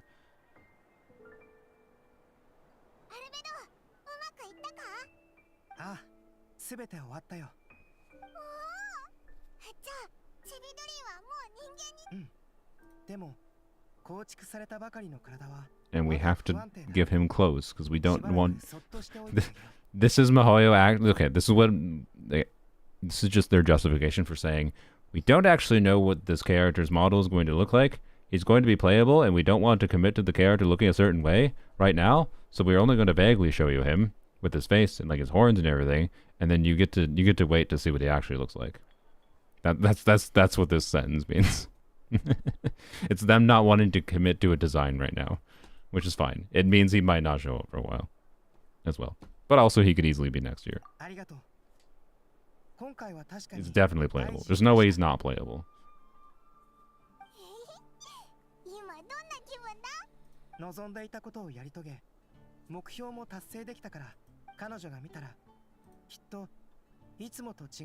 They didn't make they're not doing a whole hullabaloo out of making Duran into a human and then showing and teasing that model like that, and it's very clearly the playable character model, not a NPC model. So yeah, one benefit of Genshin's contrast between playable characters and non-playable characters. Finding the truth of the world, blah blah. True.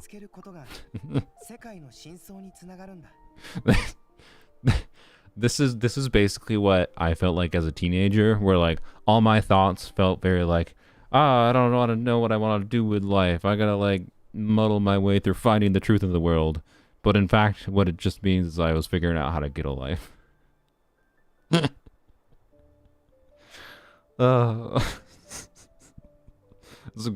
Albedo has great lines. Albedo has some of the best lines, clearly. Even when you take him out of context. So, anyways, what was I saying? Oh yeah, the benefit of having the completely different looking playable characters versus NPC characters is it's pretty easy to get vibes of whether or not a character will likely be playable or not. There's some that are on the line, like obviously Capitano is a type of character. But we know that this lady's not playable, right? These two are not playable, I'm sorry, like ever. No one's questioning that because they have fundamentally different like models and looks. Unlike in Zenless, where like if they say Orchidea is being playable suddenly, it'll be like, oh, I didn't expect that, but all right, cool. Right? Zenless and NPC could randomly become playable and be believable. Anyways. And the benefit on our case is that we can determine ahead of time whether or not they are. Enduring is probably playable.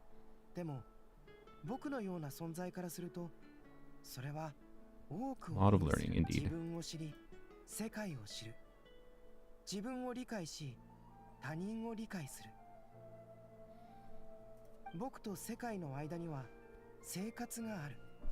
Albedo's a little too relatable sometimes, yeah. So remember when I did the stupid like Genshin character quiz? I got Albedo and I was like, well, I have no idea how accurate that is. Is that accurate? To you all? Am I the closest to Albedo? I'm kind of getting vibes that Albedo is relatively close to me. Stupid quiz was accurate. God dang it. I hate those stupid quizzes. He does yap a lot. We all Albedo though, true. But anyways, yeah. Get a life. It's like 70% accurate. I mean, you could say a lot of characters from many people are 70% accurate.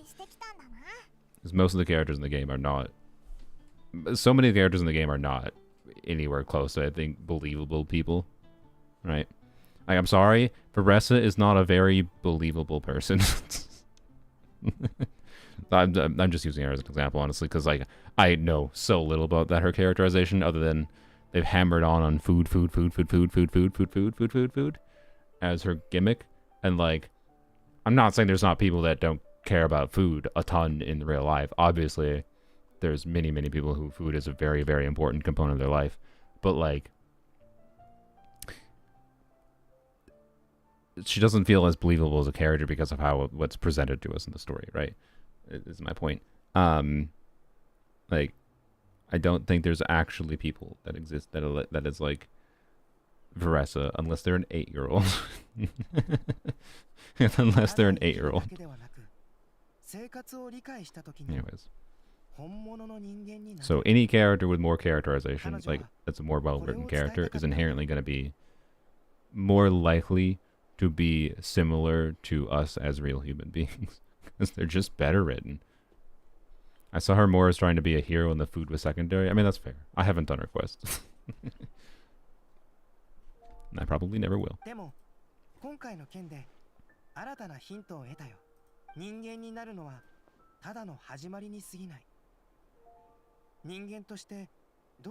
Okay, the real question is, if I didn't have the English on, would I have liked this story more?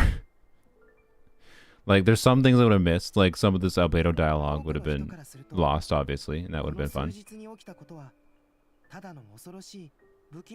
Just part of your family life. Okay, sure. Making fake trials and tricking the populace is part of my family life. Respect my beliefs.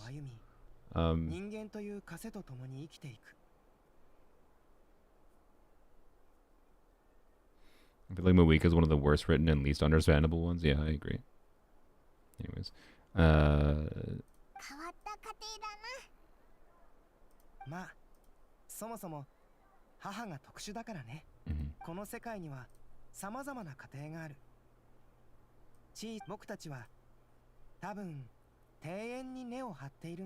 Ah, I see. He's the gardener.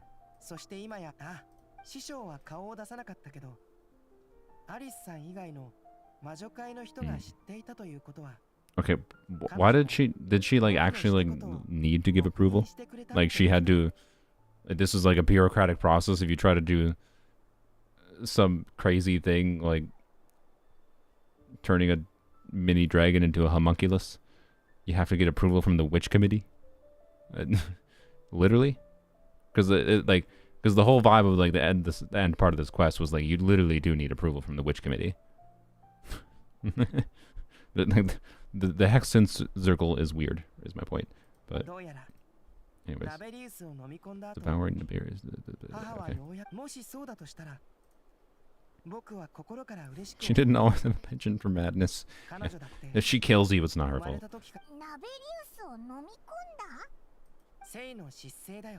Ruler of life. She just casually ate a god, it's fine. Like, Who the frick are these people? Like, they're written, they're like implied to be like ridiculously powerful. Yeah, him casually mentioning, yeah, my master ate a god. It's fine. Don't worry about it. Okay. I knew he'd do it sooner or later. Yeah, she and okay, she's don't worry, she's just a god now. It's fine. Okay.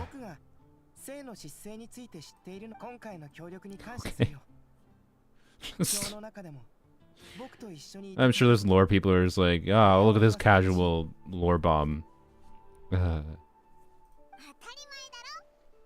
That's just how my family is. Don't worry about it.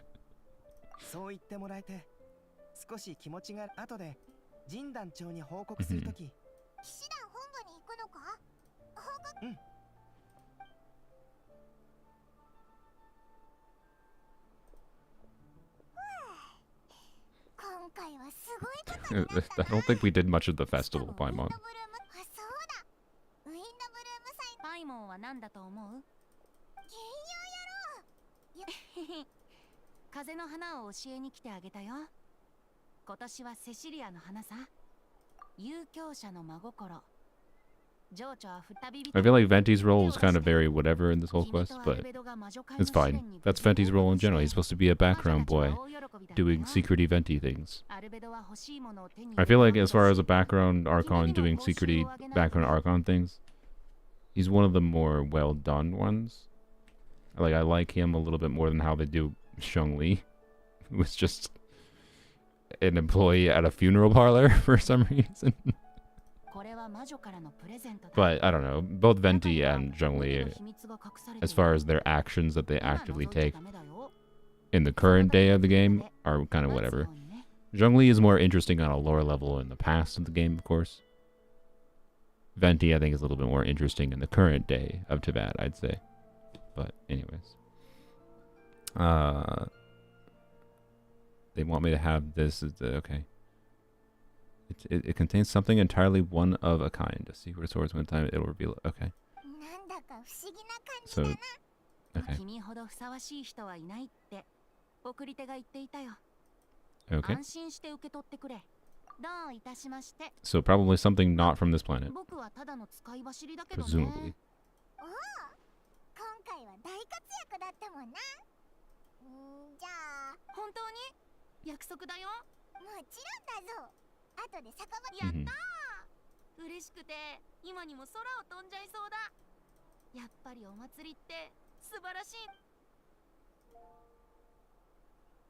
I was confused for a second about it. Yeah.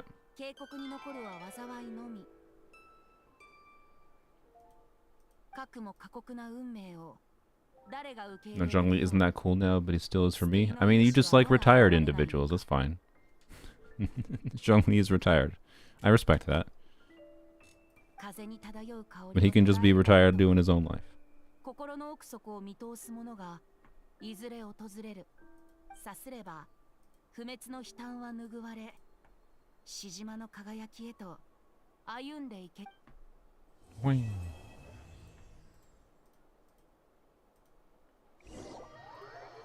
Yeah, good quest.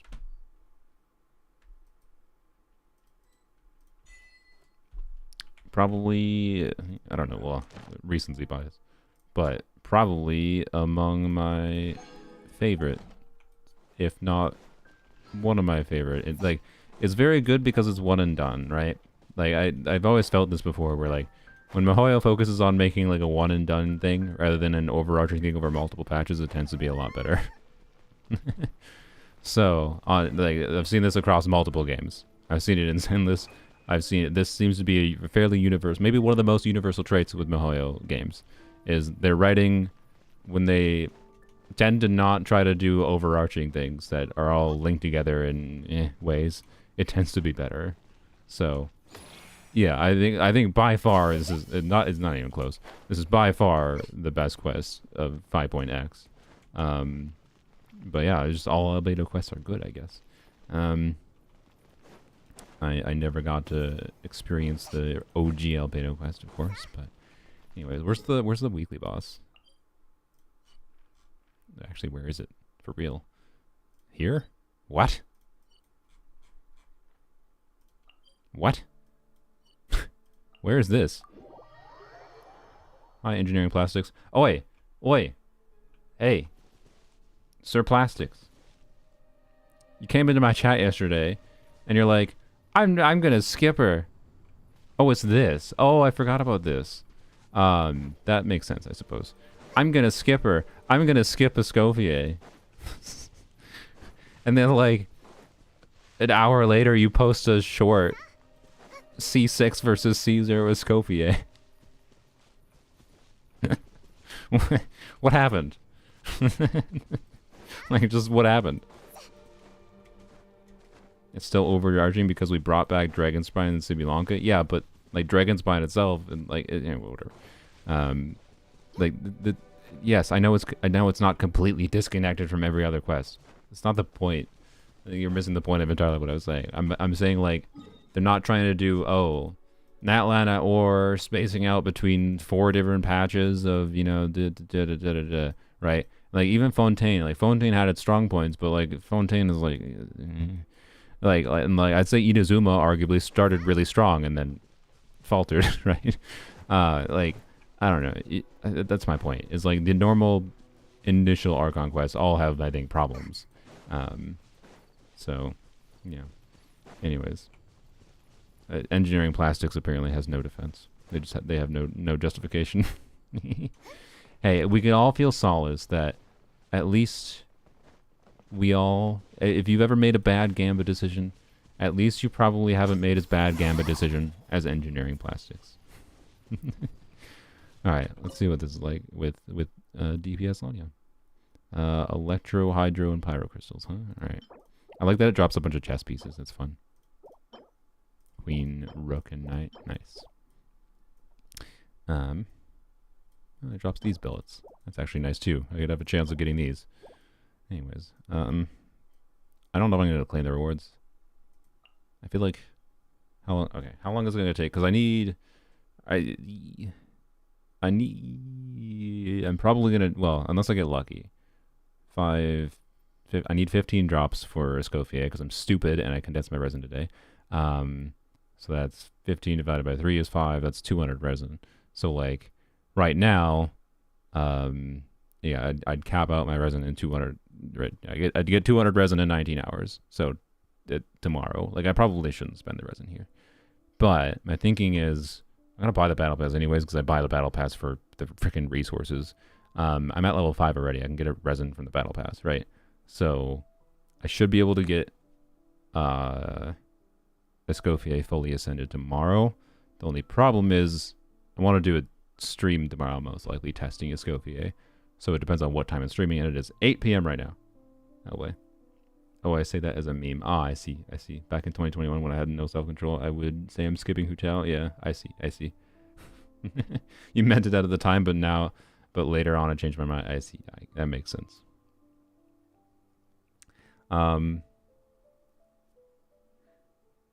Anyway, so trying to like map out here. So if I do use the 30 resin, is my point. If I do use the 30 resin, that would still leave me with like 26, right? So I could actually get like the condensed resin today. So that would leave me, and I could do two of the 3 runs today. If I got the resin, which would mean I need 120 resin. Would I get 120 resin with the fragile resin, or not with the fragile resin? Would I get 120 resin by like noon tomorrow? Because it's probably the earliest I'm streaming. So that's in 14 hours. 120 resin times 8 divided by 60 is 16 hours. Wait, no, that's exactly noon. Because I did that wrong. Because it's 8 p.m. Yeah, okay, sick. We should be good. I should be good. Because I was also not factoring the extra 6 resin. Okay, I can this game, man. This game, you make a minor mistake like I did, and I don't have to map out whether or not I can spend 30 resin right now. Ugh. Where's Bongo Cat? Let's see if we can revive Bongo Cat. Bongo Cat was dead because it kept on saying it couldn't connect to Steam. And I didn't feel like having a chest permanently up that I couldn't actually claim. So let's run Steam again. Oh, does it start with a chest face? Oh, that's cool. Oh, Steam just took over. Sorry, Steam. Alright. Yeah, let's see if we can get Bongo Cat working.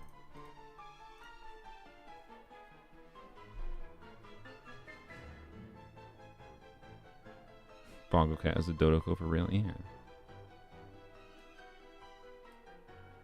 Okay.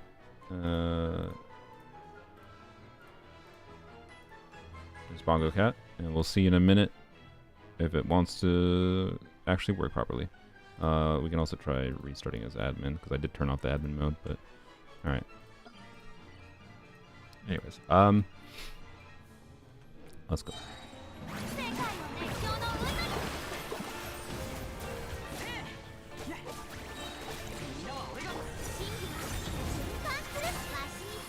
Oops.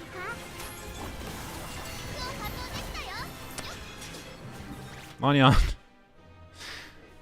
I thought Lanyan would target it when it was jumping in the air. Normally Lanyan targets from enough distance, so that I did not think it would be a problem. Okay, well.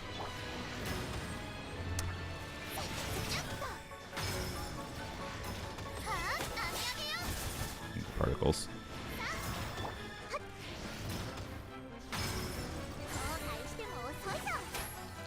Stop it. Just want my energy. I didn't even crit. Oh, because it has a shield. Oh my god.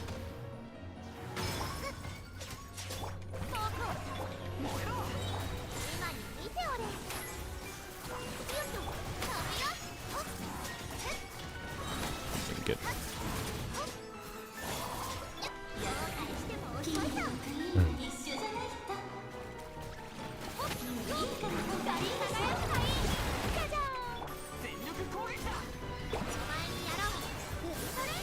Yeah.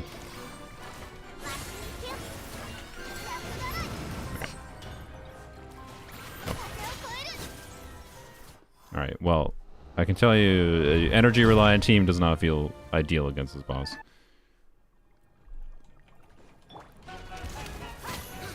Let's see what happens now.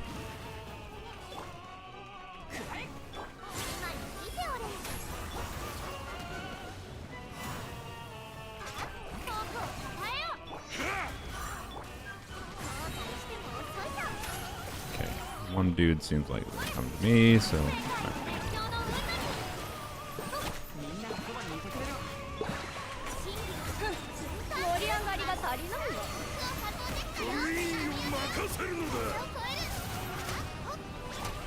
Well, they're definitely pretty tanky. I do not think I'm going to be able to skip the phase. I'm assuming you can, but...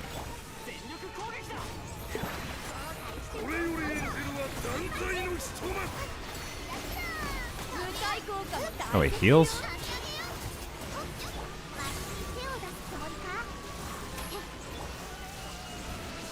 Okay, so this first one is not hard to hit, and then do this. Nah, you still die through. That's lame. Not iframing through burst animations is super lame.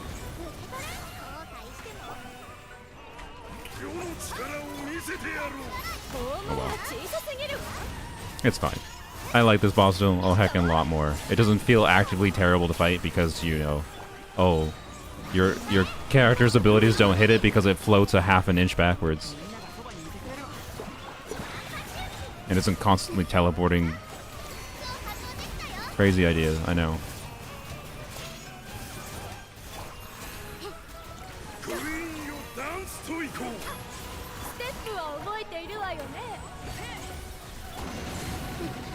Like, it actually just feels good to fight it. Crazy. My god, crazy. Is Bongo Cat gonna work? Nope.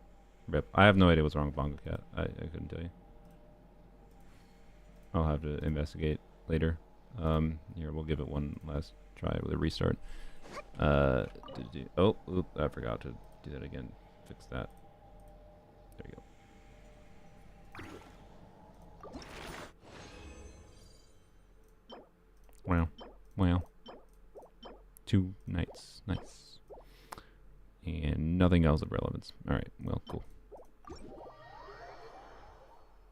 Yeah, obviously it's not that hard to beat without cryo, so it's not even that bad of a restriction, clearly. It just is a little bit annoying that you have to, like, you know, revive your character, but it's by no means that problematic. I kind of don't really understand why they don't let you just iframe the ability, but it doesn't really matter that much. It's not that big a deal. I like this boss just about 100 times more. I'll have to fight it more with some different teams. But if I was going to rank bosses, I think on visual style and enjoyment of fighting it level, I think I'd put it like alongside Raiden. Like Raiden, Arlecchino fight, and that, like, yeah, it's always the second year, the non main story ones. Always the second one that happens in the patches that are better. But yeah, Raiden Arlecchino chessboard fight are now all in like the same tiers. It's not gonna work 90%. Yeah, no, rip. I don't get it. Oops, I just opened a Chrome window. I could not tell you why Bongo Cat is broken. It is what it is. Let's check the community hub real quick. Yeah, there's someone else that there's a thread. It's not me.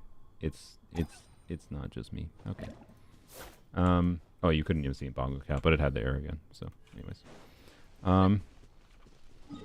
What a world. Anyways.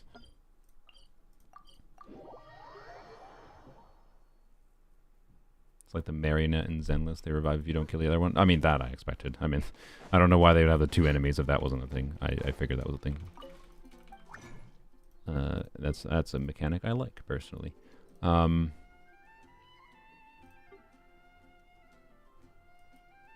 we're going to be rewarded for everything by a perfect Farina artifact. Yes, knew it.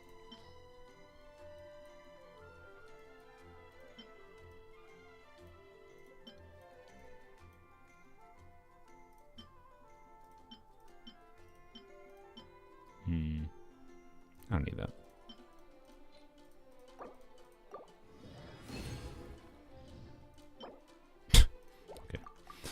Okay. Perfect.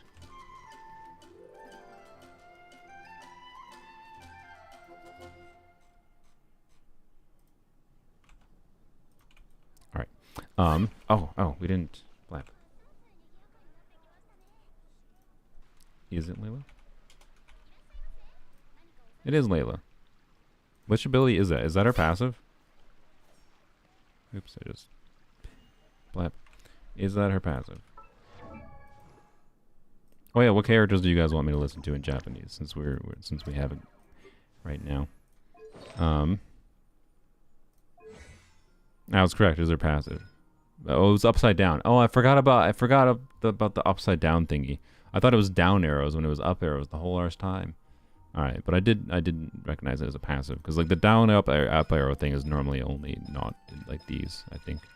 So yeah. Anyways, Arlecchino. Any lines in particular?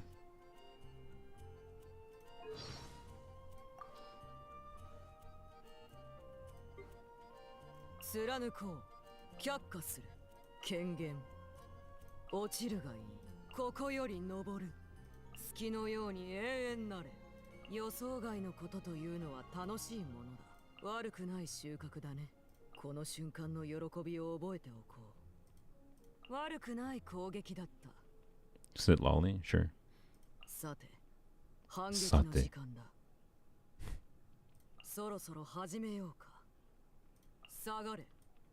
I do like Arlecchino. It's all very generic, like intimidating anime lady character dialogue sounding to me, but like I do like it. Okay, oh, so I'm sorry. The stupid anime mimi brain in me is giggling at some of her lines. Sagare. Sagare.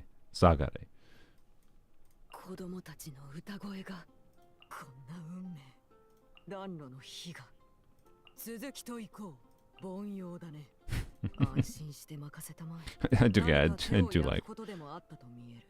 I do like that. All right. Let's see, Lolly with Aura online. All right.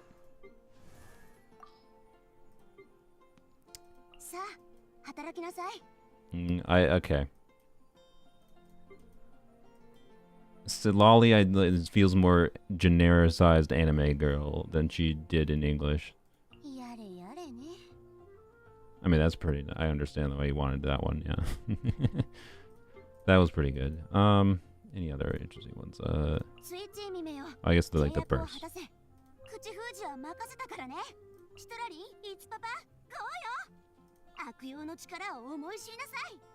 Yeah, I definitely don't like the combat lines as much. Just she's, I mean, I know she's meant to be like a cute character in general, but like she feels too anime cutesy to me now. I don't know. This line's good.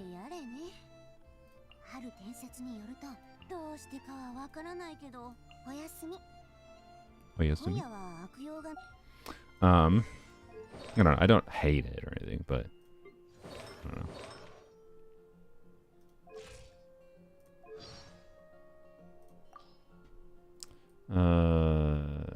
What's the idle lines? I forget what the idle lines are.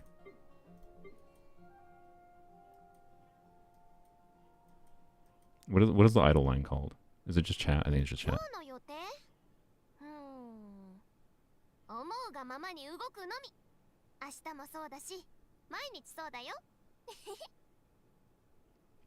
Is Lanya's VA? Is this the VA for what's her name? 4K? In Yanami. In Too Many Losing Heroines? Is this the same VA? I can't type in this properly.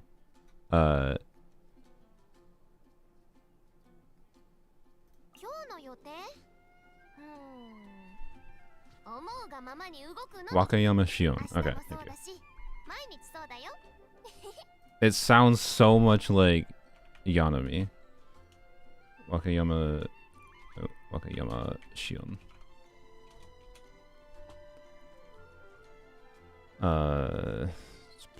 I frickin'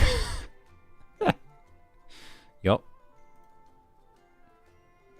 Wait, let's make sure.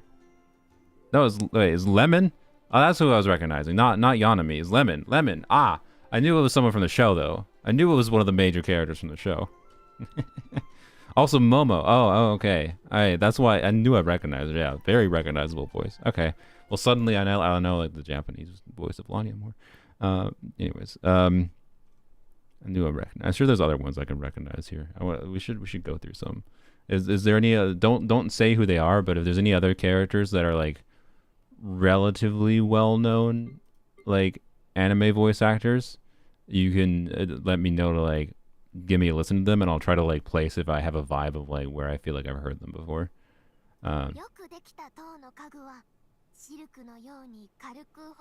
I do quite like this voice actor's voice though.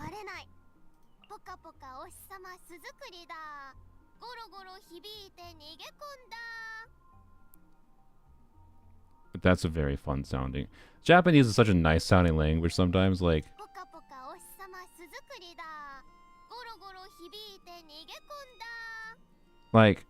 come on. Poka poka, like anyway. I do know who Hutao's is Rie Takahashi, I believe, right? Wait, can I view the voice lines of a character I don't have? Not on this account, but I know Hutao is Rie Takahashi. I haven't heard it directly, but anyways, Nubilat, is Nubilat someone recognizable? See if I recognize a male boy, a male VA. All right. Shao is okay.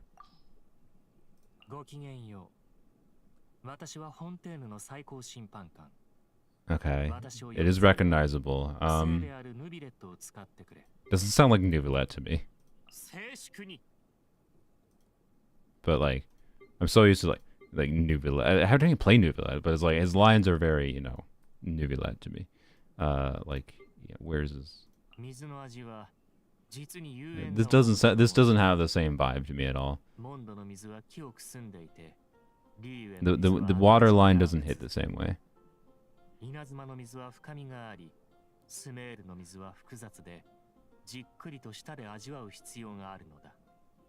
Emily? Okay. This is definitely like a somewhat recognizable voice actor, but I can't place exactly. What's this voice actor's name? Oh, we'll check Emily for now. What's this voice actor's name? I wanna check. Yeah, it's not my preference, but so I don't know. Point is, there's some I like, some I don't like for characters for sure. But we can check for you. We'll check whatever too. Emily.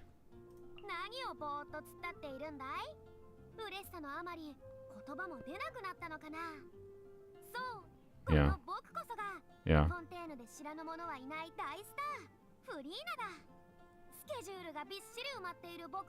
I've definitely heard this. It's not as I'm not placing it to like a particular show immediately though. Hiroshi Kamiya.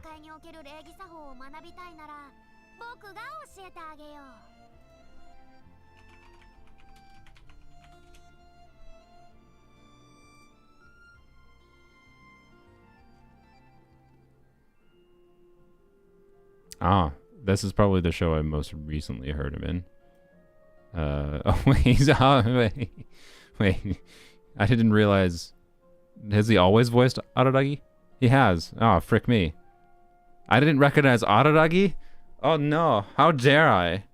How dare I not recognize? Okay, that is not a right casting, I'm sorry. Well, okay, so again, this is my brain being like, Nubilet, deep voice, waterline boy, silence, right? Like, and Araragi's voice, as iconic as that voice is not Nubilet to me. It's not Nubilet coded. But like, how did I not recognize Araragi? Araragi. Anyways. Oopsies. Anyways, okay. Back to Frida.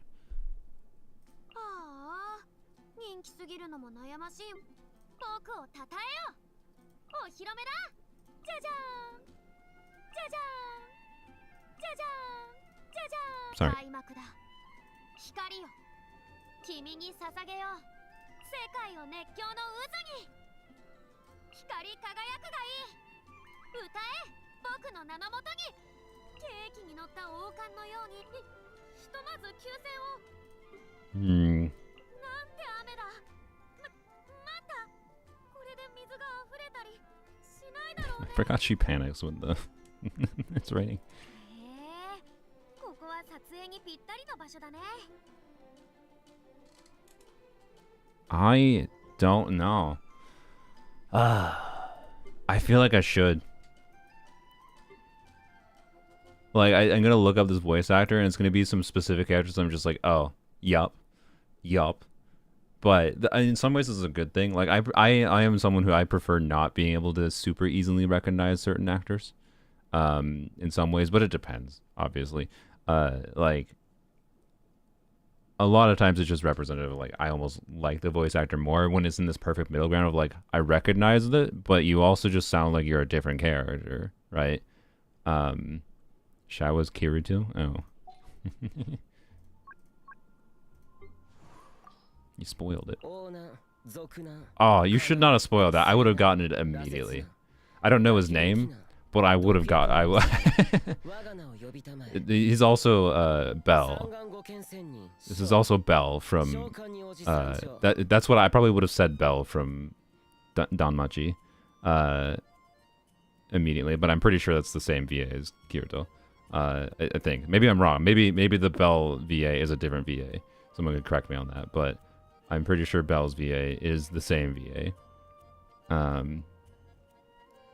So, anyways, what's the name of Furina's VA?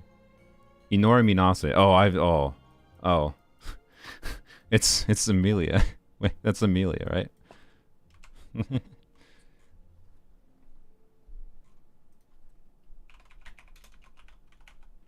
Right. Why is it? Oh, that's, okay. I thought it was showing a different order. I'm just dumb. My brain didn't recognize letters properly. That was Rem. Sorry, my bad. Rem. No, oh yeah. Emilia's Rie. Yeah, sorry. Emilia's Rie Takahashi. Yeah. Okay. Yeah. What have I watched most recently that I would have recognized? Wait, what? The Dangers in My Heart X Re Zero. What the frick is this? Anyways, what have I watched most recently that I would have recognized? I haven't watched this actually. I need to watch this. Most recently, I have not watched a show with her that recently. I think this was the most recent one. She does a lot of stuff though. She's beta, okay. Yeah. Okay, yeah. I see. Anyways, Rem. Yeah, Rem. Rem doesn't exist though. That's why I'm sorry. Who's Rem? she doesn't exist. So, anyways, okay, who else? Emily. Someone said Emily. I recognize Emily. Oh yeah. 香水に関するお仕事の依頼でしょうか。他のご用事でしたら静かな場所に移ってお話しいたしましょう。インスピレーションが湧いてきました。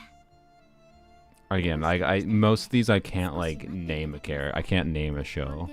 I mean, I could name random shows, but like where yeah, like One character, yeah. Like I could name any number. I could name shows just based on that archetype, but it's not in the same way that like the Too Many Losing Heroines VA came to mind. You can let me know what the name of that one is. I'll check some other ones. Diana Confidential, yeah. Okay. Oh yeah, we can check Escoffier, sure.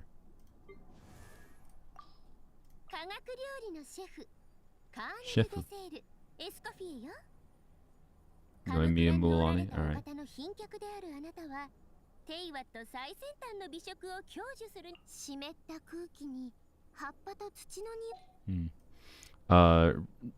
That one sounds not specifically recognizable to me in any way, but it wouldn't surprise me if I watched shows with her as a recognizable character. I don't have Yoimiya, so I don't think I can. Can you listen to character voice lines in the archive? I don't think you can. So I can't. Mualani.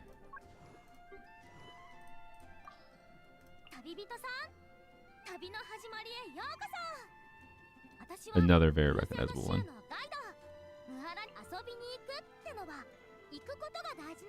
Yeah, like I've definitely heard this character's voice or this person's voice a lot in whatever shows. This one is that was like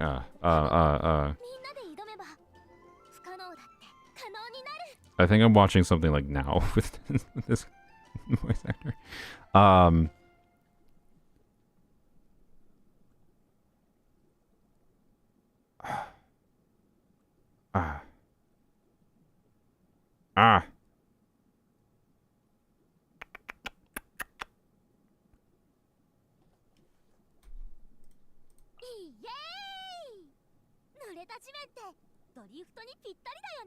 Is she voicing Nico?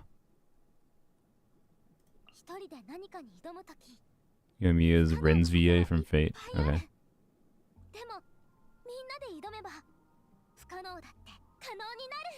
I don't think she's Nico. Maybe she is. This is a very anime voice to me, like I recognize it. But wait, I think she might be voicing a character in Apothecary Diaries. Is she voicing? Oh.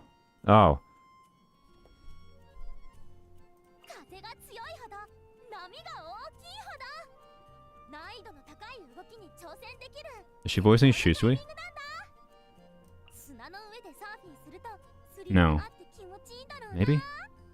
What's this VA? I don't know. It wouldn't surprise me if What is this? What's this VA's name? I could look it up, but I'm relying on chat. If someone in chat is now Toyama, thank you. Okay.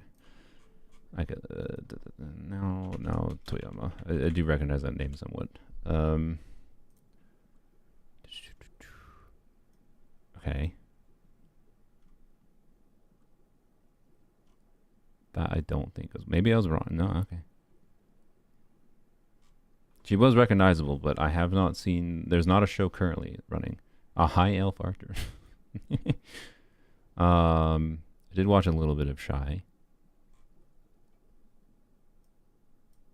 Did watch Rascal, but nothing super recently. Wait, no, that's a side character in Jellyfish. Okay,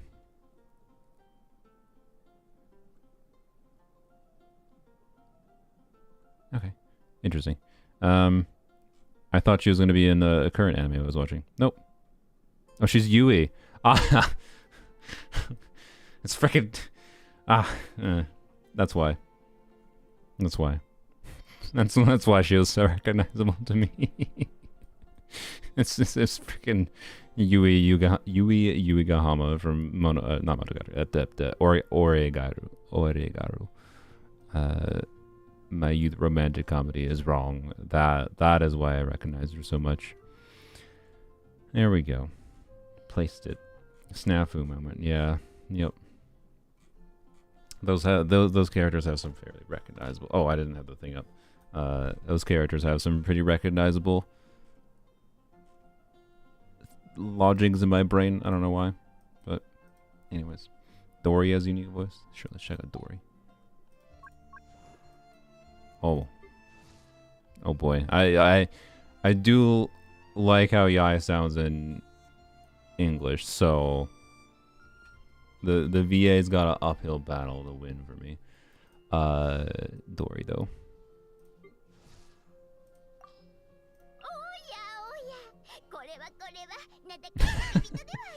I like it. It's great. I like it more in Japanese. I do like her more in Japanese. I don't dislike her English or anything. The English VA.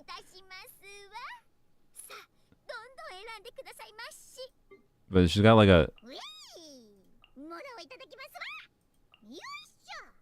I don't know, she's got more gremlin energy maybe, I guess. I wouldn't be surprised if her Mora song.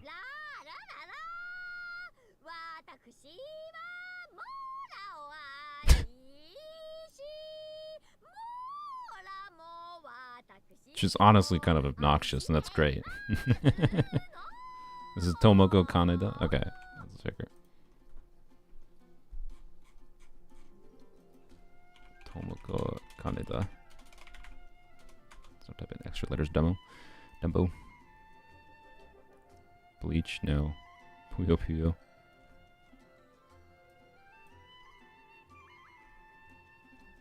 I mean, she voices a certain kind of character. Amusingly, yeah, I didn't really recognize her, so it's not that surprising. Because she voices a certain kind of character. I think the last show I watched where I heard this person's voice was Konosuba as the cabbage.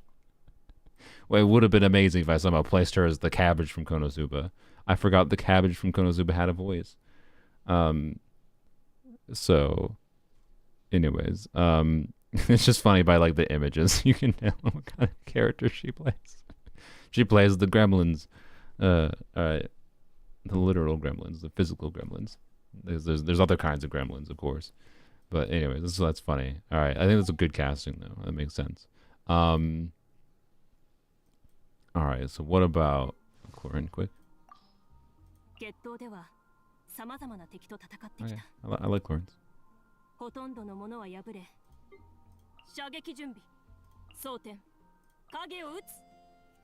Okay, yeah. I'm not super particularly attached to Clorin's VA, so I wouldn't mind that. Like, what we're kind of deciding here is like how much do I want to stick with? Just leaving JP on for now. This is gonna be a sticky one. What does right here, right now, emerge sound like in Japanese?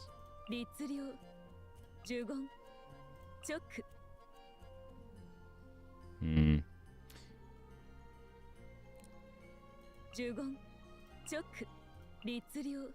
It's not bad, but she immediately. I love brains, man. I love brains. I hear 3 words from someone speaking in Japanese. I'm just like, I don't know if I like it. And the reason is because it's, for whatever reason, it sounds more sultry to me. It sounds more sultry.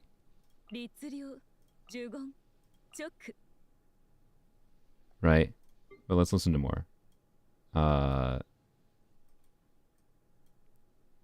gotta do a recognizable one, actually. I'll just do, yeah.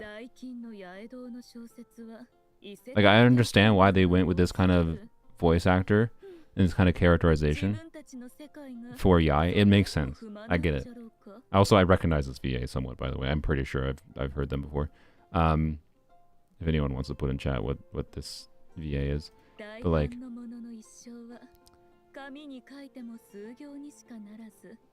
I don't know. Like, yeah, Ian has a more tricky voice. Yeah, that's actually maybe a good. I can't quite place anything other than like the generic, like, sultry-ish description of the JP voice, but the English voice to me, yeah, it is more in line with her being like a trickster fox spirit kind of character. I don't know. Ayane Sakura. Look it up. Ayane Sakura. Oh, I typed in the wrong. That is not correct.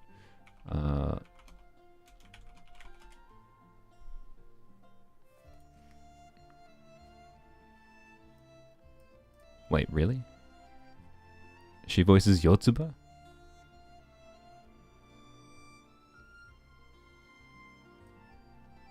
Actually, I watched one episode of this. I want to watch more of this. Oh, she's from Ranma. Okay. Oh, this is Ira? Okay. Yeah, okay. I've definitely heard this voice a bit from a couple different shows. And she does not give me, really? She does not give me, okay, this voice actor has good range, though. Like, I would not have placed this voice actor as Yotsuba, right? Or Iraha.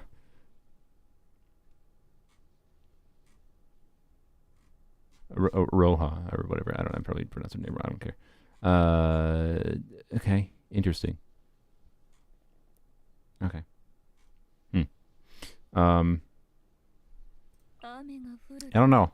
I play Yai a lot, in case you aren't aware.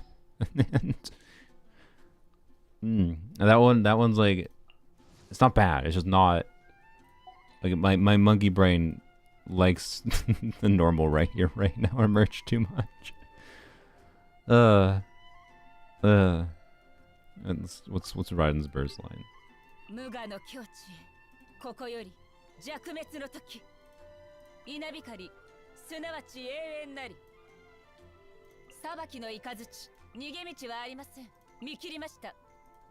I can see why people would prefer Raiden. I don't dislike Raiden. I think Raiden's might almost sell her character more, because like Raiden's kind of interesting in that, like, you know, the whole robot construct shtick thing. So like the like the aspect where like you could consider yourself either playing as the robot or playing as the real Raiden, right? And her English VA delivery, I think, manages to do well in that regard, kind of thing, for what the character's supposed to be. And I feel like these lines are more like, she doesn't sound like a robot, which is not a bad thing, right? So, start climbing with Lisa. Oh boy. Oh no. What do you get? I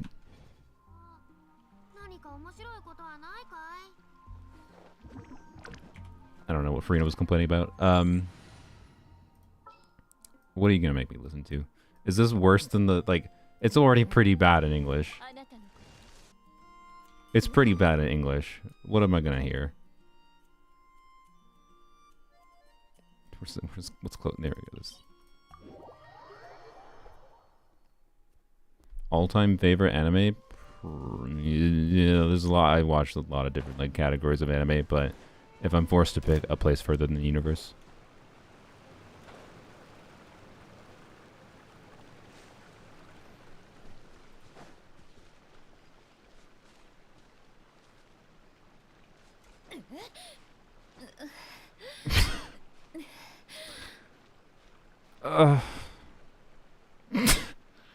Sylveon, is this why you play, Lisa?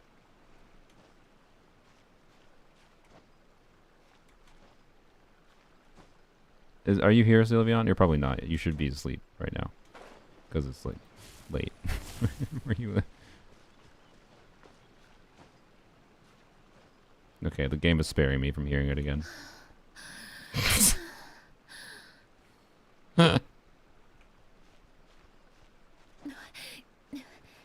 Oh, God. Uh-huh. Alright. Well. I can tell you... Might have to, switch back to English for Lisa gameplay. That's my vibe. Oh, so crap. I didn't switch to Farina. Now I gotta rearrange the whole team.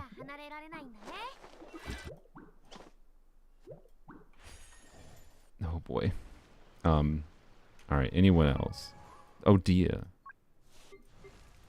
Dia, I don't think... I like Dia's voice actor, but I'm not as attached to the voice. Not in the same way with Arlecchino, right? Rie Tanaka for Lisa? Sure. I didn't specifically recognize that one or anything. Well. She seems to voice... Who the hell is this character? From I watched Dr. Stone. I don't remember this character at all.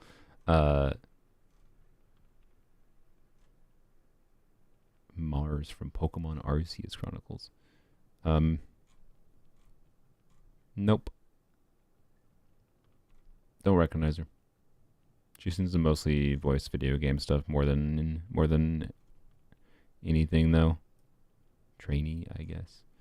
Yeah, Slime is probably the last show I watched that I would recognize her, but she mostly does video games, obviously, so not really a surprise. Oops. Disha. That's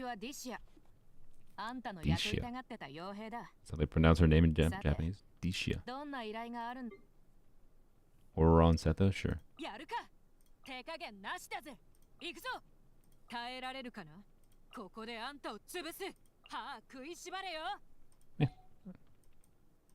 I'll be fine with that. I like that.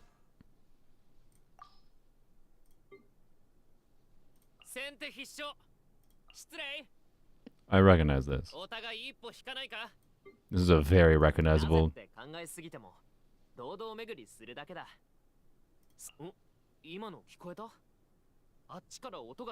Mm.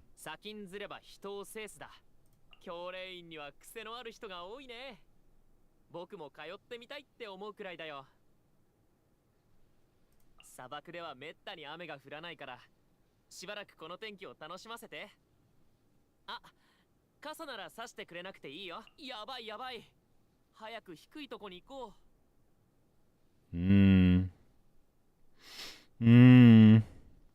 This one is like one of the strongest ones I've been like, yeah, I definitely recognize this.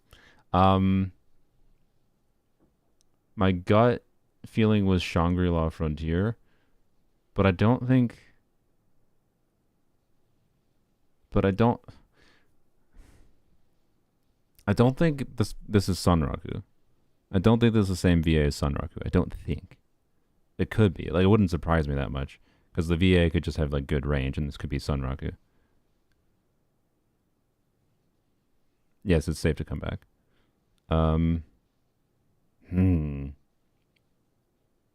What's this VA's name? See, before I want to, yeah, I don't want to even look this one up myself because I want to see if I can recognize the name of the VA. Yeah, that Imeno. That's so recognizable. Like, this voice actor is such a recognizable voice.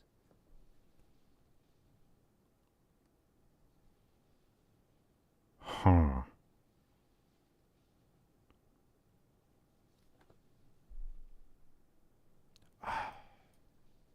Like, I've definitely heard them recently, I think. I don't know. I don't know. Yeah.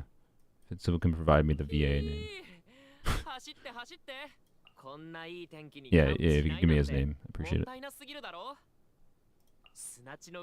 don't know. I'll just leave my guess as... I'll leave my guess as in Shangri-La Frontier. I'll also throw in... This might be a character in Dan? Not the one dude, not the main character, of course. Not the boy. Like it might be the dude that was introduced towards the end of Dan. Shoya Chiba. Alright. Let's see. I feel like there's a good chance it's not Shangri-La, but I'll recognize something. I don't recognize the name though. Nabu, okay. Code Geass character, no. Blue Box. I watched a few episodes of that. I might return to it. I don't know. It didn't grab me as much as it grabbed other people, but that's probably one I recognize. Okay, this character, I don't know. There's not any immediate ones that are sticking out to me. But they still were really recognizable. Interesting. Despite that.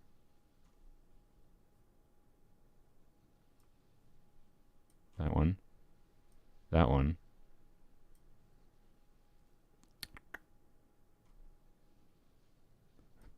A Horimiya character. Yeah, okay. Like, yeah, okay. Ah! That's why. There you go. There you go. I knew this is why it was so fresh in my brain. There you go. Is this boy. Is Ko from Toilet Bound Hanako-kun. I watched the second season recently. Also, Ayano Koji. But I watched the second season of this. That's why it was so very recognizable. Skirk numbers don't look bad multiplayer-wise. Are you sure?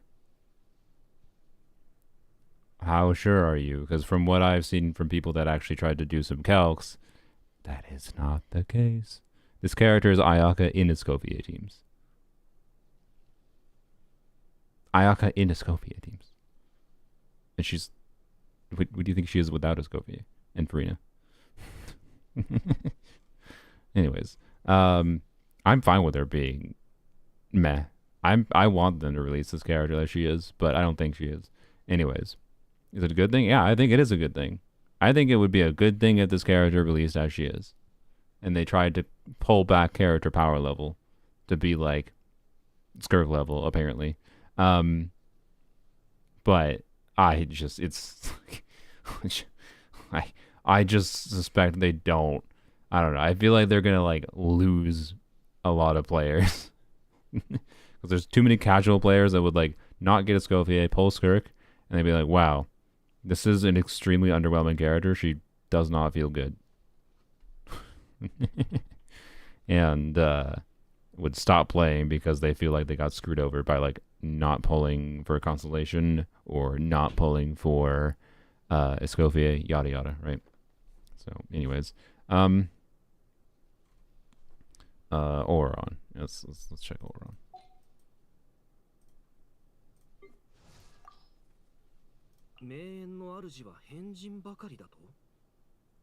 Fairly recognizable, not super strongly though. 他にもいるのか。誰もが好きな動物や野菜、あるいは果物を持つべきだと思う。そうすることで自分がどんな人になりたいかが見えてくるんだ。Her cryo application might change for her things for her. I'm just assuming right now it's standard ICD across the board for all her stuff. It's all just she's just doing normal attacks, so you know. And they specifically, so as far as Skirk's like normal attacks go, she has some pretty fat multipliers on. Yeah, I have it on my phone, I think. So by the way, her skill talent is where her normal attack multipliers are. So her talent priority is going to be like her skill, and then her burst secondarily, because her burst can give some bonus to her skill. And then you do not touch her normal attack talent. Yes, she is doing damage through normal attacks, does not mean you level up her normal attack talent. Oh, that is Hugo. I had Hugo open my phone on Hakushin. I was looking at Hugo. That would lead me to some confusion. Why does Skirk need stun characters? Alright, Skirk multipliers is level 10. So first hit, 262%, second hit, 236. 3 hit and 4 hit are double hits. So 149, 149, 159, 159. And then 5 hit is 388. So with normal application of 3 hit rule, what this would be, notably, and this is why I think she theoretically can actually work with stuff like melt, maybe in a weird janky way. Like you're gonna have to force Hydro in the team or something, or not necessarily. It doesn't have to be Hydro. There could be other. It has to be either Hydro. You have to have either Hydro for freeze triggering, cryo, crystallize. So Geo could be an option, but that would basically mean you can't do other. You're not gonna be able to do crystallize meaningfully with also melting.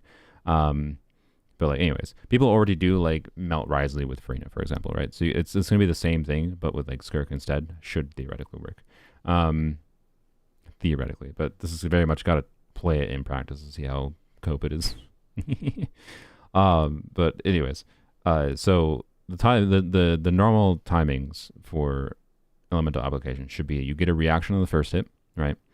Because it's the first hit, so you get a reaction the 262%.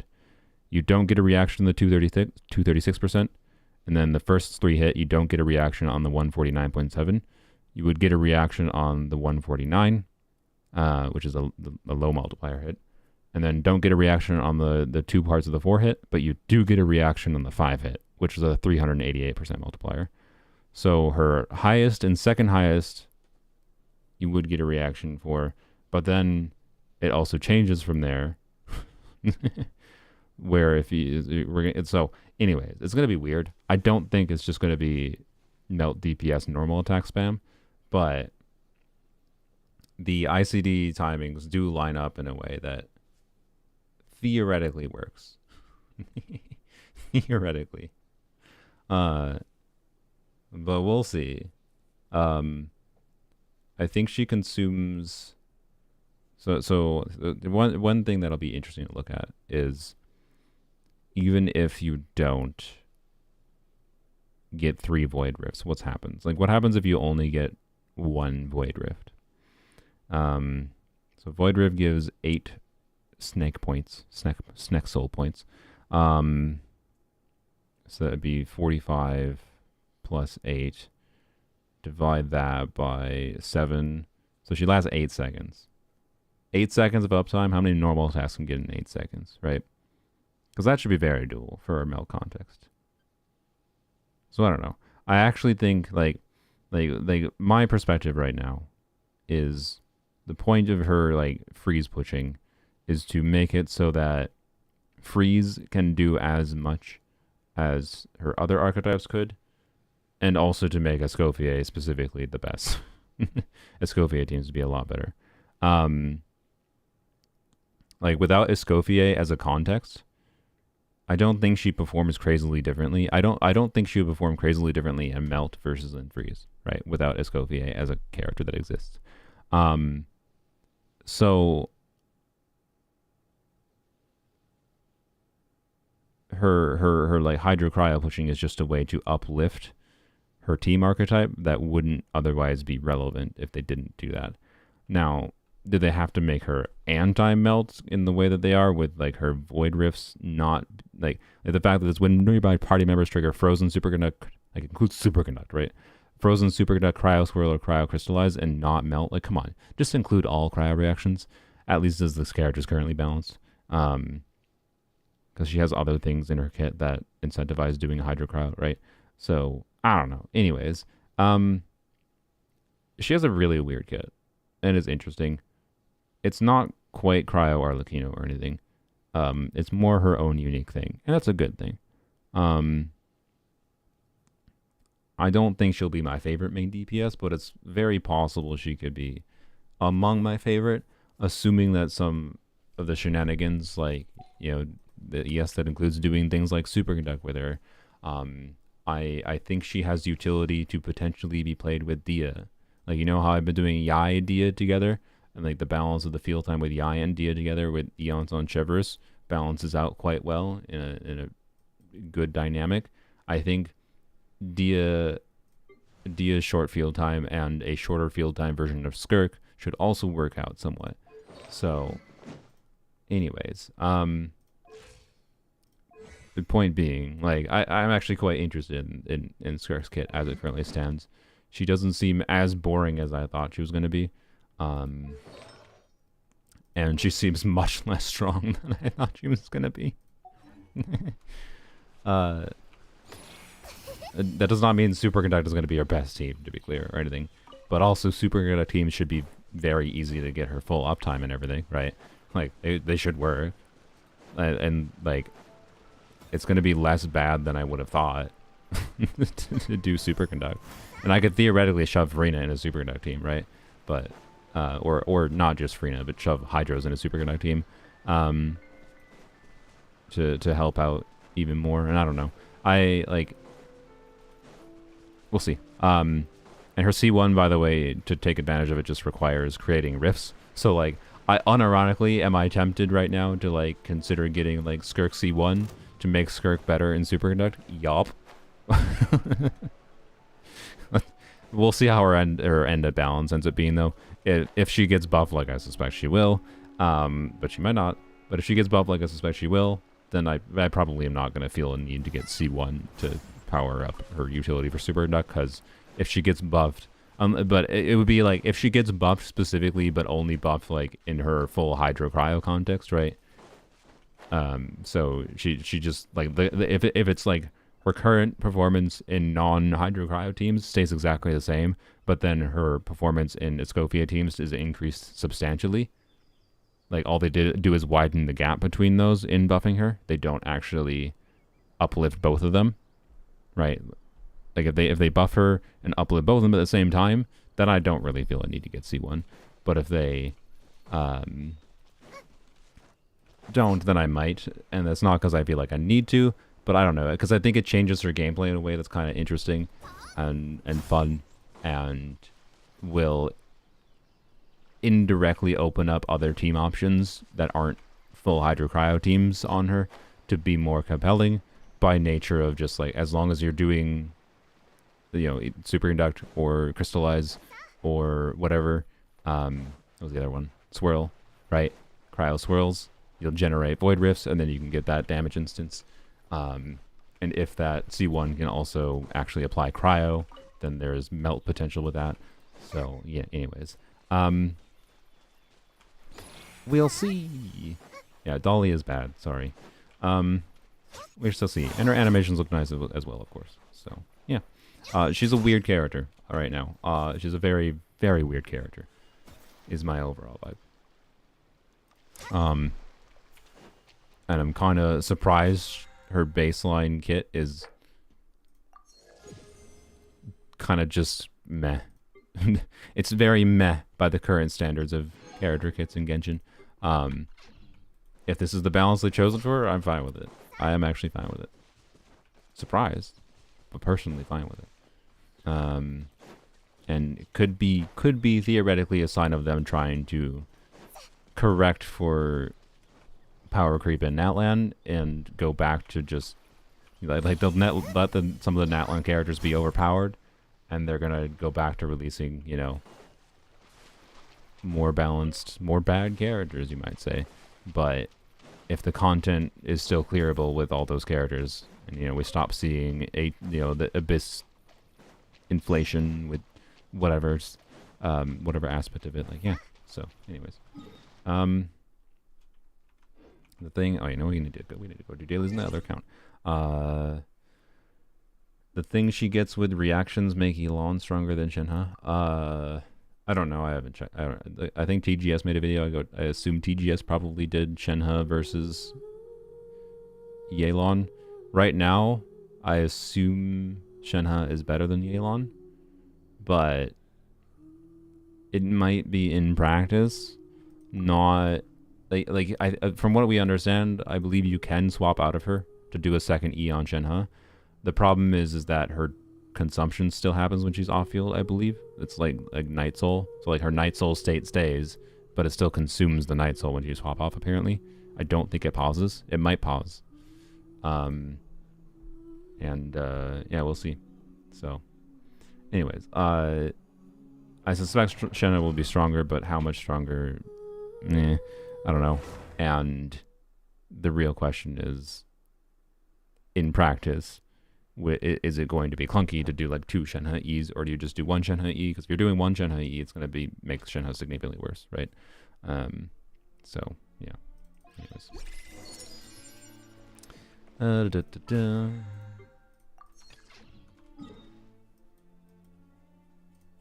Oops.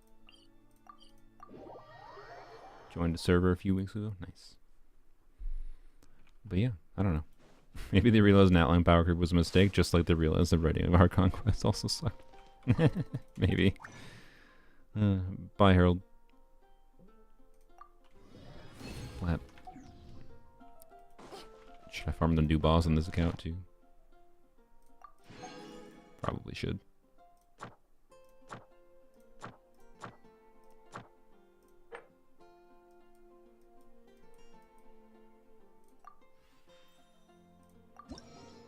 Let's go.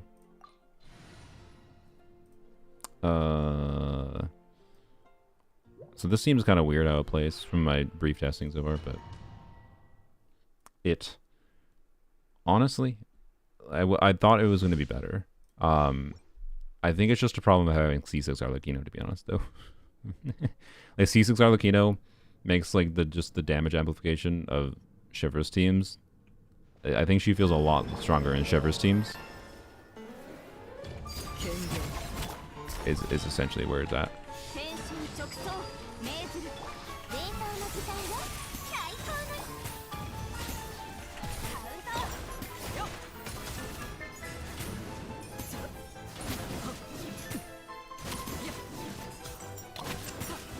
this thing pyro resistant?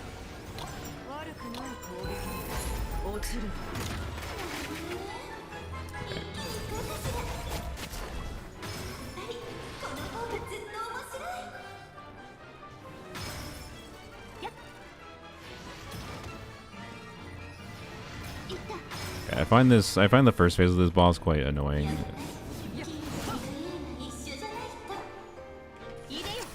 Because it's just really awkward to get your energy back. We'll say that.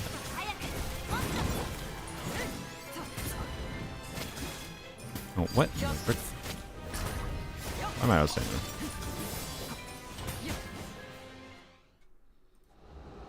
So anyways, C2 really Fs with things as far as melt setups do so far, which is what I expected. Oh my god, can you just do this?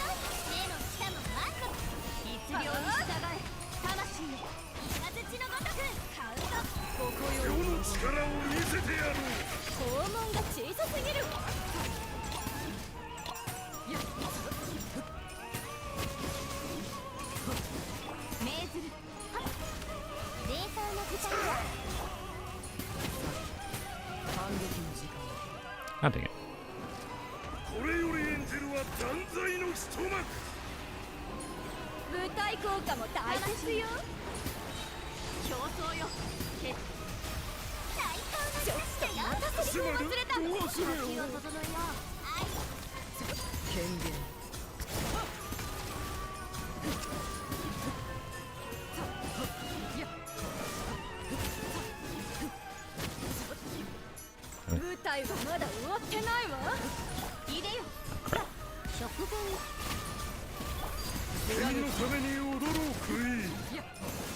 Like, I think this team is actually... oh, really? I think this team is substantially worse than I thought it was going to be.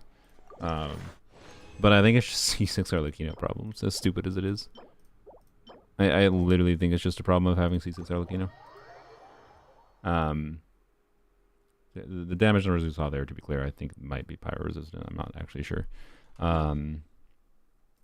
But it is annoying enough to set up things here, and it's a problem also of like Eons on not working well in melt teams for like getting pyro bonus consistently. If I had a C6 Eons on, I think this would work better, or at least C4 Eons on, because it gives me more flexibility with uptime and whatever. But I don't know, I'm gonna mess with it more, but it's not as good as I thought, is my point. As pyro res, yeah, that's what I thought. But just on like a how it plays level, it doesn't feel amazing to play to me. And the ease of play of just Chevreuse teams, doing Chevreuse Raiden Eons on, right? I think is generally speaking better than this team variant, right? And this is with a build changed around it, so you know. But we'll test this more tomorrow though.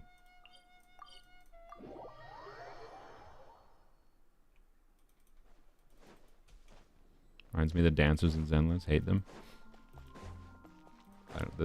With invested teams that deal AoE damage in Zenless, the dancers are trivial. And the dancers in Deadly Assault are completely different from the dancers that are the weekly boss farming. And I don't know.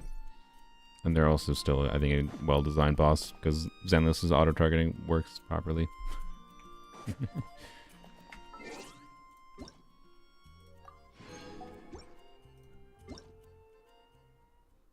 Mona is the Arlecchino's best vaporize support.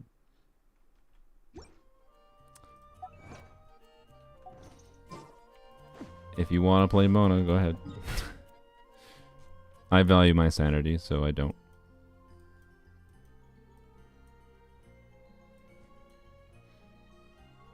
But also, you're ignoring Candace. So, you know. Although Candace is arguably not relevant when they never do AoE content anymore, so... But also, Vape Arlecchino is arguably not relevant when Zitlali and Rosaria and now Escoffier all exist. I want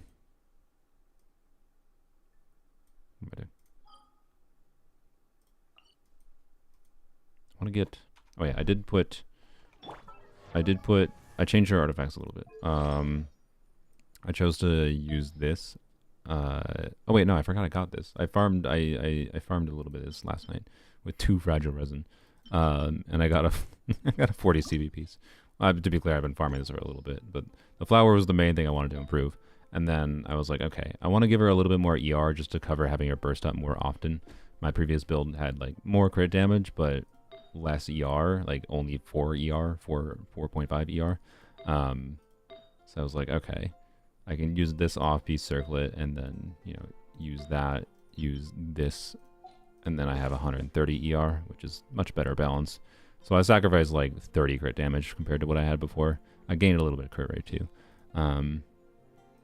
But I think it's overall a better balanced build, just mostly for sacrificing some crit for ER. That's fine.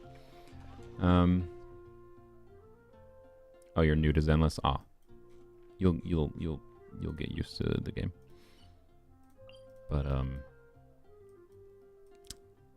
yeah, it do be somewhat effective. You gotta get good. I enjoyed the dancers though a lot, because I enjoy boss gimmicks that force you to have to care about multiple enemies at the same time, and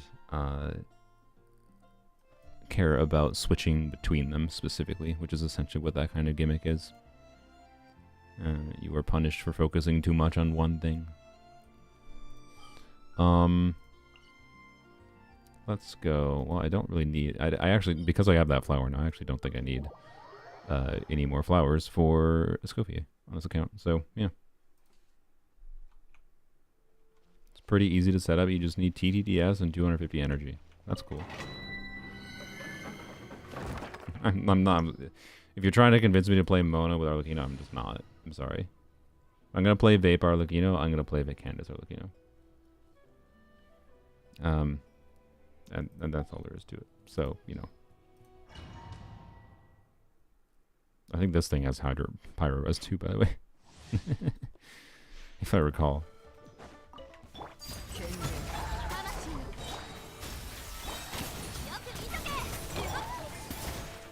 As you can see, like the Electro application from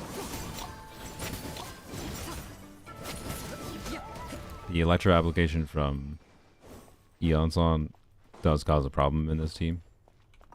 I think. I don't know. It's annoying. It's what it is. I think if I don't do a normal attack, I can maybe get around that, but eh.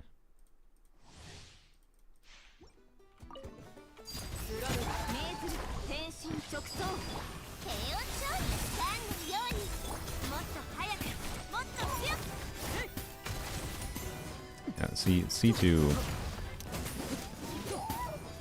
C2 and Eonson's Electro application makes things annoying. And if I can't use Eonson, then it's just definitely worse than... Like, I need to have an attack buffer, right, for this to actually make any amount of sense. So I don't know, it's kind of weird. I could do... But again, this is a problem of, like, not having C4 Eonson hurts a little bit. I'll probably try Rosaria instead of Shenhe. And do, like, Arlecchino E into Escoffier, into Eonson, into Rosaria. And, like, Rosaria teleport should help me get some Night Soul and overwrite the Cryo, I think, if I do... Or, sorry, overwrite the Electro if I do Rosaria after Eonson. I could do the same thing with Shenhe after Eonson here, but it also kind of just feels like Shenhe's longer cooldowns don't line up properly, so I do think Rosaria is a lot better here. In fact, let's not go test. Yeah, I don't know. If I'm gonna... So I'm sorry. If I'm gonna play... Vape Arlecchino, I ain't using Mona. if that's what you enjoy because of the more front-loaded damage focus, that's completely fair. Do I not have Mona on this account? Oh, I do. She was level for theater. Just double checking what her cooldown is on her. Yeah, she does have a 15-second cooldown, so that helps. She does fit in short rotation times. I was just making sure that. That's a key advantage she has over Yelan, but I don't play with Yelan. I play with Vape Arlecchino with Candace, so I can do short rotations, so it's not an advantage Mona has for me. It would just be slightly more front-loaded damage bonus, but anyways. Oh yeah, I was going to swap to Rosaria. And, oh yeah, Rosaria no longer has... So Rosaria, previously, on this account, would always prefer... playing with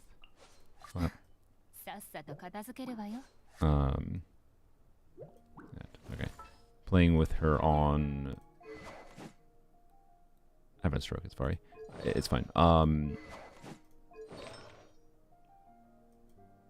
Blizzard Strayer, or not Blizzard Strayer, the Guild of Dreams for Melt. Man, I need to take a break. Now it's either Emblem or Instructors for this team context. So I'm going to do Instructors because I think it is just better in this team.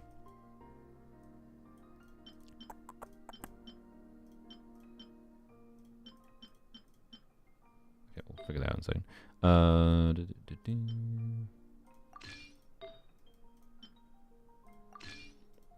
My Arlecchino already has enough crit rate with just double cryo alone, so I don't really need to care about the crit rate buff that much. We just need to make sure we get energy. Which, yeah, we'll use Fab, why not? No reason not to use Fab, other than to save Fabs on other units. Bap.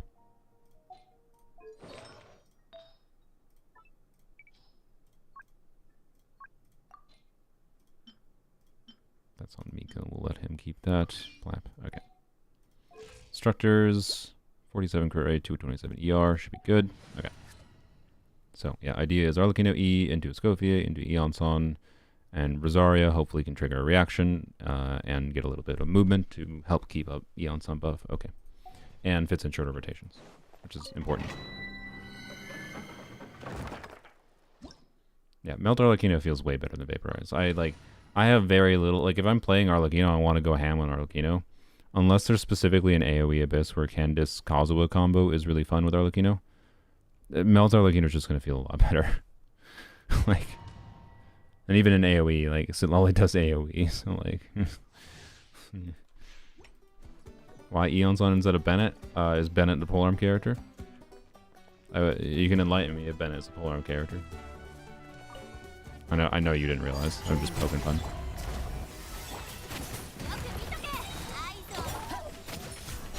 Okay, I was right, yeah. Okay, but...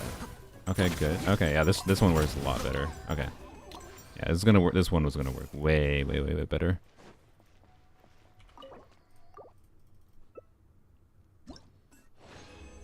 But generally speaking, I would say yes, Bennett is better for Melt Arlecchino setups. But he don't exist on a polearm only account.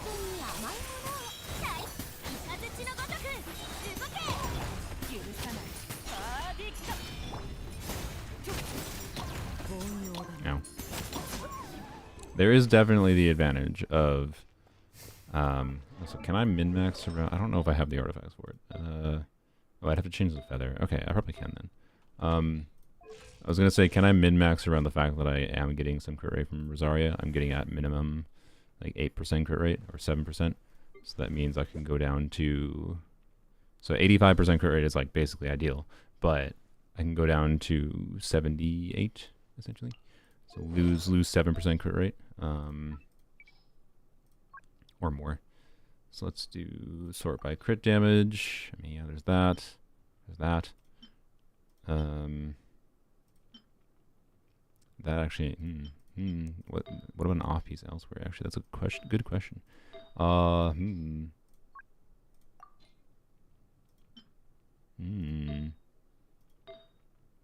I don't think I have a better EM timepiece. Yeah, I think it's still an off piece flower. So since we do have the Rosaria crit rate, it makes sense to change around it, right? So let's put this on. So I think that's a little bit more crit rate loss than I prefer. Yeah, it's a little bit more crit rate loss than I prefer, but theoretically that would just push you towards. Oh wait. I'm stupid. No, with double cryo I had more than enough crit rate before because I have C6, right? I forgot. Oh wait, the C6 crit rate was no, never mind. The C6 crit rate doesn't show up here, does it? Wait, does it? No, because I just had 73 before. It does show up here. Okay. Because I think it just expired there. We'll check. You're playing and watching at the same time. Didn't notice. That's fair. All right. C3 Chevy worth building. I think a C0 Chevrolet is worth building, and also Chevrolet barely needs that much investment to be useful. Chevrolet's value is going to depend more on your investment in your other units than into Chevrolet, generally speaking. Okay, so yeah, what do I look at? Okay, yeah, so so my ideal crit rate is theoretically the math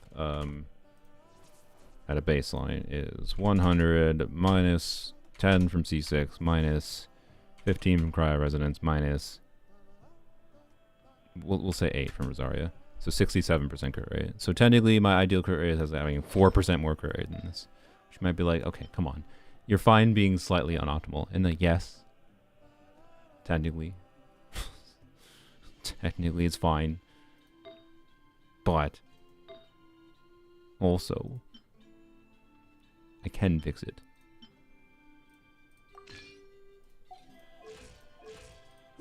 Case in point. You know.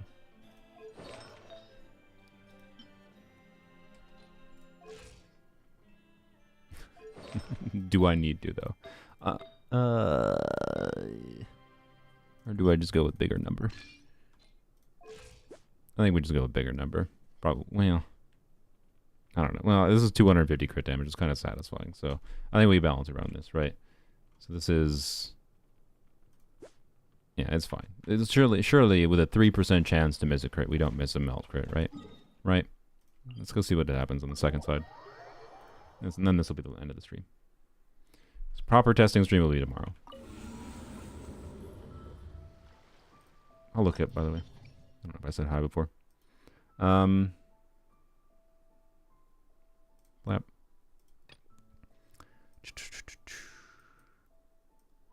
don't know why I scrolled down. You.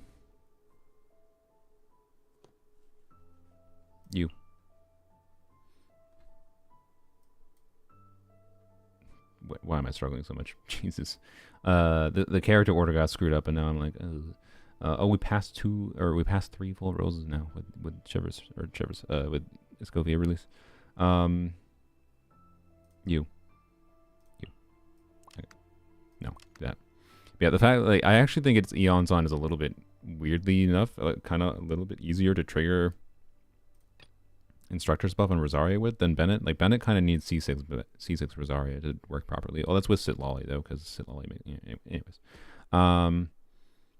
just do like a Shivers team first side. EM better than attack for Arlecchino with Melt? Should be, yes. But attack is also probably fine. I wouldn't worry about it that much. I might have floor 6.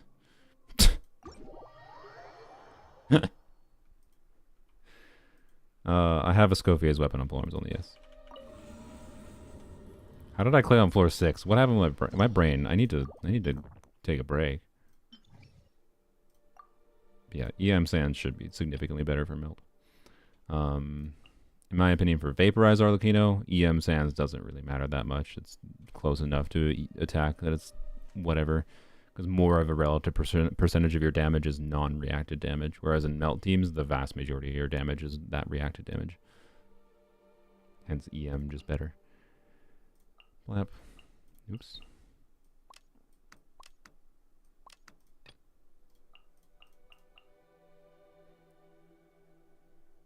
I think we do like this. Same for Overload. I mean, no, Overload you do attack.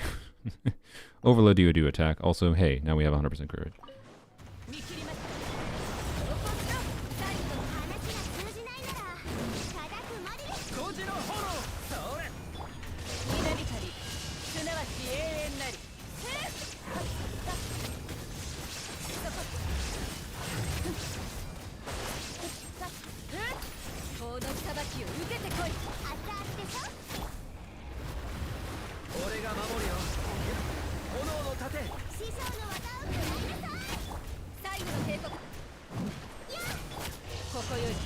Oh, how did I not catch those particles?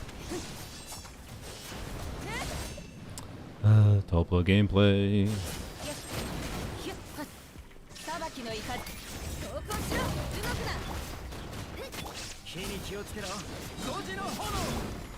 I think Toma has Jade Spear right now, by the way. Oops.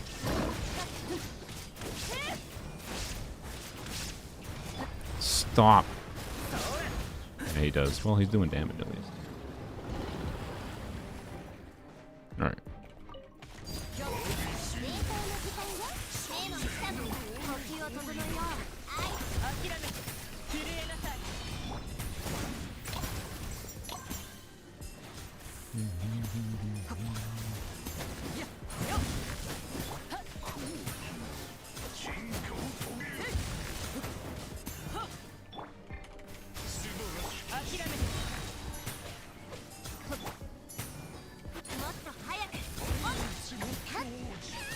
Oh, god dang it.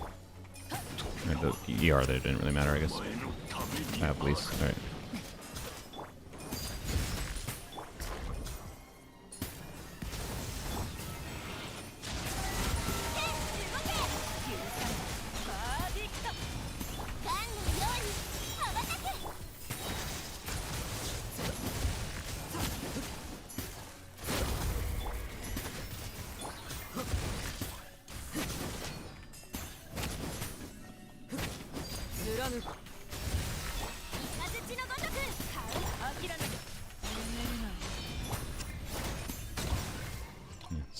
Seahorse gameplay kind of scuffed as normal. By the way, yeah, I'm not trying to make use of Arlecchino's C6 burst here right now. Oh well. It's hard to figure that out in conjunction with everything else.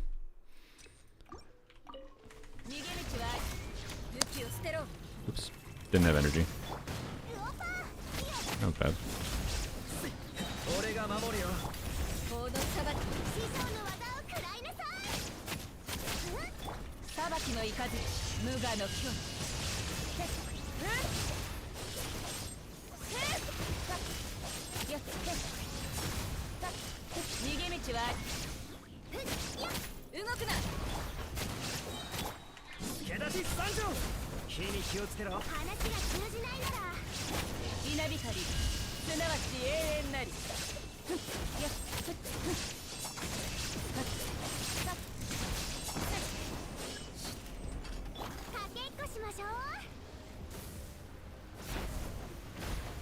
It's a little bit trickier for me to do that with these model characters.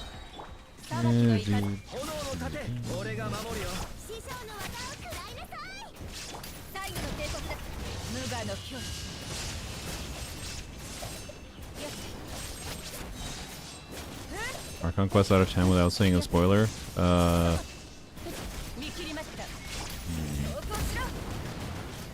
Recency bias disclaimer, but 9 or maybe 9.5. But again, recency bias.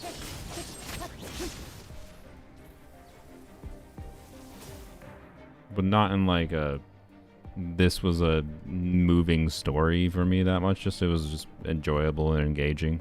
Like by Genshin story standards, 9.5. By like overall story standards, I think a solid 7 or 8. It was enjoyable. Right. It was an enjoyable show to watch kind of thing, kind of feeling. But not like, whoa, this is among my all-time favorite animes. Not that. Right. Escoffier is surprisingly not bad at non-freeze team. It's not surprising if you... I'm sorry. It's not surprising at all. Escoffier happens to have the free... Like, I think the best way to think about Escoffier is that she's an extremely versatile off-field unit that also happens to be team-wide healing. But she has good cryo application, good damage outside of... Like Escoffier's damage contribution in a non-full Hydro Cryo team can be higher. That right? Like her own personal damage can, if you're technically min-maxing Escoffier specifically, you can get her to do more damage in non-Escoffier teams. Her kit doesn't actually lose that much by like it does not require freeze. It literally doesn't mention freeze at all. It's a incentive and a significant bonus to doing a full Hydro Cryo team. Like, it's like she's just the most versatile off-fielder in the game that happens to have the extra bonus of doing what Chevreuse does, but for, you know, Hydro Cryo units. Like, it's a bonus to her kit. It's not what her kit is in my opinion what it is. So, like, I'm sorry, I highly disagree. It's not surprising at all. It's not surprising at all that she's this good. But anyways, yeah, I know you haven't seen her until now. It makes sense. But anyways, yeah, the ride into C5 technically. No, I did not try to get C5 Raiden. That just happened in going for constellations, both for Chevreuse and Toma. Alright.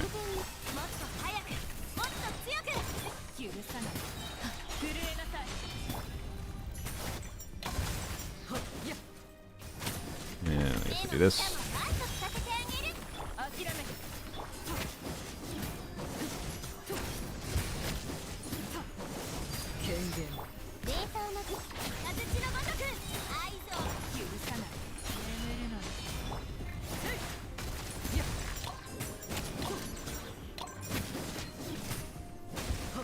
Yeah, killed the way out before. Yep. No, I'm not plotting on C16 Raiden. I gave her a chance. Look, see, the thing is, C6 Raiden is freaking useless, basically. Like, there's very, very minor meme utility I could use it for on this account, but it's basically useless. Okay? But despite that, I gave her a chance, because we got the early Raidens when going for Toma. We got 2 freaking Raiden constellations when going for Toma C6. I gave her a chance. I spent a bunch of time farming. We spent like 10, 20 hours farming to get Primo Gems. Went to pity on Ryzen's last banner. And we lost the 50-50. That is a signal to never get C6. There's no actual reason to get it. The only reason it will happen in the future is if Eon San reruns on her banner. So 4 stars again. Are you down talking Skirk? Go watch TGS's video, yo. Go look at someone actually doing the multipliers. Go away. I'm sorry. I'm not saying you can't watch my content. I'm just saying go look at someone else that actually did the multipliers. She performs like Ayaka. That's the information I have. That's what I said. She performs like Ayaka in Escoffier teams. Like delete Escoffier from existence. Delete her from existence for a minute. And are we calling Skirk's multipliers good after deleting Escoffier from existence? Like Ayaka is not. No one says Ayaka is a good character. Her performing like Ayaka is not. She doesn't have good multipliers. From what I understand from people that do calcs more. I haven't tried to do anything myself because I haven't felt the need to. Like, to be clear, I think she will, on average, perform better than Ayaka for most people. Why? Because I think there's key differences in how the characters are played, and I think actually Skirk is a more versatile character than Ayaka. Which might seem crazy because of all the hydro cryo in Skirk's kit, but I think Skirk is a more versatile character than Ayaka. Like I wasn't downplaying her. I think she looks cool. I like her kit. I actually want it to stay the same. But her multipliers are not there for a lot of people. Like right now, she performs bad. She is a relative to other on-field characters they released in the last year. She is bad outside of Escoffier teams. She just is. Relative to them. I think that's fine. I actually think that's perfectly fine. I am fine with her balance as it currently is. I am completely fine with it. But she is bad compared to Baressa, compared to Kanich, compared to Mualani, compared to Muika, compared to Chaska. She is bad outside of Escoffier teams. And like, it's Escoffier for arena teams specifically. And then you have a flex slot a little bit, kind of. So, I don't know. I'm surprised that she's as underwhelming as she is. Like I expected Escoffier teams to be like 120k DPS. I expected her baseline DPS to be like 20k DPS better than it is, because that would put her more at the level of what the power level of what I would expect from Natlan characters. But again, this is just based on what other people have done, broken down. And it kind of seems like with C1 she becomes that. That's what it seems like right now. Is with C1 she becomes that. So I don't know.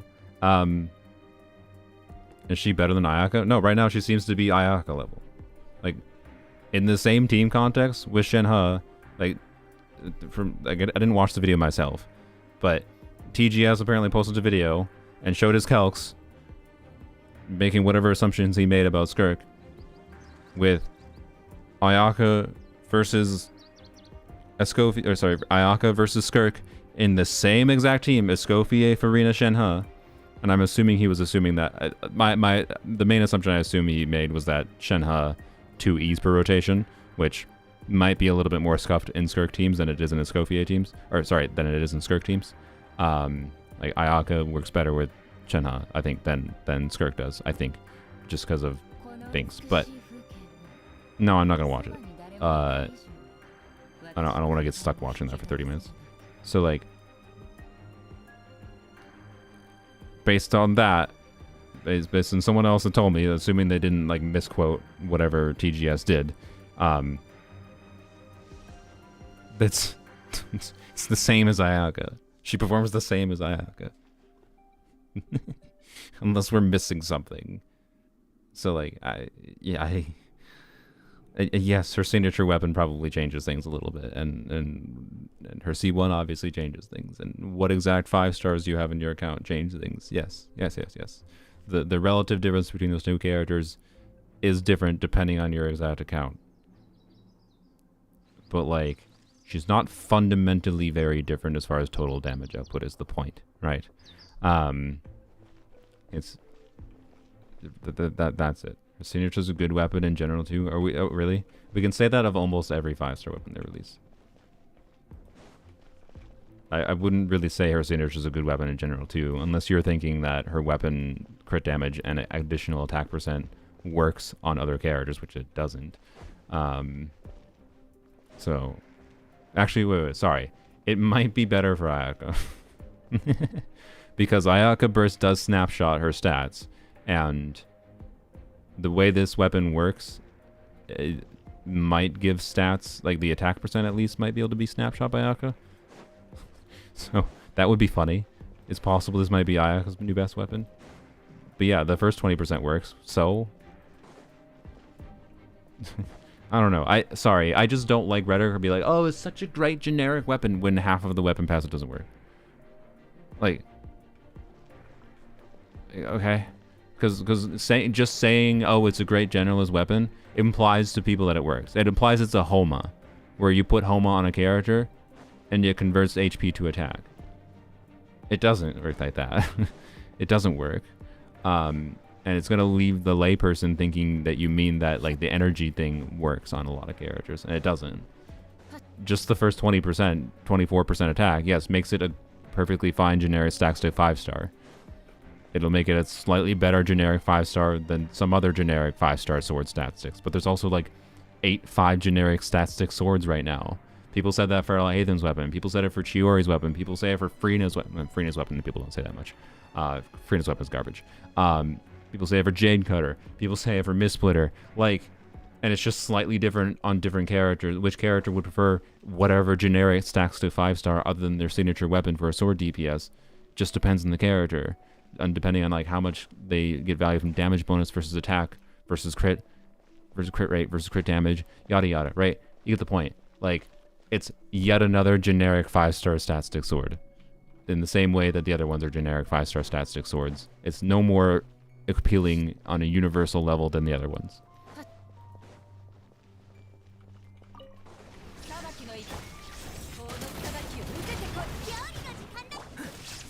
I would probably only pull Skirk weapon if you plan on getting Skirk. But, I don't know, it depends on the other weapon on the banner. The fact that she's probably rerunning with Muika, it seems like, based on the Abyss. Like, it's like 90% chance. So with that in mind, actually, that does probably... Like, see, as always, weapon banner factor is like, how valuable is the whole banner, not just one weapon. And with that as a factor... and assuming Muika weapon, being that Muika's weapon is a pretty good generic stack stick weapon for claymores, if you could get use out of both Muika's weapon, not just, oh, it's good, it's worth it, if you can actually get use out of it, I don't know why I'm not bursting, if you can actually get use out of Muika's weapon, and you could get use out of Skirk's weapon, maybe then it does make sense to pull on that weapon banner, for certain kinds of accounts, even if you're not getting Skirk, right? But it's not like the perfect generic stat stick sword that's going to be the perfect 5-star weapon for every single character universally in the future. It's not, right? It's just going to be pretty good. Probably better than Jade Cutter, I would say. I would say that, I guess. Generally speaking. But, I don't know. Anyways. Is Harbinger of Dawn usable on her? Yes, but Skirk is going to care. It's going to be pretty bad. Like, I'm pretty sure Harbinger of Dawn is going to be worse than the 4-star Finale of the Deep craftables, the Fontaine craftable. It's probably worse than that. It's almost assuredly worse than Calamity of Eshu as well. So, yeah, I don't know. Damage-wise, C6, Fischl, or FE? What? Like, just, okay, that Fischl is Fischl, and Fischl's contribution wildly varies in certain teams, and Fischl's mechanics with her Electro application matters a lot. Like, okay, to be clear, is it worth testing Effie instead of Fischl in an Aggravate team? I don't know. I'll jot this down for tomorrow. Effie instead of Fischl for Aggravate. Maybe. She does enough damage that the team might perform fine just doing that. Particularly if you're doing... But more specifically, I don't know. Like, the context where Effie replaces Fischl is like if you were playing Farina Fischl before, you could... Like, even if you're doing Farina Fischl plus Dendro, removing the Electro completely might arguably be better by putting a Scofier in because of how overpowered a Scofier is, and now you can remove your healer too and put a stronger unit in. So like... like it's not a simple comparison is my point, because there's too much different role coverage. Fischl has too much relevance for her elemental application. Like, Fischl is a better shield breaking unit than a Scofier by far.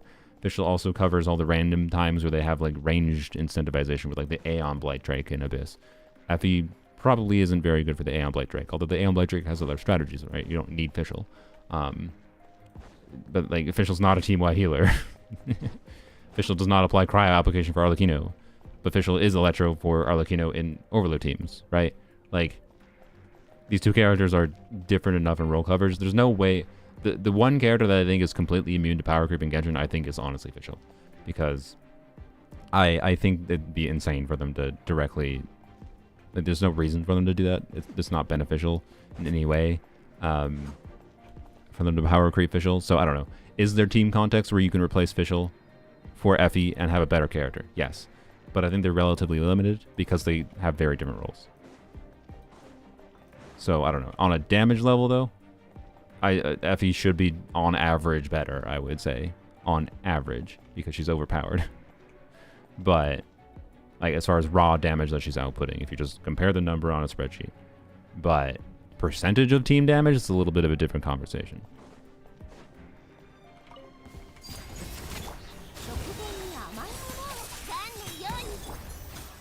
Apparently I need more energy on Neon Song. It's not really causing a problem here. Okay, let's try this. Nice, 800k. Okay, that causes a slight problem, but... Okay, yeah, so trying to figure out how to burst in this team is a little weird. I will say that. What am I doing?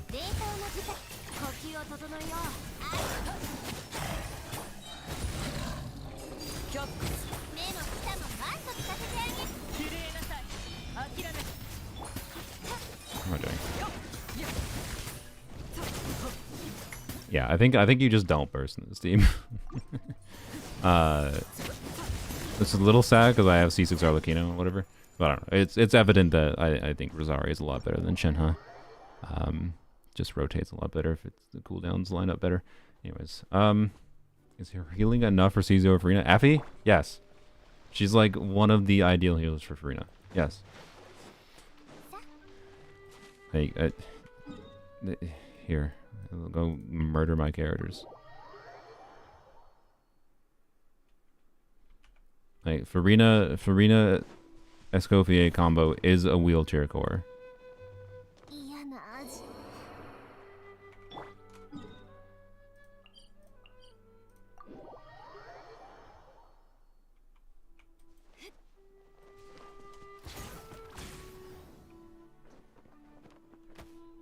What? Do you take less fall damage? Do you just take half fall damage? That's okay. I didn't know that. Is it only in your special state?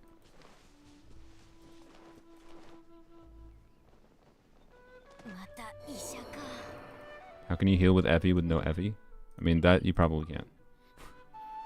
Have you already tried Sethos Effie? No, I can try that. I'll probably pick Sethos as the aggravate context. Because Sethos is my go-to aggravate DPS nowadays. So, and we'll leave Arlecchino alive. Sethos is my go-to aggravate boy.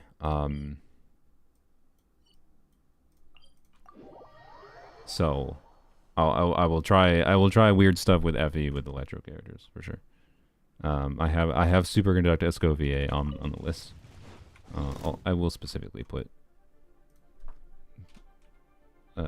Sethos FE though on the list because I think that could be kind of funny.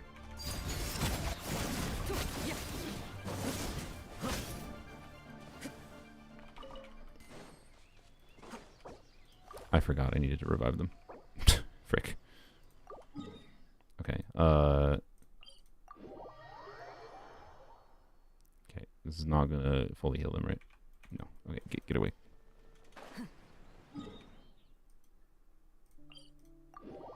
Get our energy back. But yeah, apparently I need more freaking energy on this team on Neon Song, which is an actual nightmare problem. I hate that. Why am I using... Oh, I guess that has a 7% crit rate roll. That's why I'm using that. Well, that probably makes more sense. It's going to be more annoying to trigger whatever now. But I only have a C2. I can get away with less attack than this. So I can swap to a flower with more crit rate. Yeah. There we go. So I have the same amount of crit rate now, basically. Still have 30%, but now I have... Yeah, there we go. That'll help. And still can get max buff. Yeah, we'll be doing a more proper testing stream tomorrow.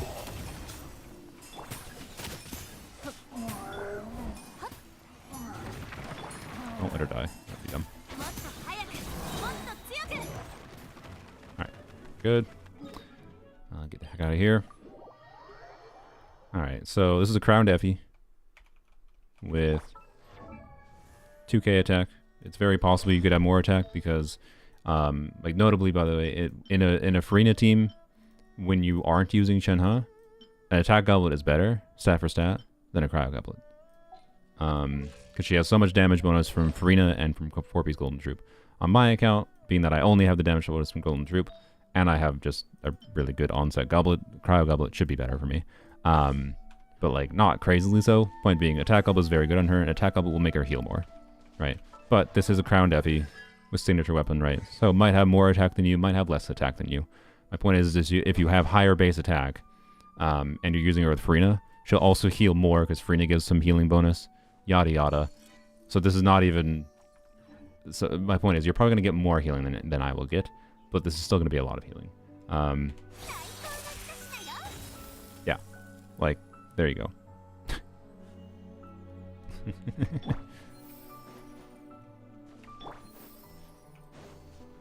She's made to be an ideal healer for Farina. And you can get more. How much will you get will depend on your weapon.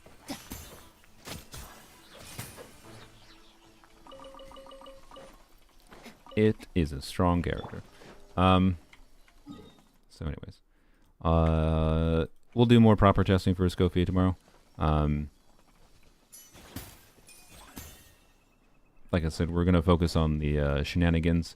I'll obviously play her in a few teams for the like full Hydro Cryo context, of course, because duh.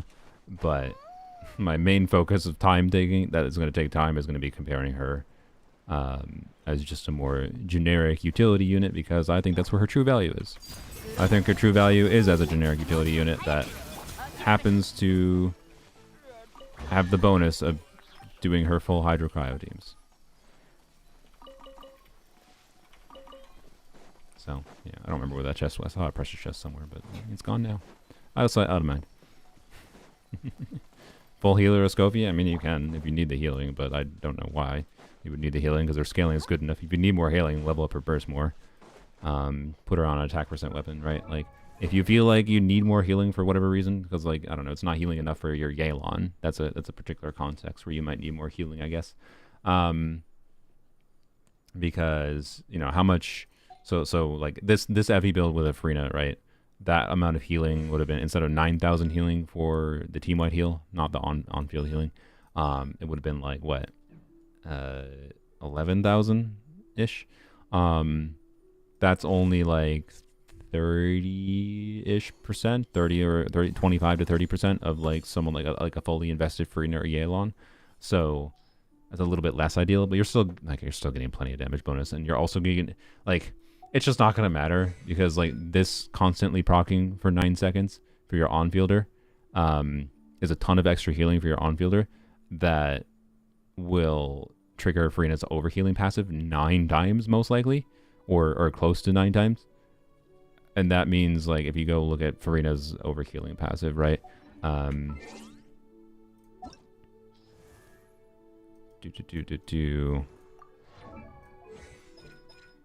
So when the active character in your party receives healing, if the source of the Farina is not Farina herself and the healing overflows, then Farina will heal the nearby active party members for 2% of their HP every 2 seconds for the next 4 seconds. This does not have any limit on its triggering, by the way. So if you are, generally speaking, you will get 9 instances of this proccing from Escoffier, right? So that's 9 times 4%. And it only goes to like one character. It'll go to different characters if they need it, but it prioritizes, I believe, the lowest HP character, if I recall. Anyway, so 9 times 4 is 36% of your character's HP. Like this passive, I think people undervalue. Like there's people that are like, I don't get the point of this passive. This passive was like a very clever design aspect to Farina to help make on-field healing work better with her. In the case of Escoffier, it means that the fact that she does this, approximate 10k-ish heal, which is enough for basically every non-HP scaling unit in the game to get full healed from 50% to 100%, right? Which is kind of the ideal you want for front-loaded damage bonus for Farina. And then Escoffier's on-field healing for the on-fielder, and then also this proccing a bunch potentially, is the last little bit you need, essentially, to finish up your healing and get the rest of your damage bonus. Like, she is one of the ideal healers for Farina. This is kind of similar to how some other characters work that are ideal healers for Farina. So, yeah. Anywho's. Like, it's quite literally made for Farina, right? So, yeah. She's strong. And yeah, if you end up using like I don't have Skyward Spine. She has ER needs, right? So that's one downside of her signature weapon is you're probably gonna find you need more ER substats. It might make her more annoying to build in some ways, more easier in some others. I should save these yaps for tomorrow, by the way. I should stop streaming. I need to edit the stupid wishing video. But like if we put like a fat build on her, right? Obviously, her attack is going to be lower because it's a lower base attack weapon. But also, a lot of teams you should have, like quite frankly, I don't know how many people are going to do this, but you should have, let's say if you're doing Ayaka Farina, you should have Noblesse attack, and you should have the Tenacity attack, because you should put Tenacity on Farina, sorry. A lot of people won't, though, so we'll just say you only have the 20%, right? That's going to make the healing that you saw from me with her signature weapon the same as or more, I think, actually, because 20% attack will be 912. That's a 90, 180. Yeah, actually, no, it'll be almost exactly the same. So Fab healing with just Noblesse buff, right? With just 20% attack buff on the team. The Fab healing on a full Hydro Cryo team will be the same as what you just saw there. Actually, sorry, more, because Farina healing bonus again. So again, like 10k, 11k amount. So I don't know. She's a perfect healer. And you have options to use weapons like this one, which will give more attack, more healing. Attack Goblet will obviously be more healing. Skyward Spine would be more healing. This would be more healing. Attack percent weapon. Yep. Right. Yada yada. Right. You get the point. You don't build a healing bonus circlet on her. You don't need to build her for healing, unless you. If you for some reason feel the need to build her for more healing, maybe that's a reason to choose a attack percent higher, like a attack percent substat weapon, or whatever weapon that has in the passive like this thing, or a higher base attack weapon like Skyward Spine, or use Jade Cutter as your generic stat stick weapon for her kind of thing. So yeah. Anyways, let's swap back to this good old fork. Oh yeah, someone said to look at that on Mika. Speaking of, I gotta finish. I should have been farming for Mika. I do want to level him up actually all the way now. He carried his weight in theater, so you know what? I think he earned his level 90, but soon TM.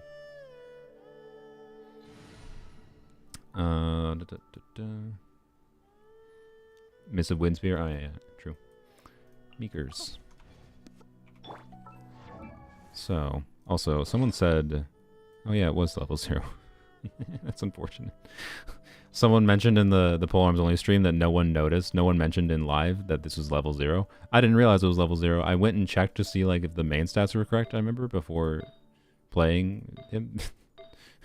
And, well, the main stats were correct, but the... Oopsies. I guess we can resolve that now. Watch it be a 50. Actually, I don't think it... I was gonna say I don't think it can be a 50, and I believe that's correct. I don't think a low roll start can be a 50 like this. But watch it be like a 48 crit value piece. That'd be hilarious. Also... Okay, never mind. Also, the game is trolling me, by the way. The 2 ideal substats here are ER and crit rate. Just saying. Frick you, game. Actually, frick you.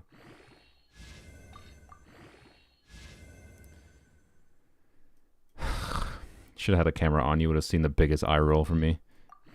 Actually, is there another one? Double check. No, I don't have another one. Kill me. Actually, kill me. You can't give me crit damage in the healing bonus circle, for God's sake. Like, I just... Whatever. It's fine. It's fine.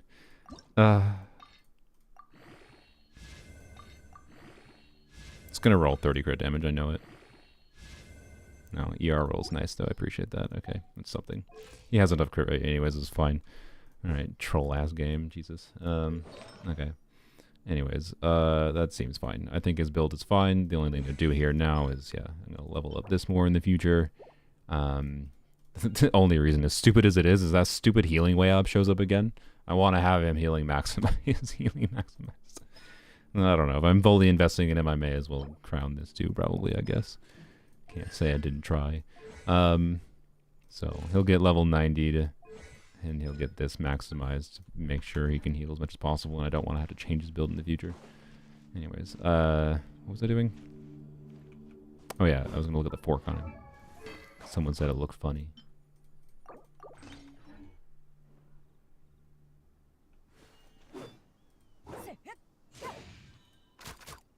It's mostly that first normal attack. The first normal attack's kind of funny.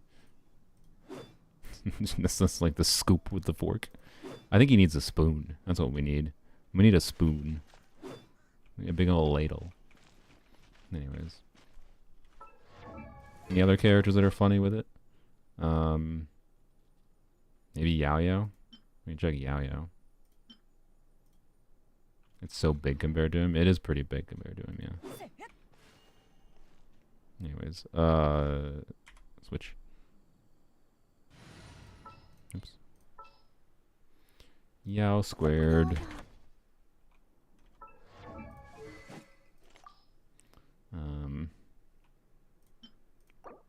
Flap. Okay, it's just a typical Yao Yao affair. It's just a smaller fork. Doesn't look as... It looks weirder on me than it does on her, that's for sure. Anyways. Alright, I think that's gonna have to be the stream. I need to stop streaming. Okay. Also, we gotta fix the builds. Put Meekers back on Fav. By doing this. Okay. Blap. Alright, perfect. All done. Fixed. Why do you have 2200 attack now? Oh, I forgot this gives attack percent. Okay, actually, okay. Maybe the healing would be... I forgot about the attack percent from this. That happens after you start healing. So I guess that probably, presumably, makes the healing a bit better than Fab with this weapon. My bad, but yeah. Anyways. Either way, my point was that with attack percent buffs for Fav, you could pretty much heal about what I healed with this weapon. It wouldn't be fundamentally very different, so yeah.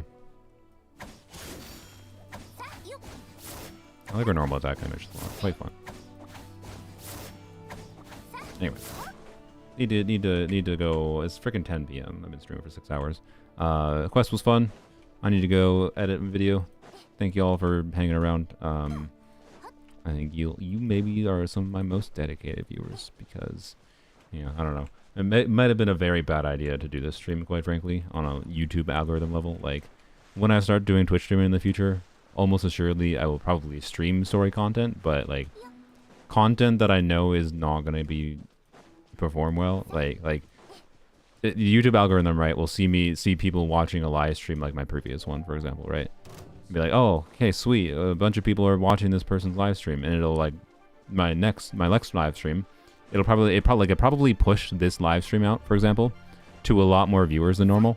So I bet this live stream showed up in a lot of people's feeds, but because people don't care to watch story content on YouTube, at least, like watch someone else play through story content, it like just didn't perform well. So like YouTube's like, oh, okay, so this person is making content that one person likes, but then they don't like the next video that's recommended to them. So then it just stops recommending videos from mine to them. That probably happens a non-zero amount. It might be actually quite harmful for me to do streams like this on YouTube. So anyways, point being, expect story. If you like story content from me, as much as it might be annoying to have you use Twitch, I apologize. And the nature of the YouTube algorithm and human behavior, yada yada, means I will likely do story content streams on Twitch in the future. Only reason I haven't right now is because internet situation, and arguably I should have, but stream this on Twitch even today because I could have just not streamed on YouTube. I just didn't feel like trying to switch all my settings to Twitch. So, I don't know. Anyways, laziness won for the YouTube stream for the day, but story streams like this one will probably be Twitch only in the future. So, anyways. It should pop up on subscribers, but sometimes you don't pop up. Yeah, I don't know. It is what it is. Live streams, the YouTube says live streams don't have a separate like recommendation algorithm, but they definitely do. Like people that don't watch live streams like ever will generally speaking not get live streams recommended in their feed, right? And it's possible to eventually get YouTube to recommend live streams to you. If you start watching live streams, YouTube will start recommending more live streams to you in your feed. But yeah, so like I don't in my experience, doing this kind of stream, to be clear, like where it doesn't get many views, doesn't affect my edited videos that much. Like YouTube says the algorithm is the same for the two types of videos, but I don't think it actually is. From my own experience, it just does not seem to track. You can have poorly performing live streams and still have really well performing videos, edited videos. But if I have good live stream and then poorly performing live stream, poorly performing live stream, poorly performing live stream, you can see how that compounds. And then YouTube's algorithm is going to recommend my live streams to less and less people. The smart thing for me to do on a business strategy level is to like try to like after capitalize on the fact that I did the stream yesterday that had was really a lot of live viewers and a lot of a lot of just views in general, right, for a live stream for me. It's had like 20,000 views. I think it might be like one of my highest total views on a live stream, period. I have to go double check, but what I should do is try to capitalize on that by doing another stream that would be interesting to those people, right? So something like the testing Escoffier stream probably would have been better to do, and I might have hurt the performance of the testing Escoffier stream by doing this stream before the testing Escoffier stream, but oh well, it's fine. I wanted to relax and do this today, and I don't regret that.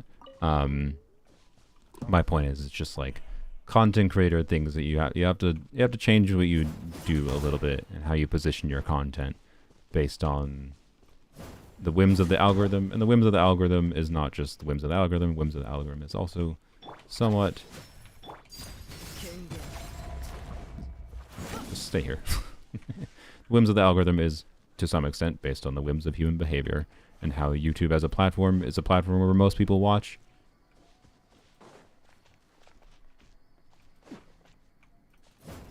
I hate this. Is a platform where most people watch based on things showing up in their feed, right? So, yeah. Anyways, testing stream tomorrow. Thanks for watching. Have a wonderful night or day or existence. Wishing video should be tomorrow, by the way, in case you missed that. Bye-bye.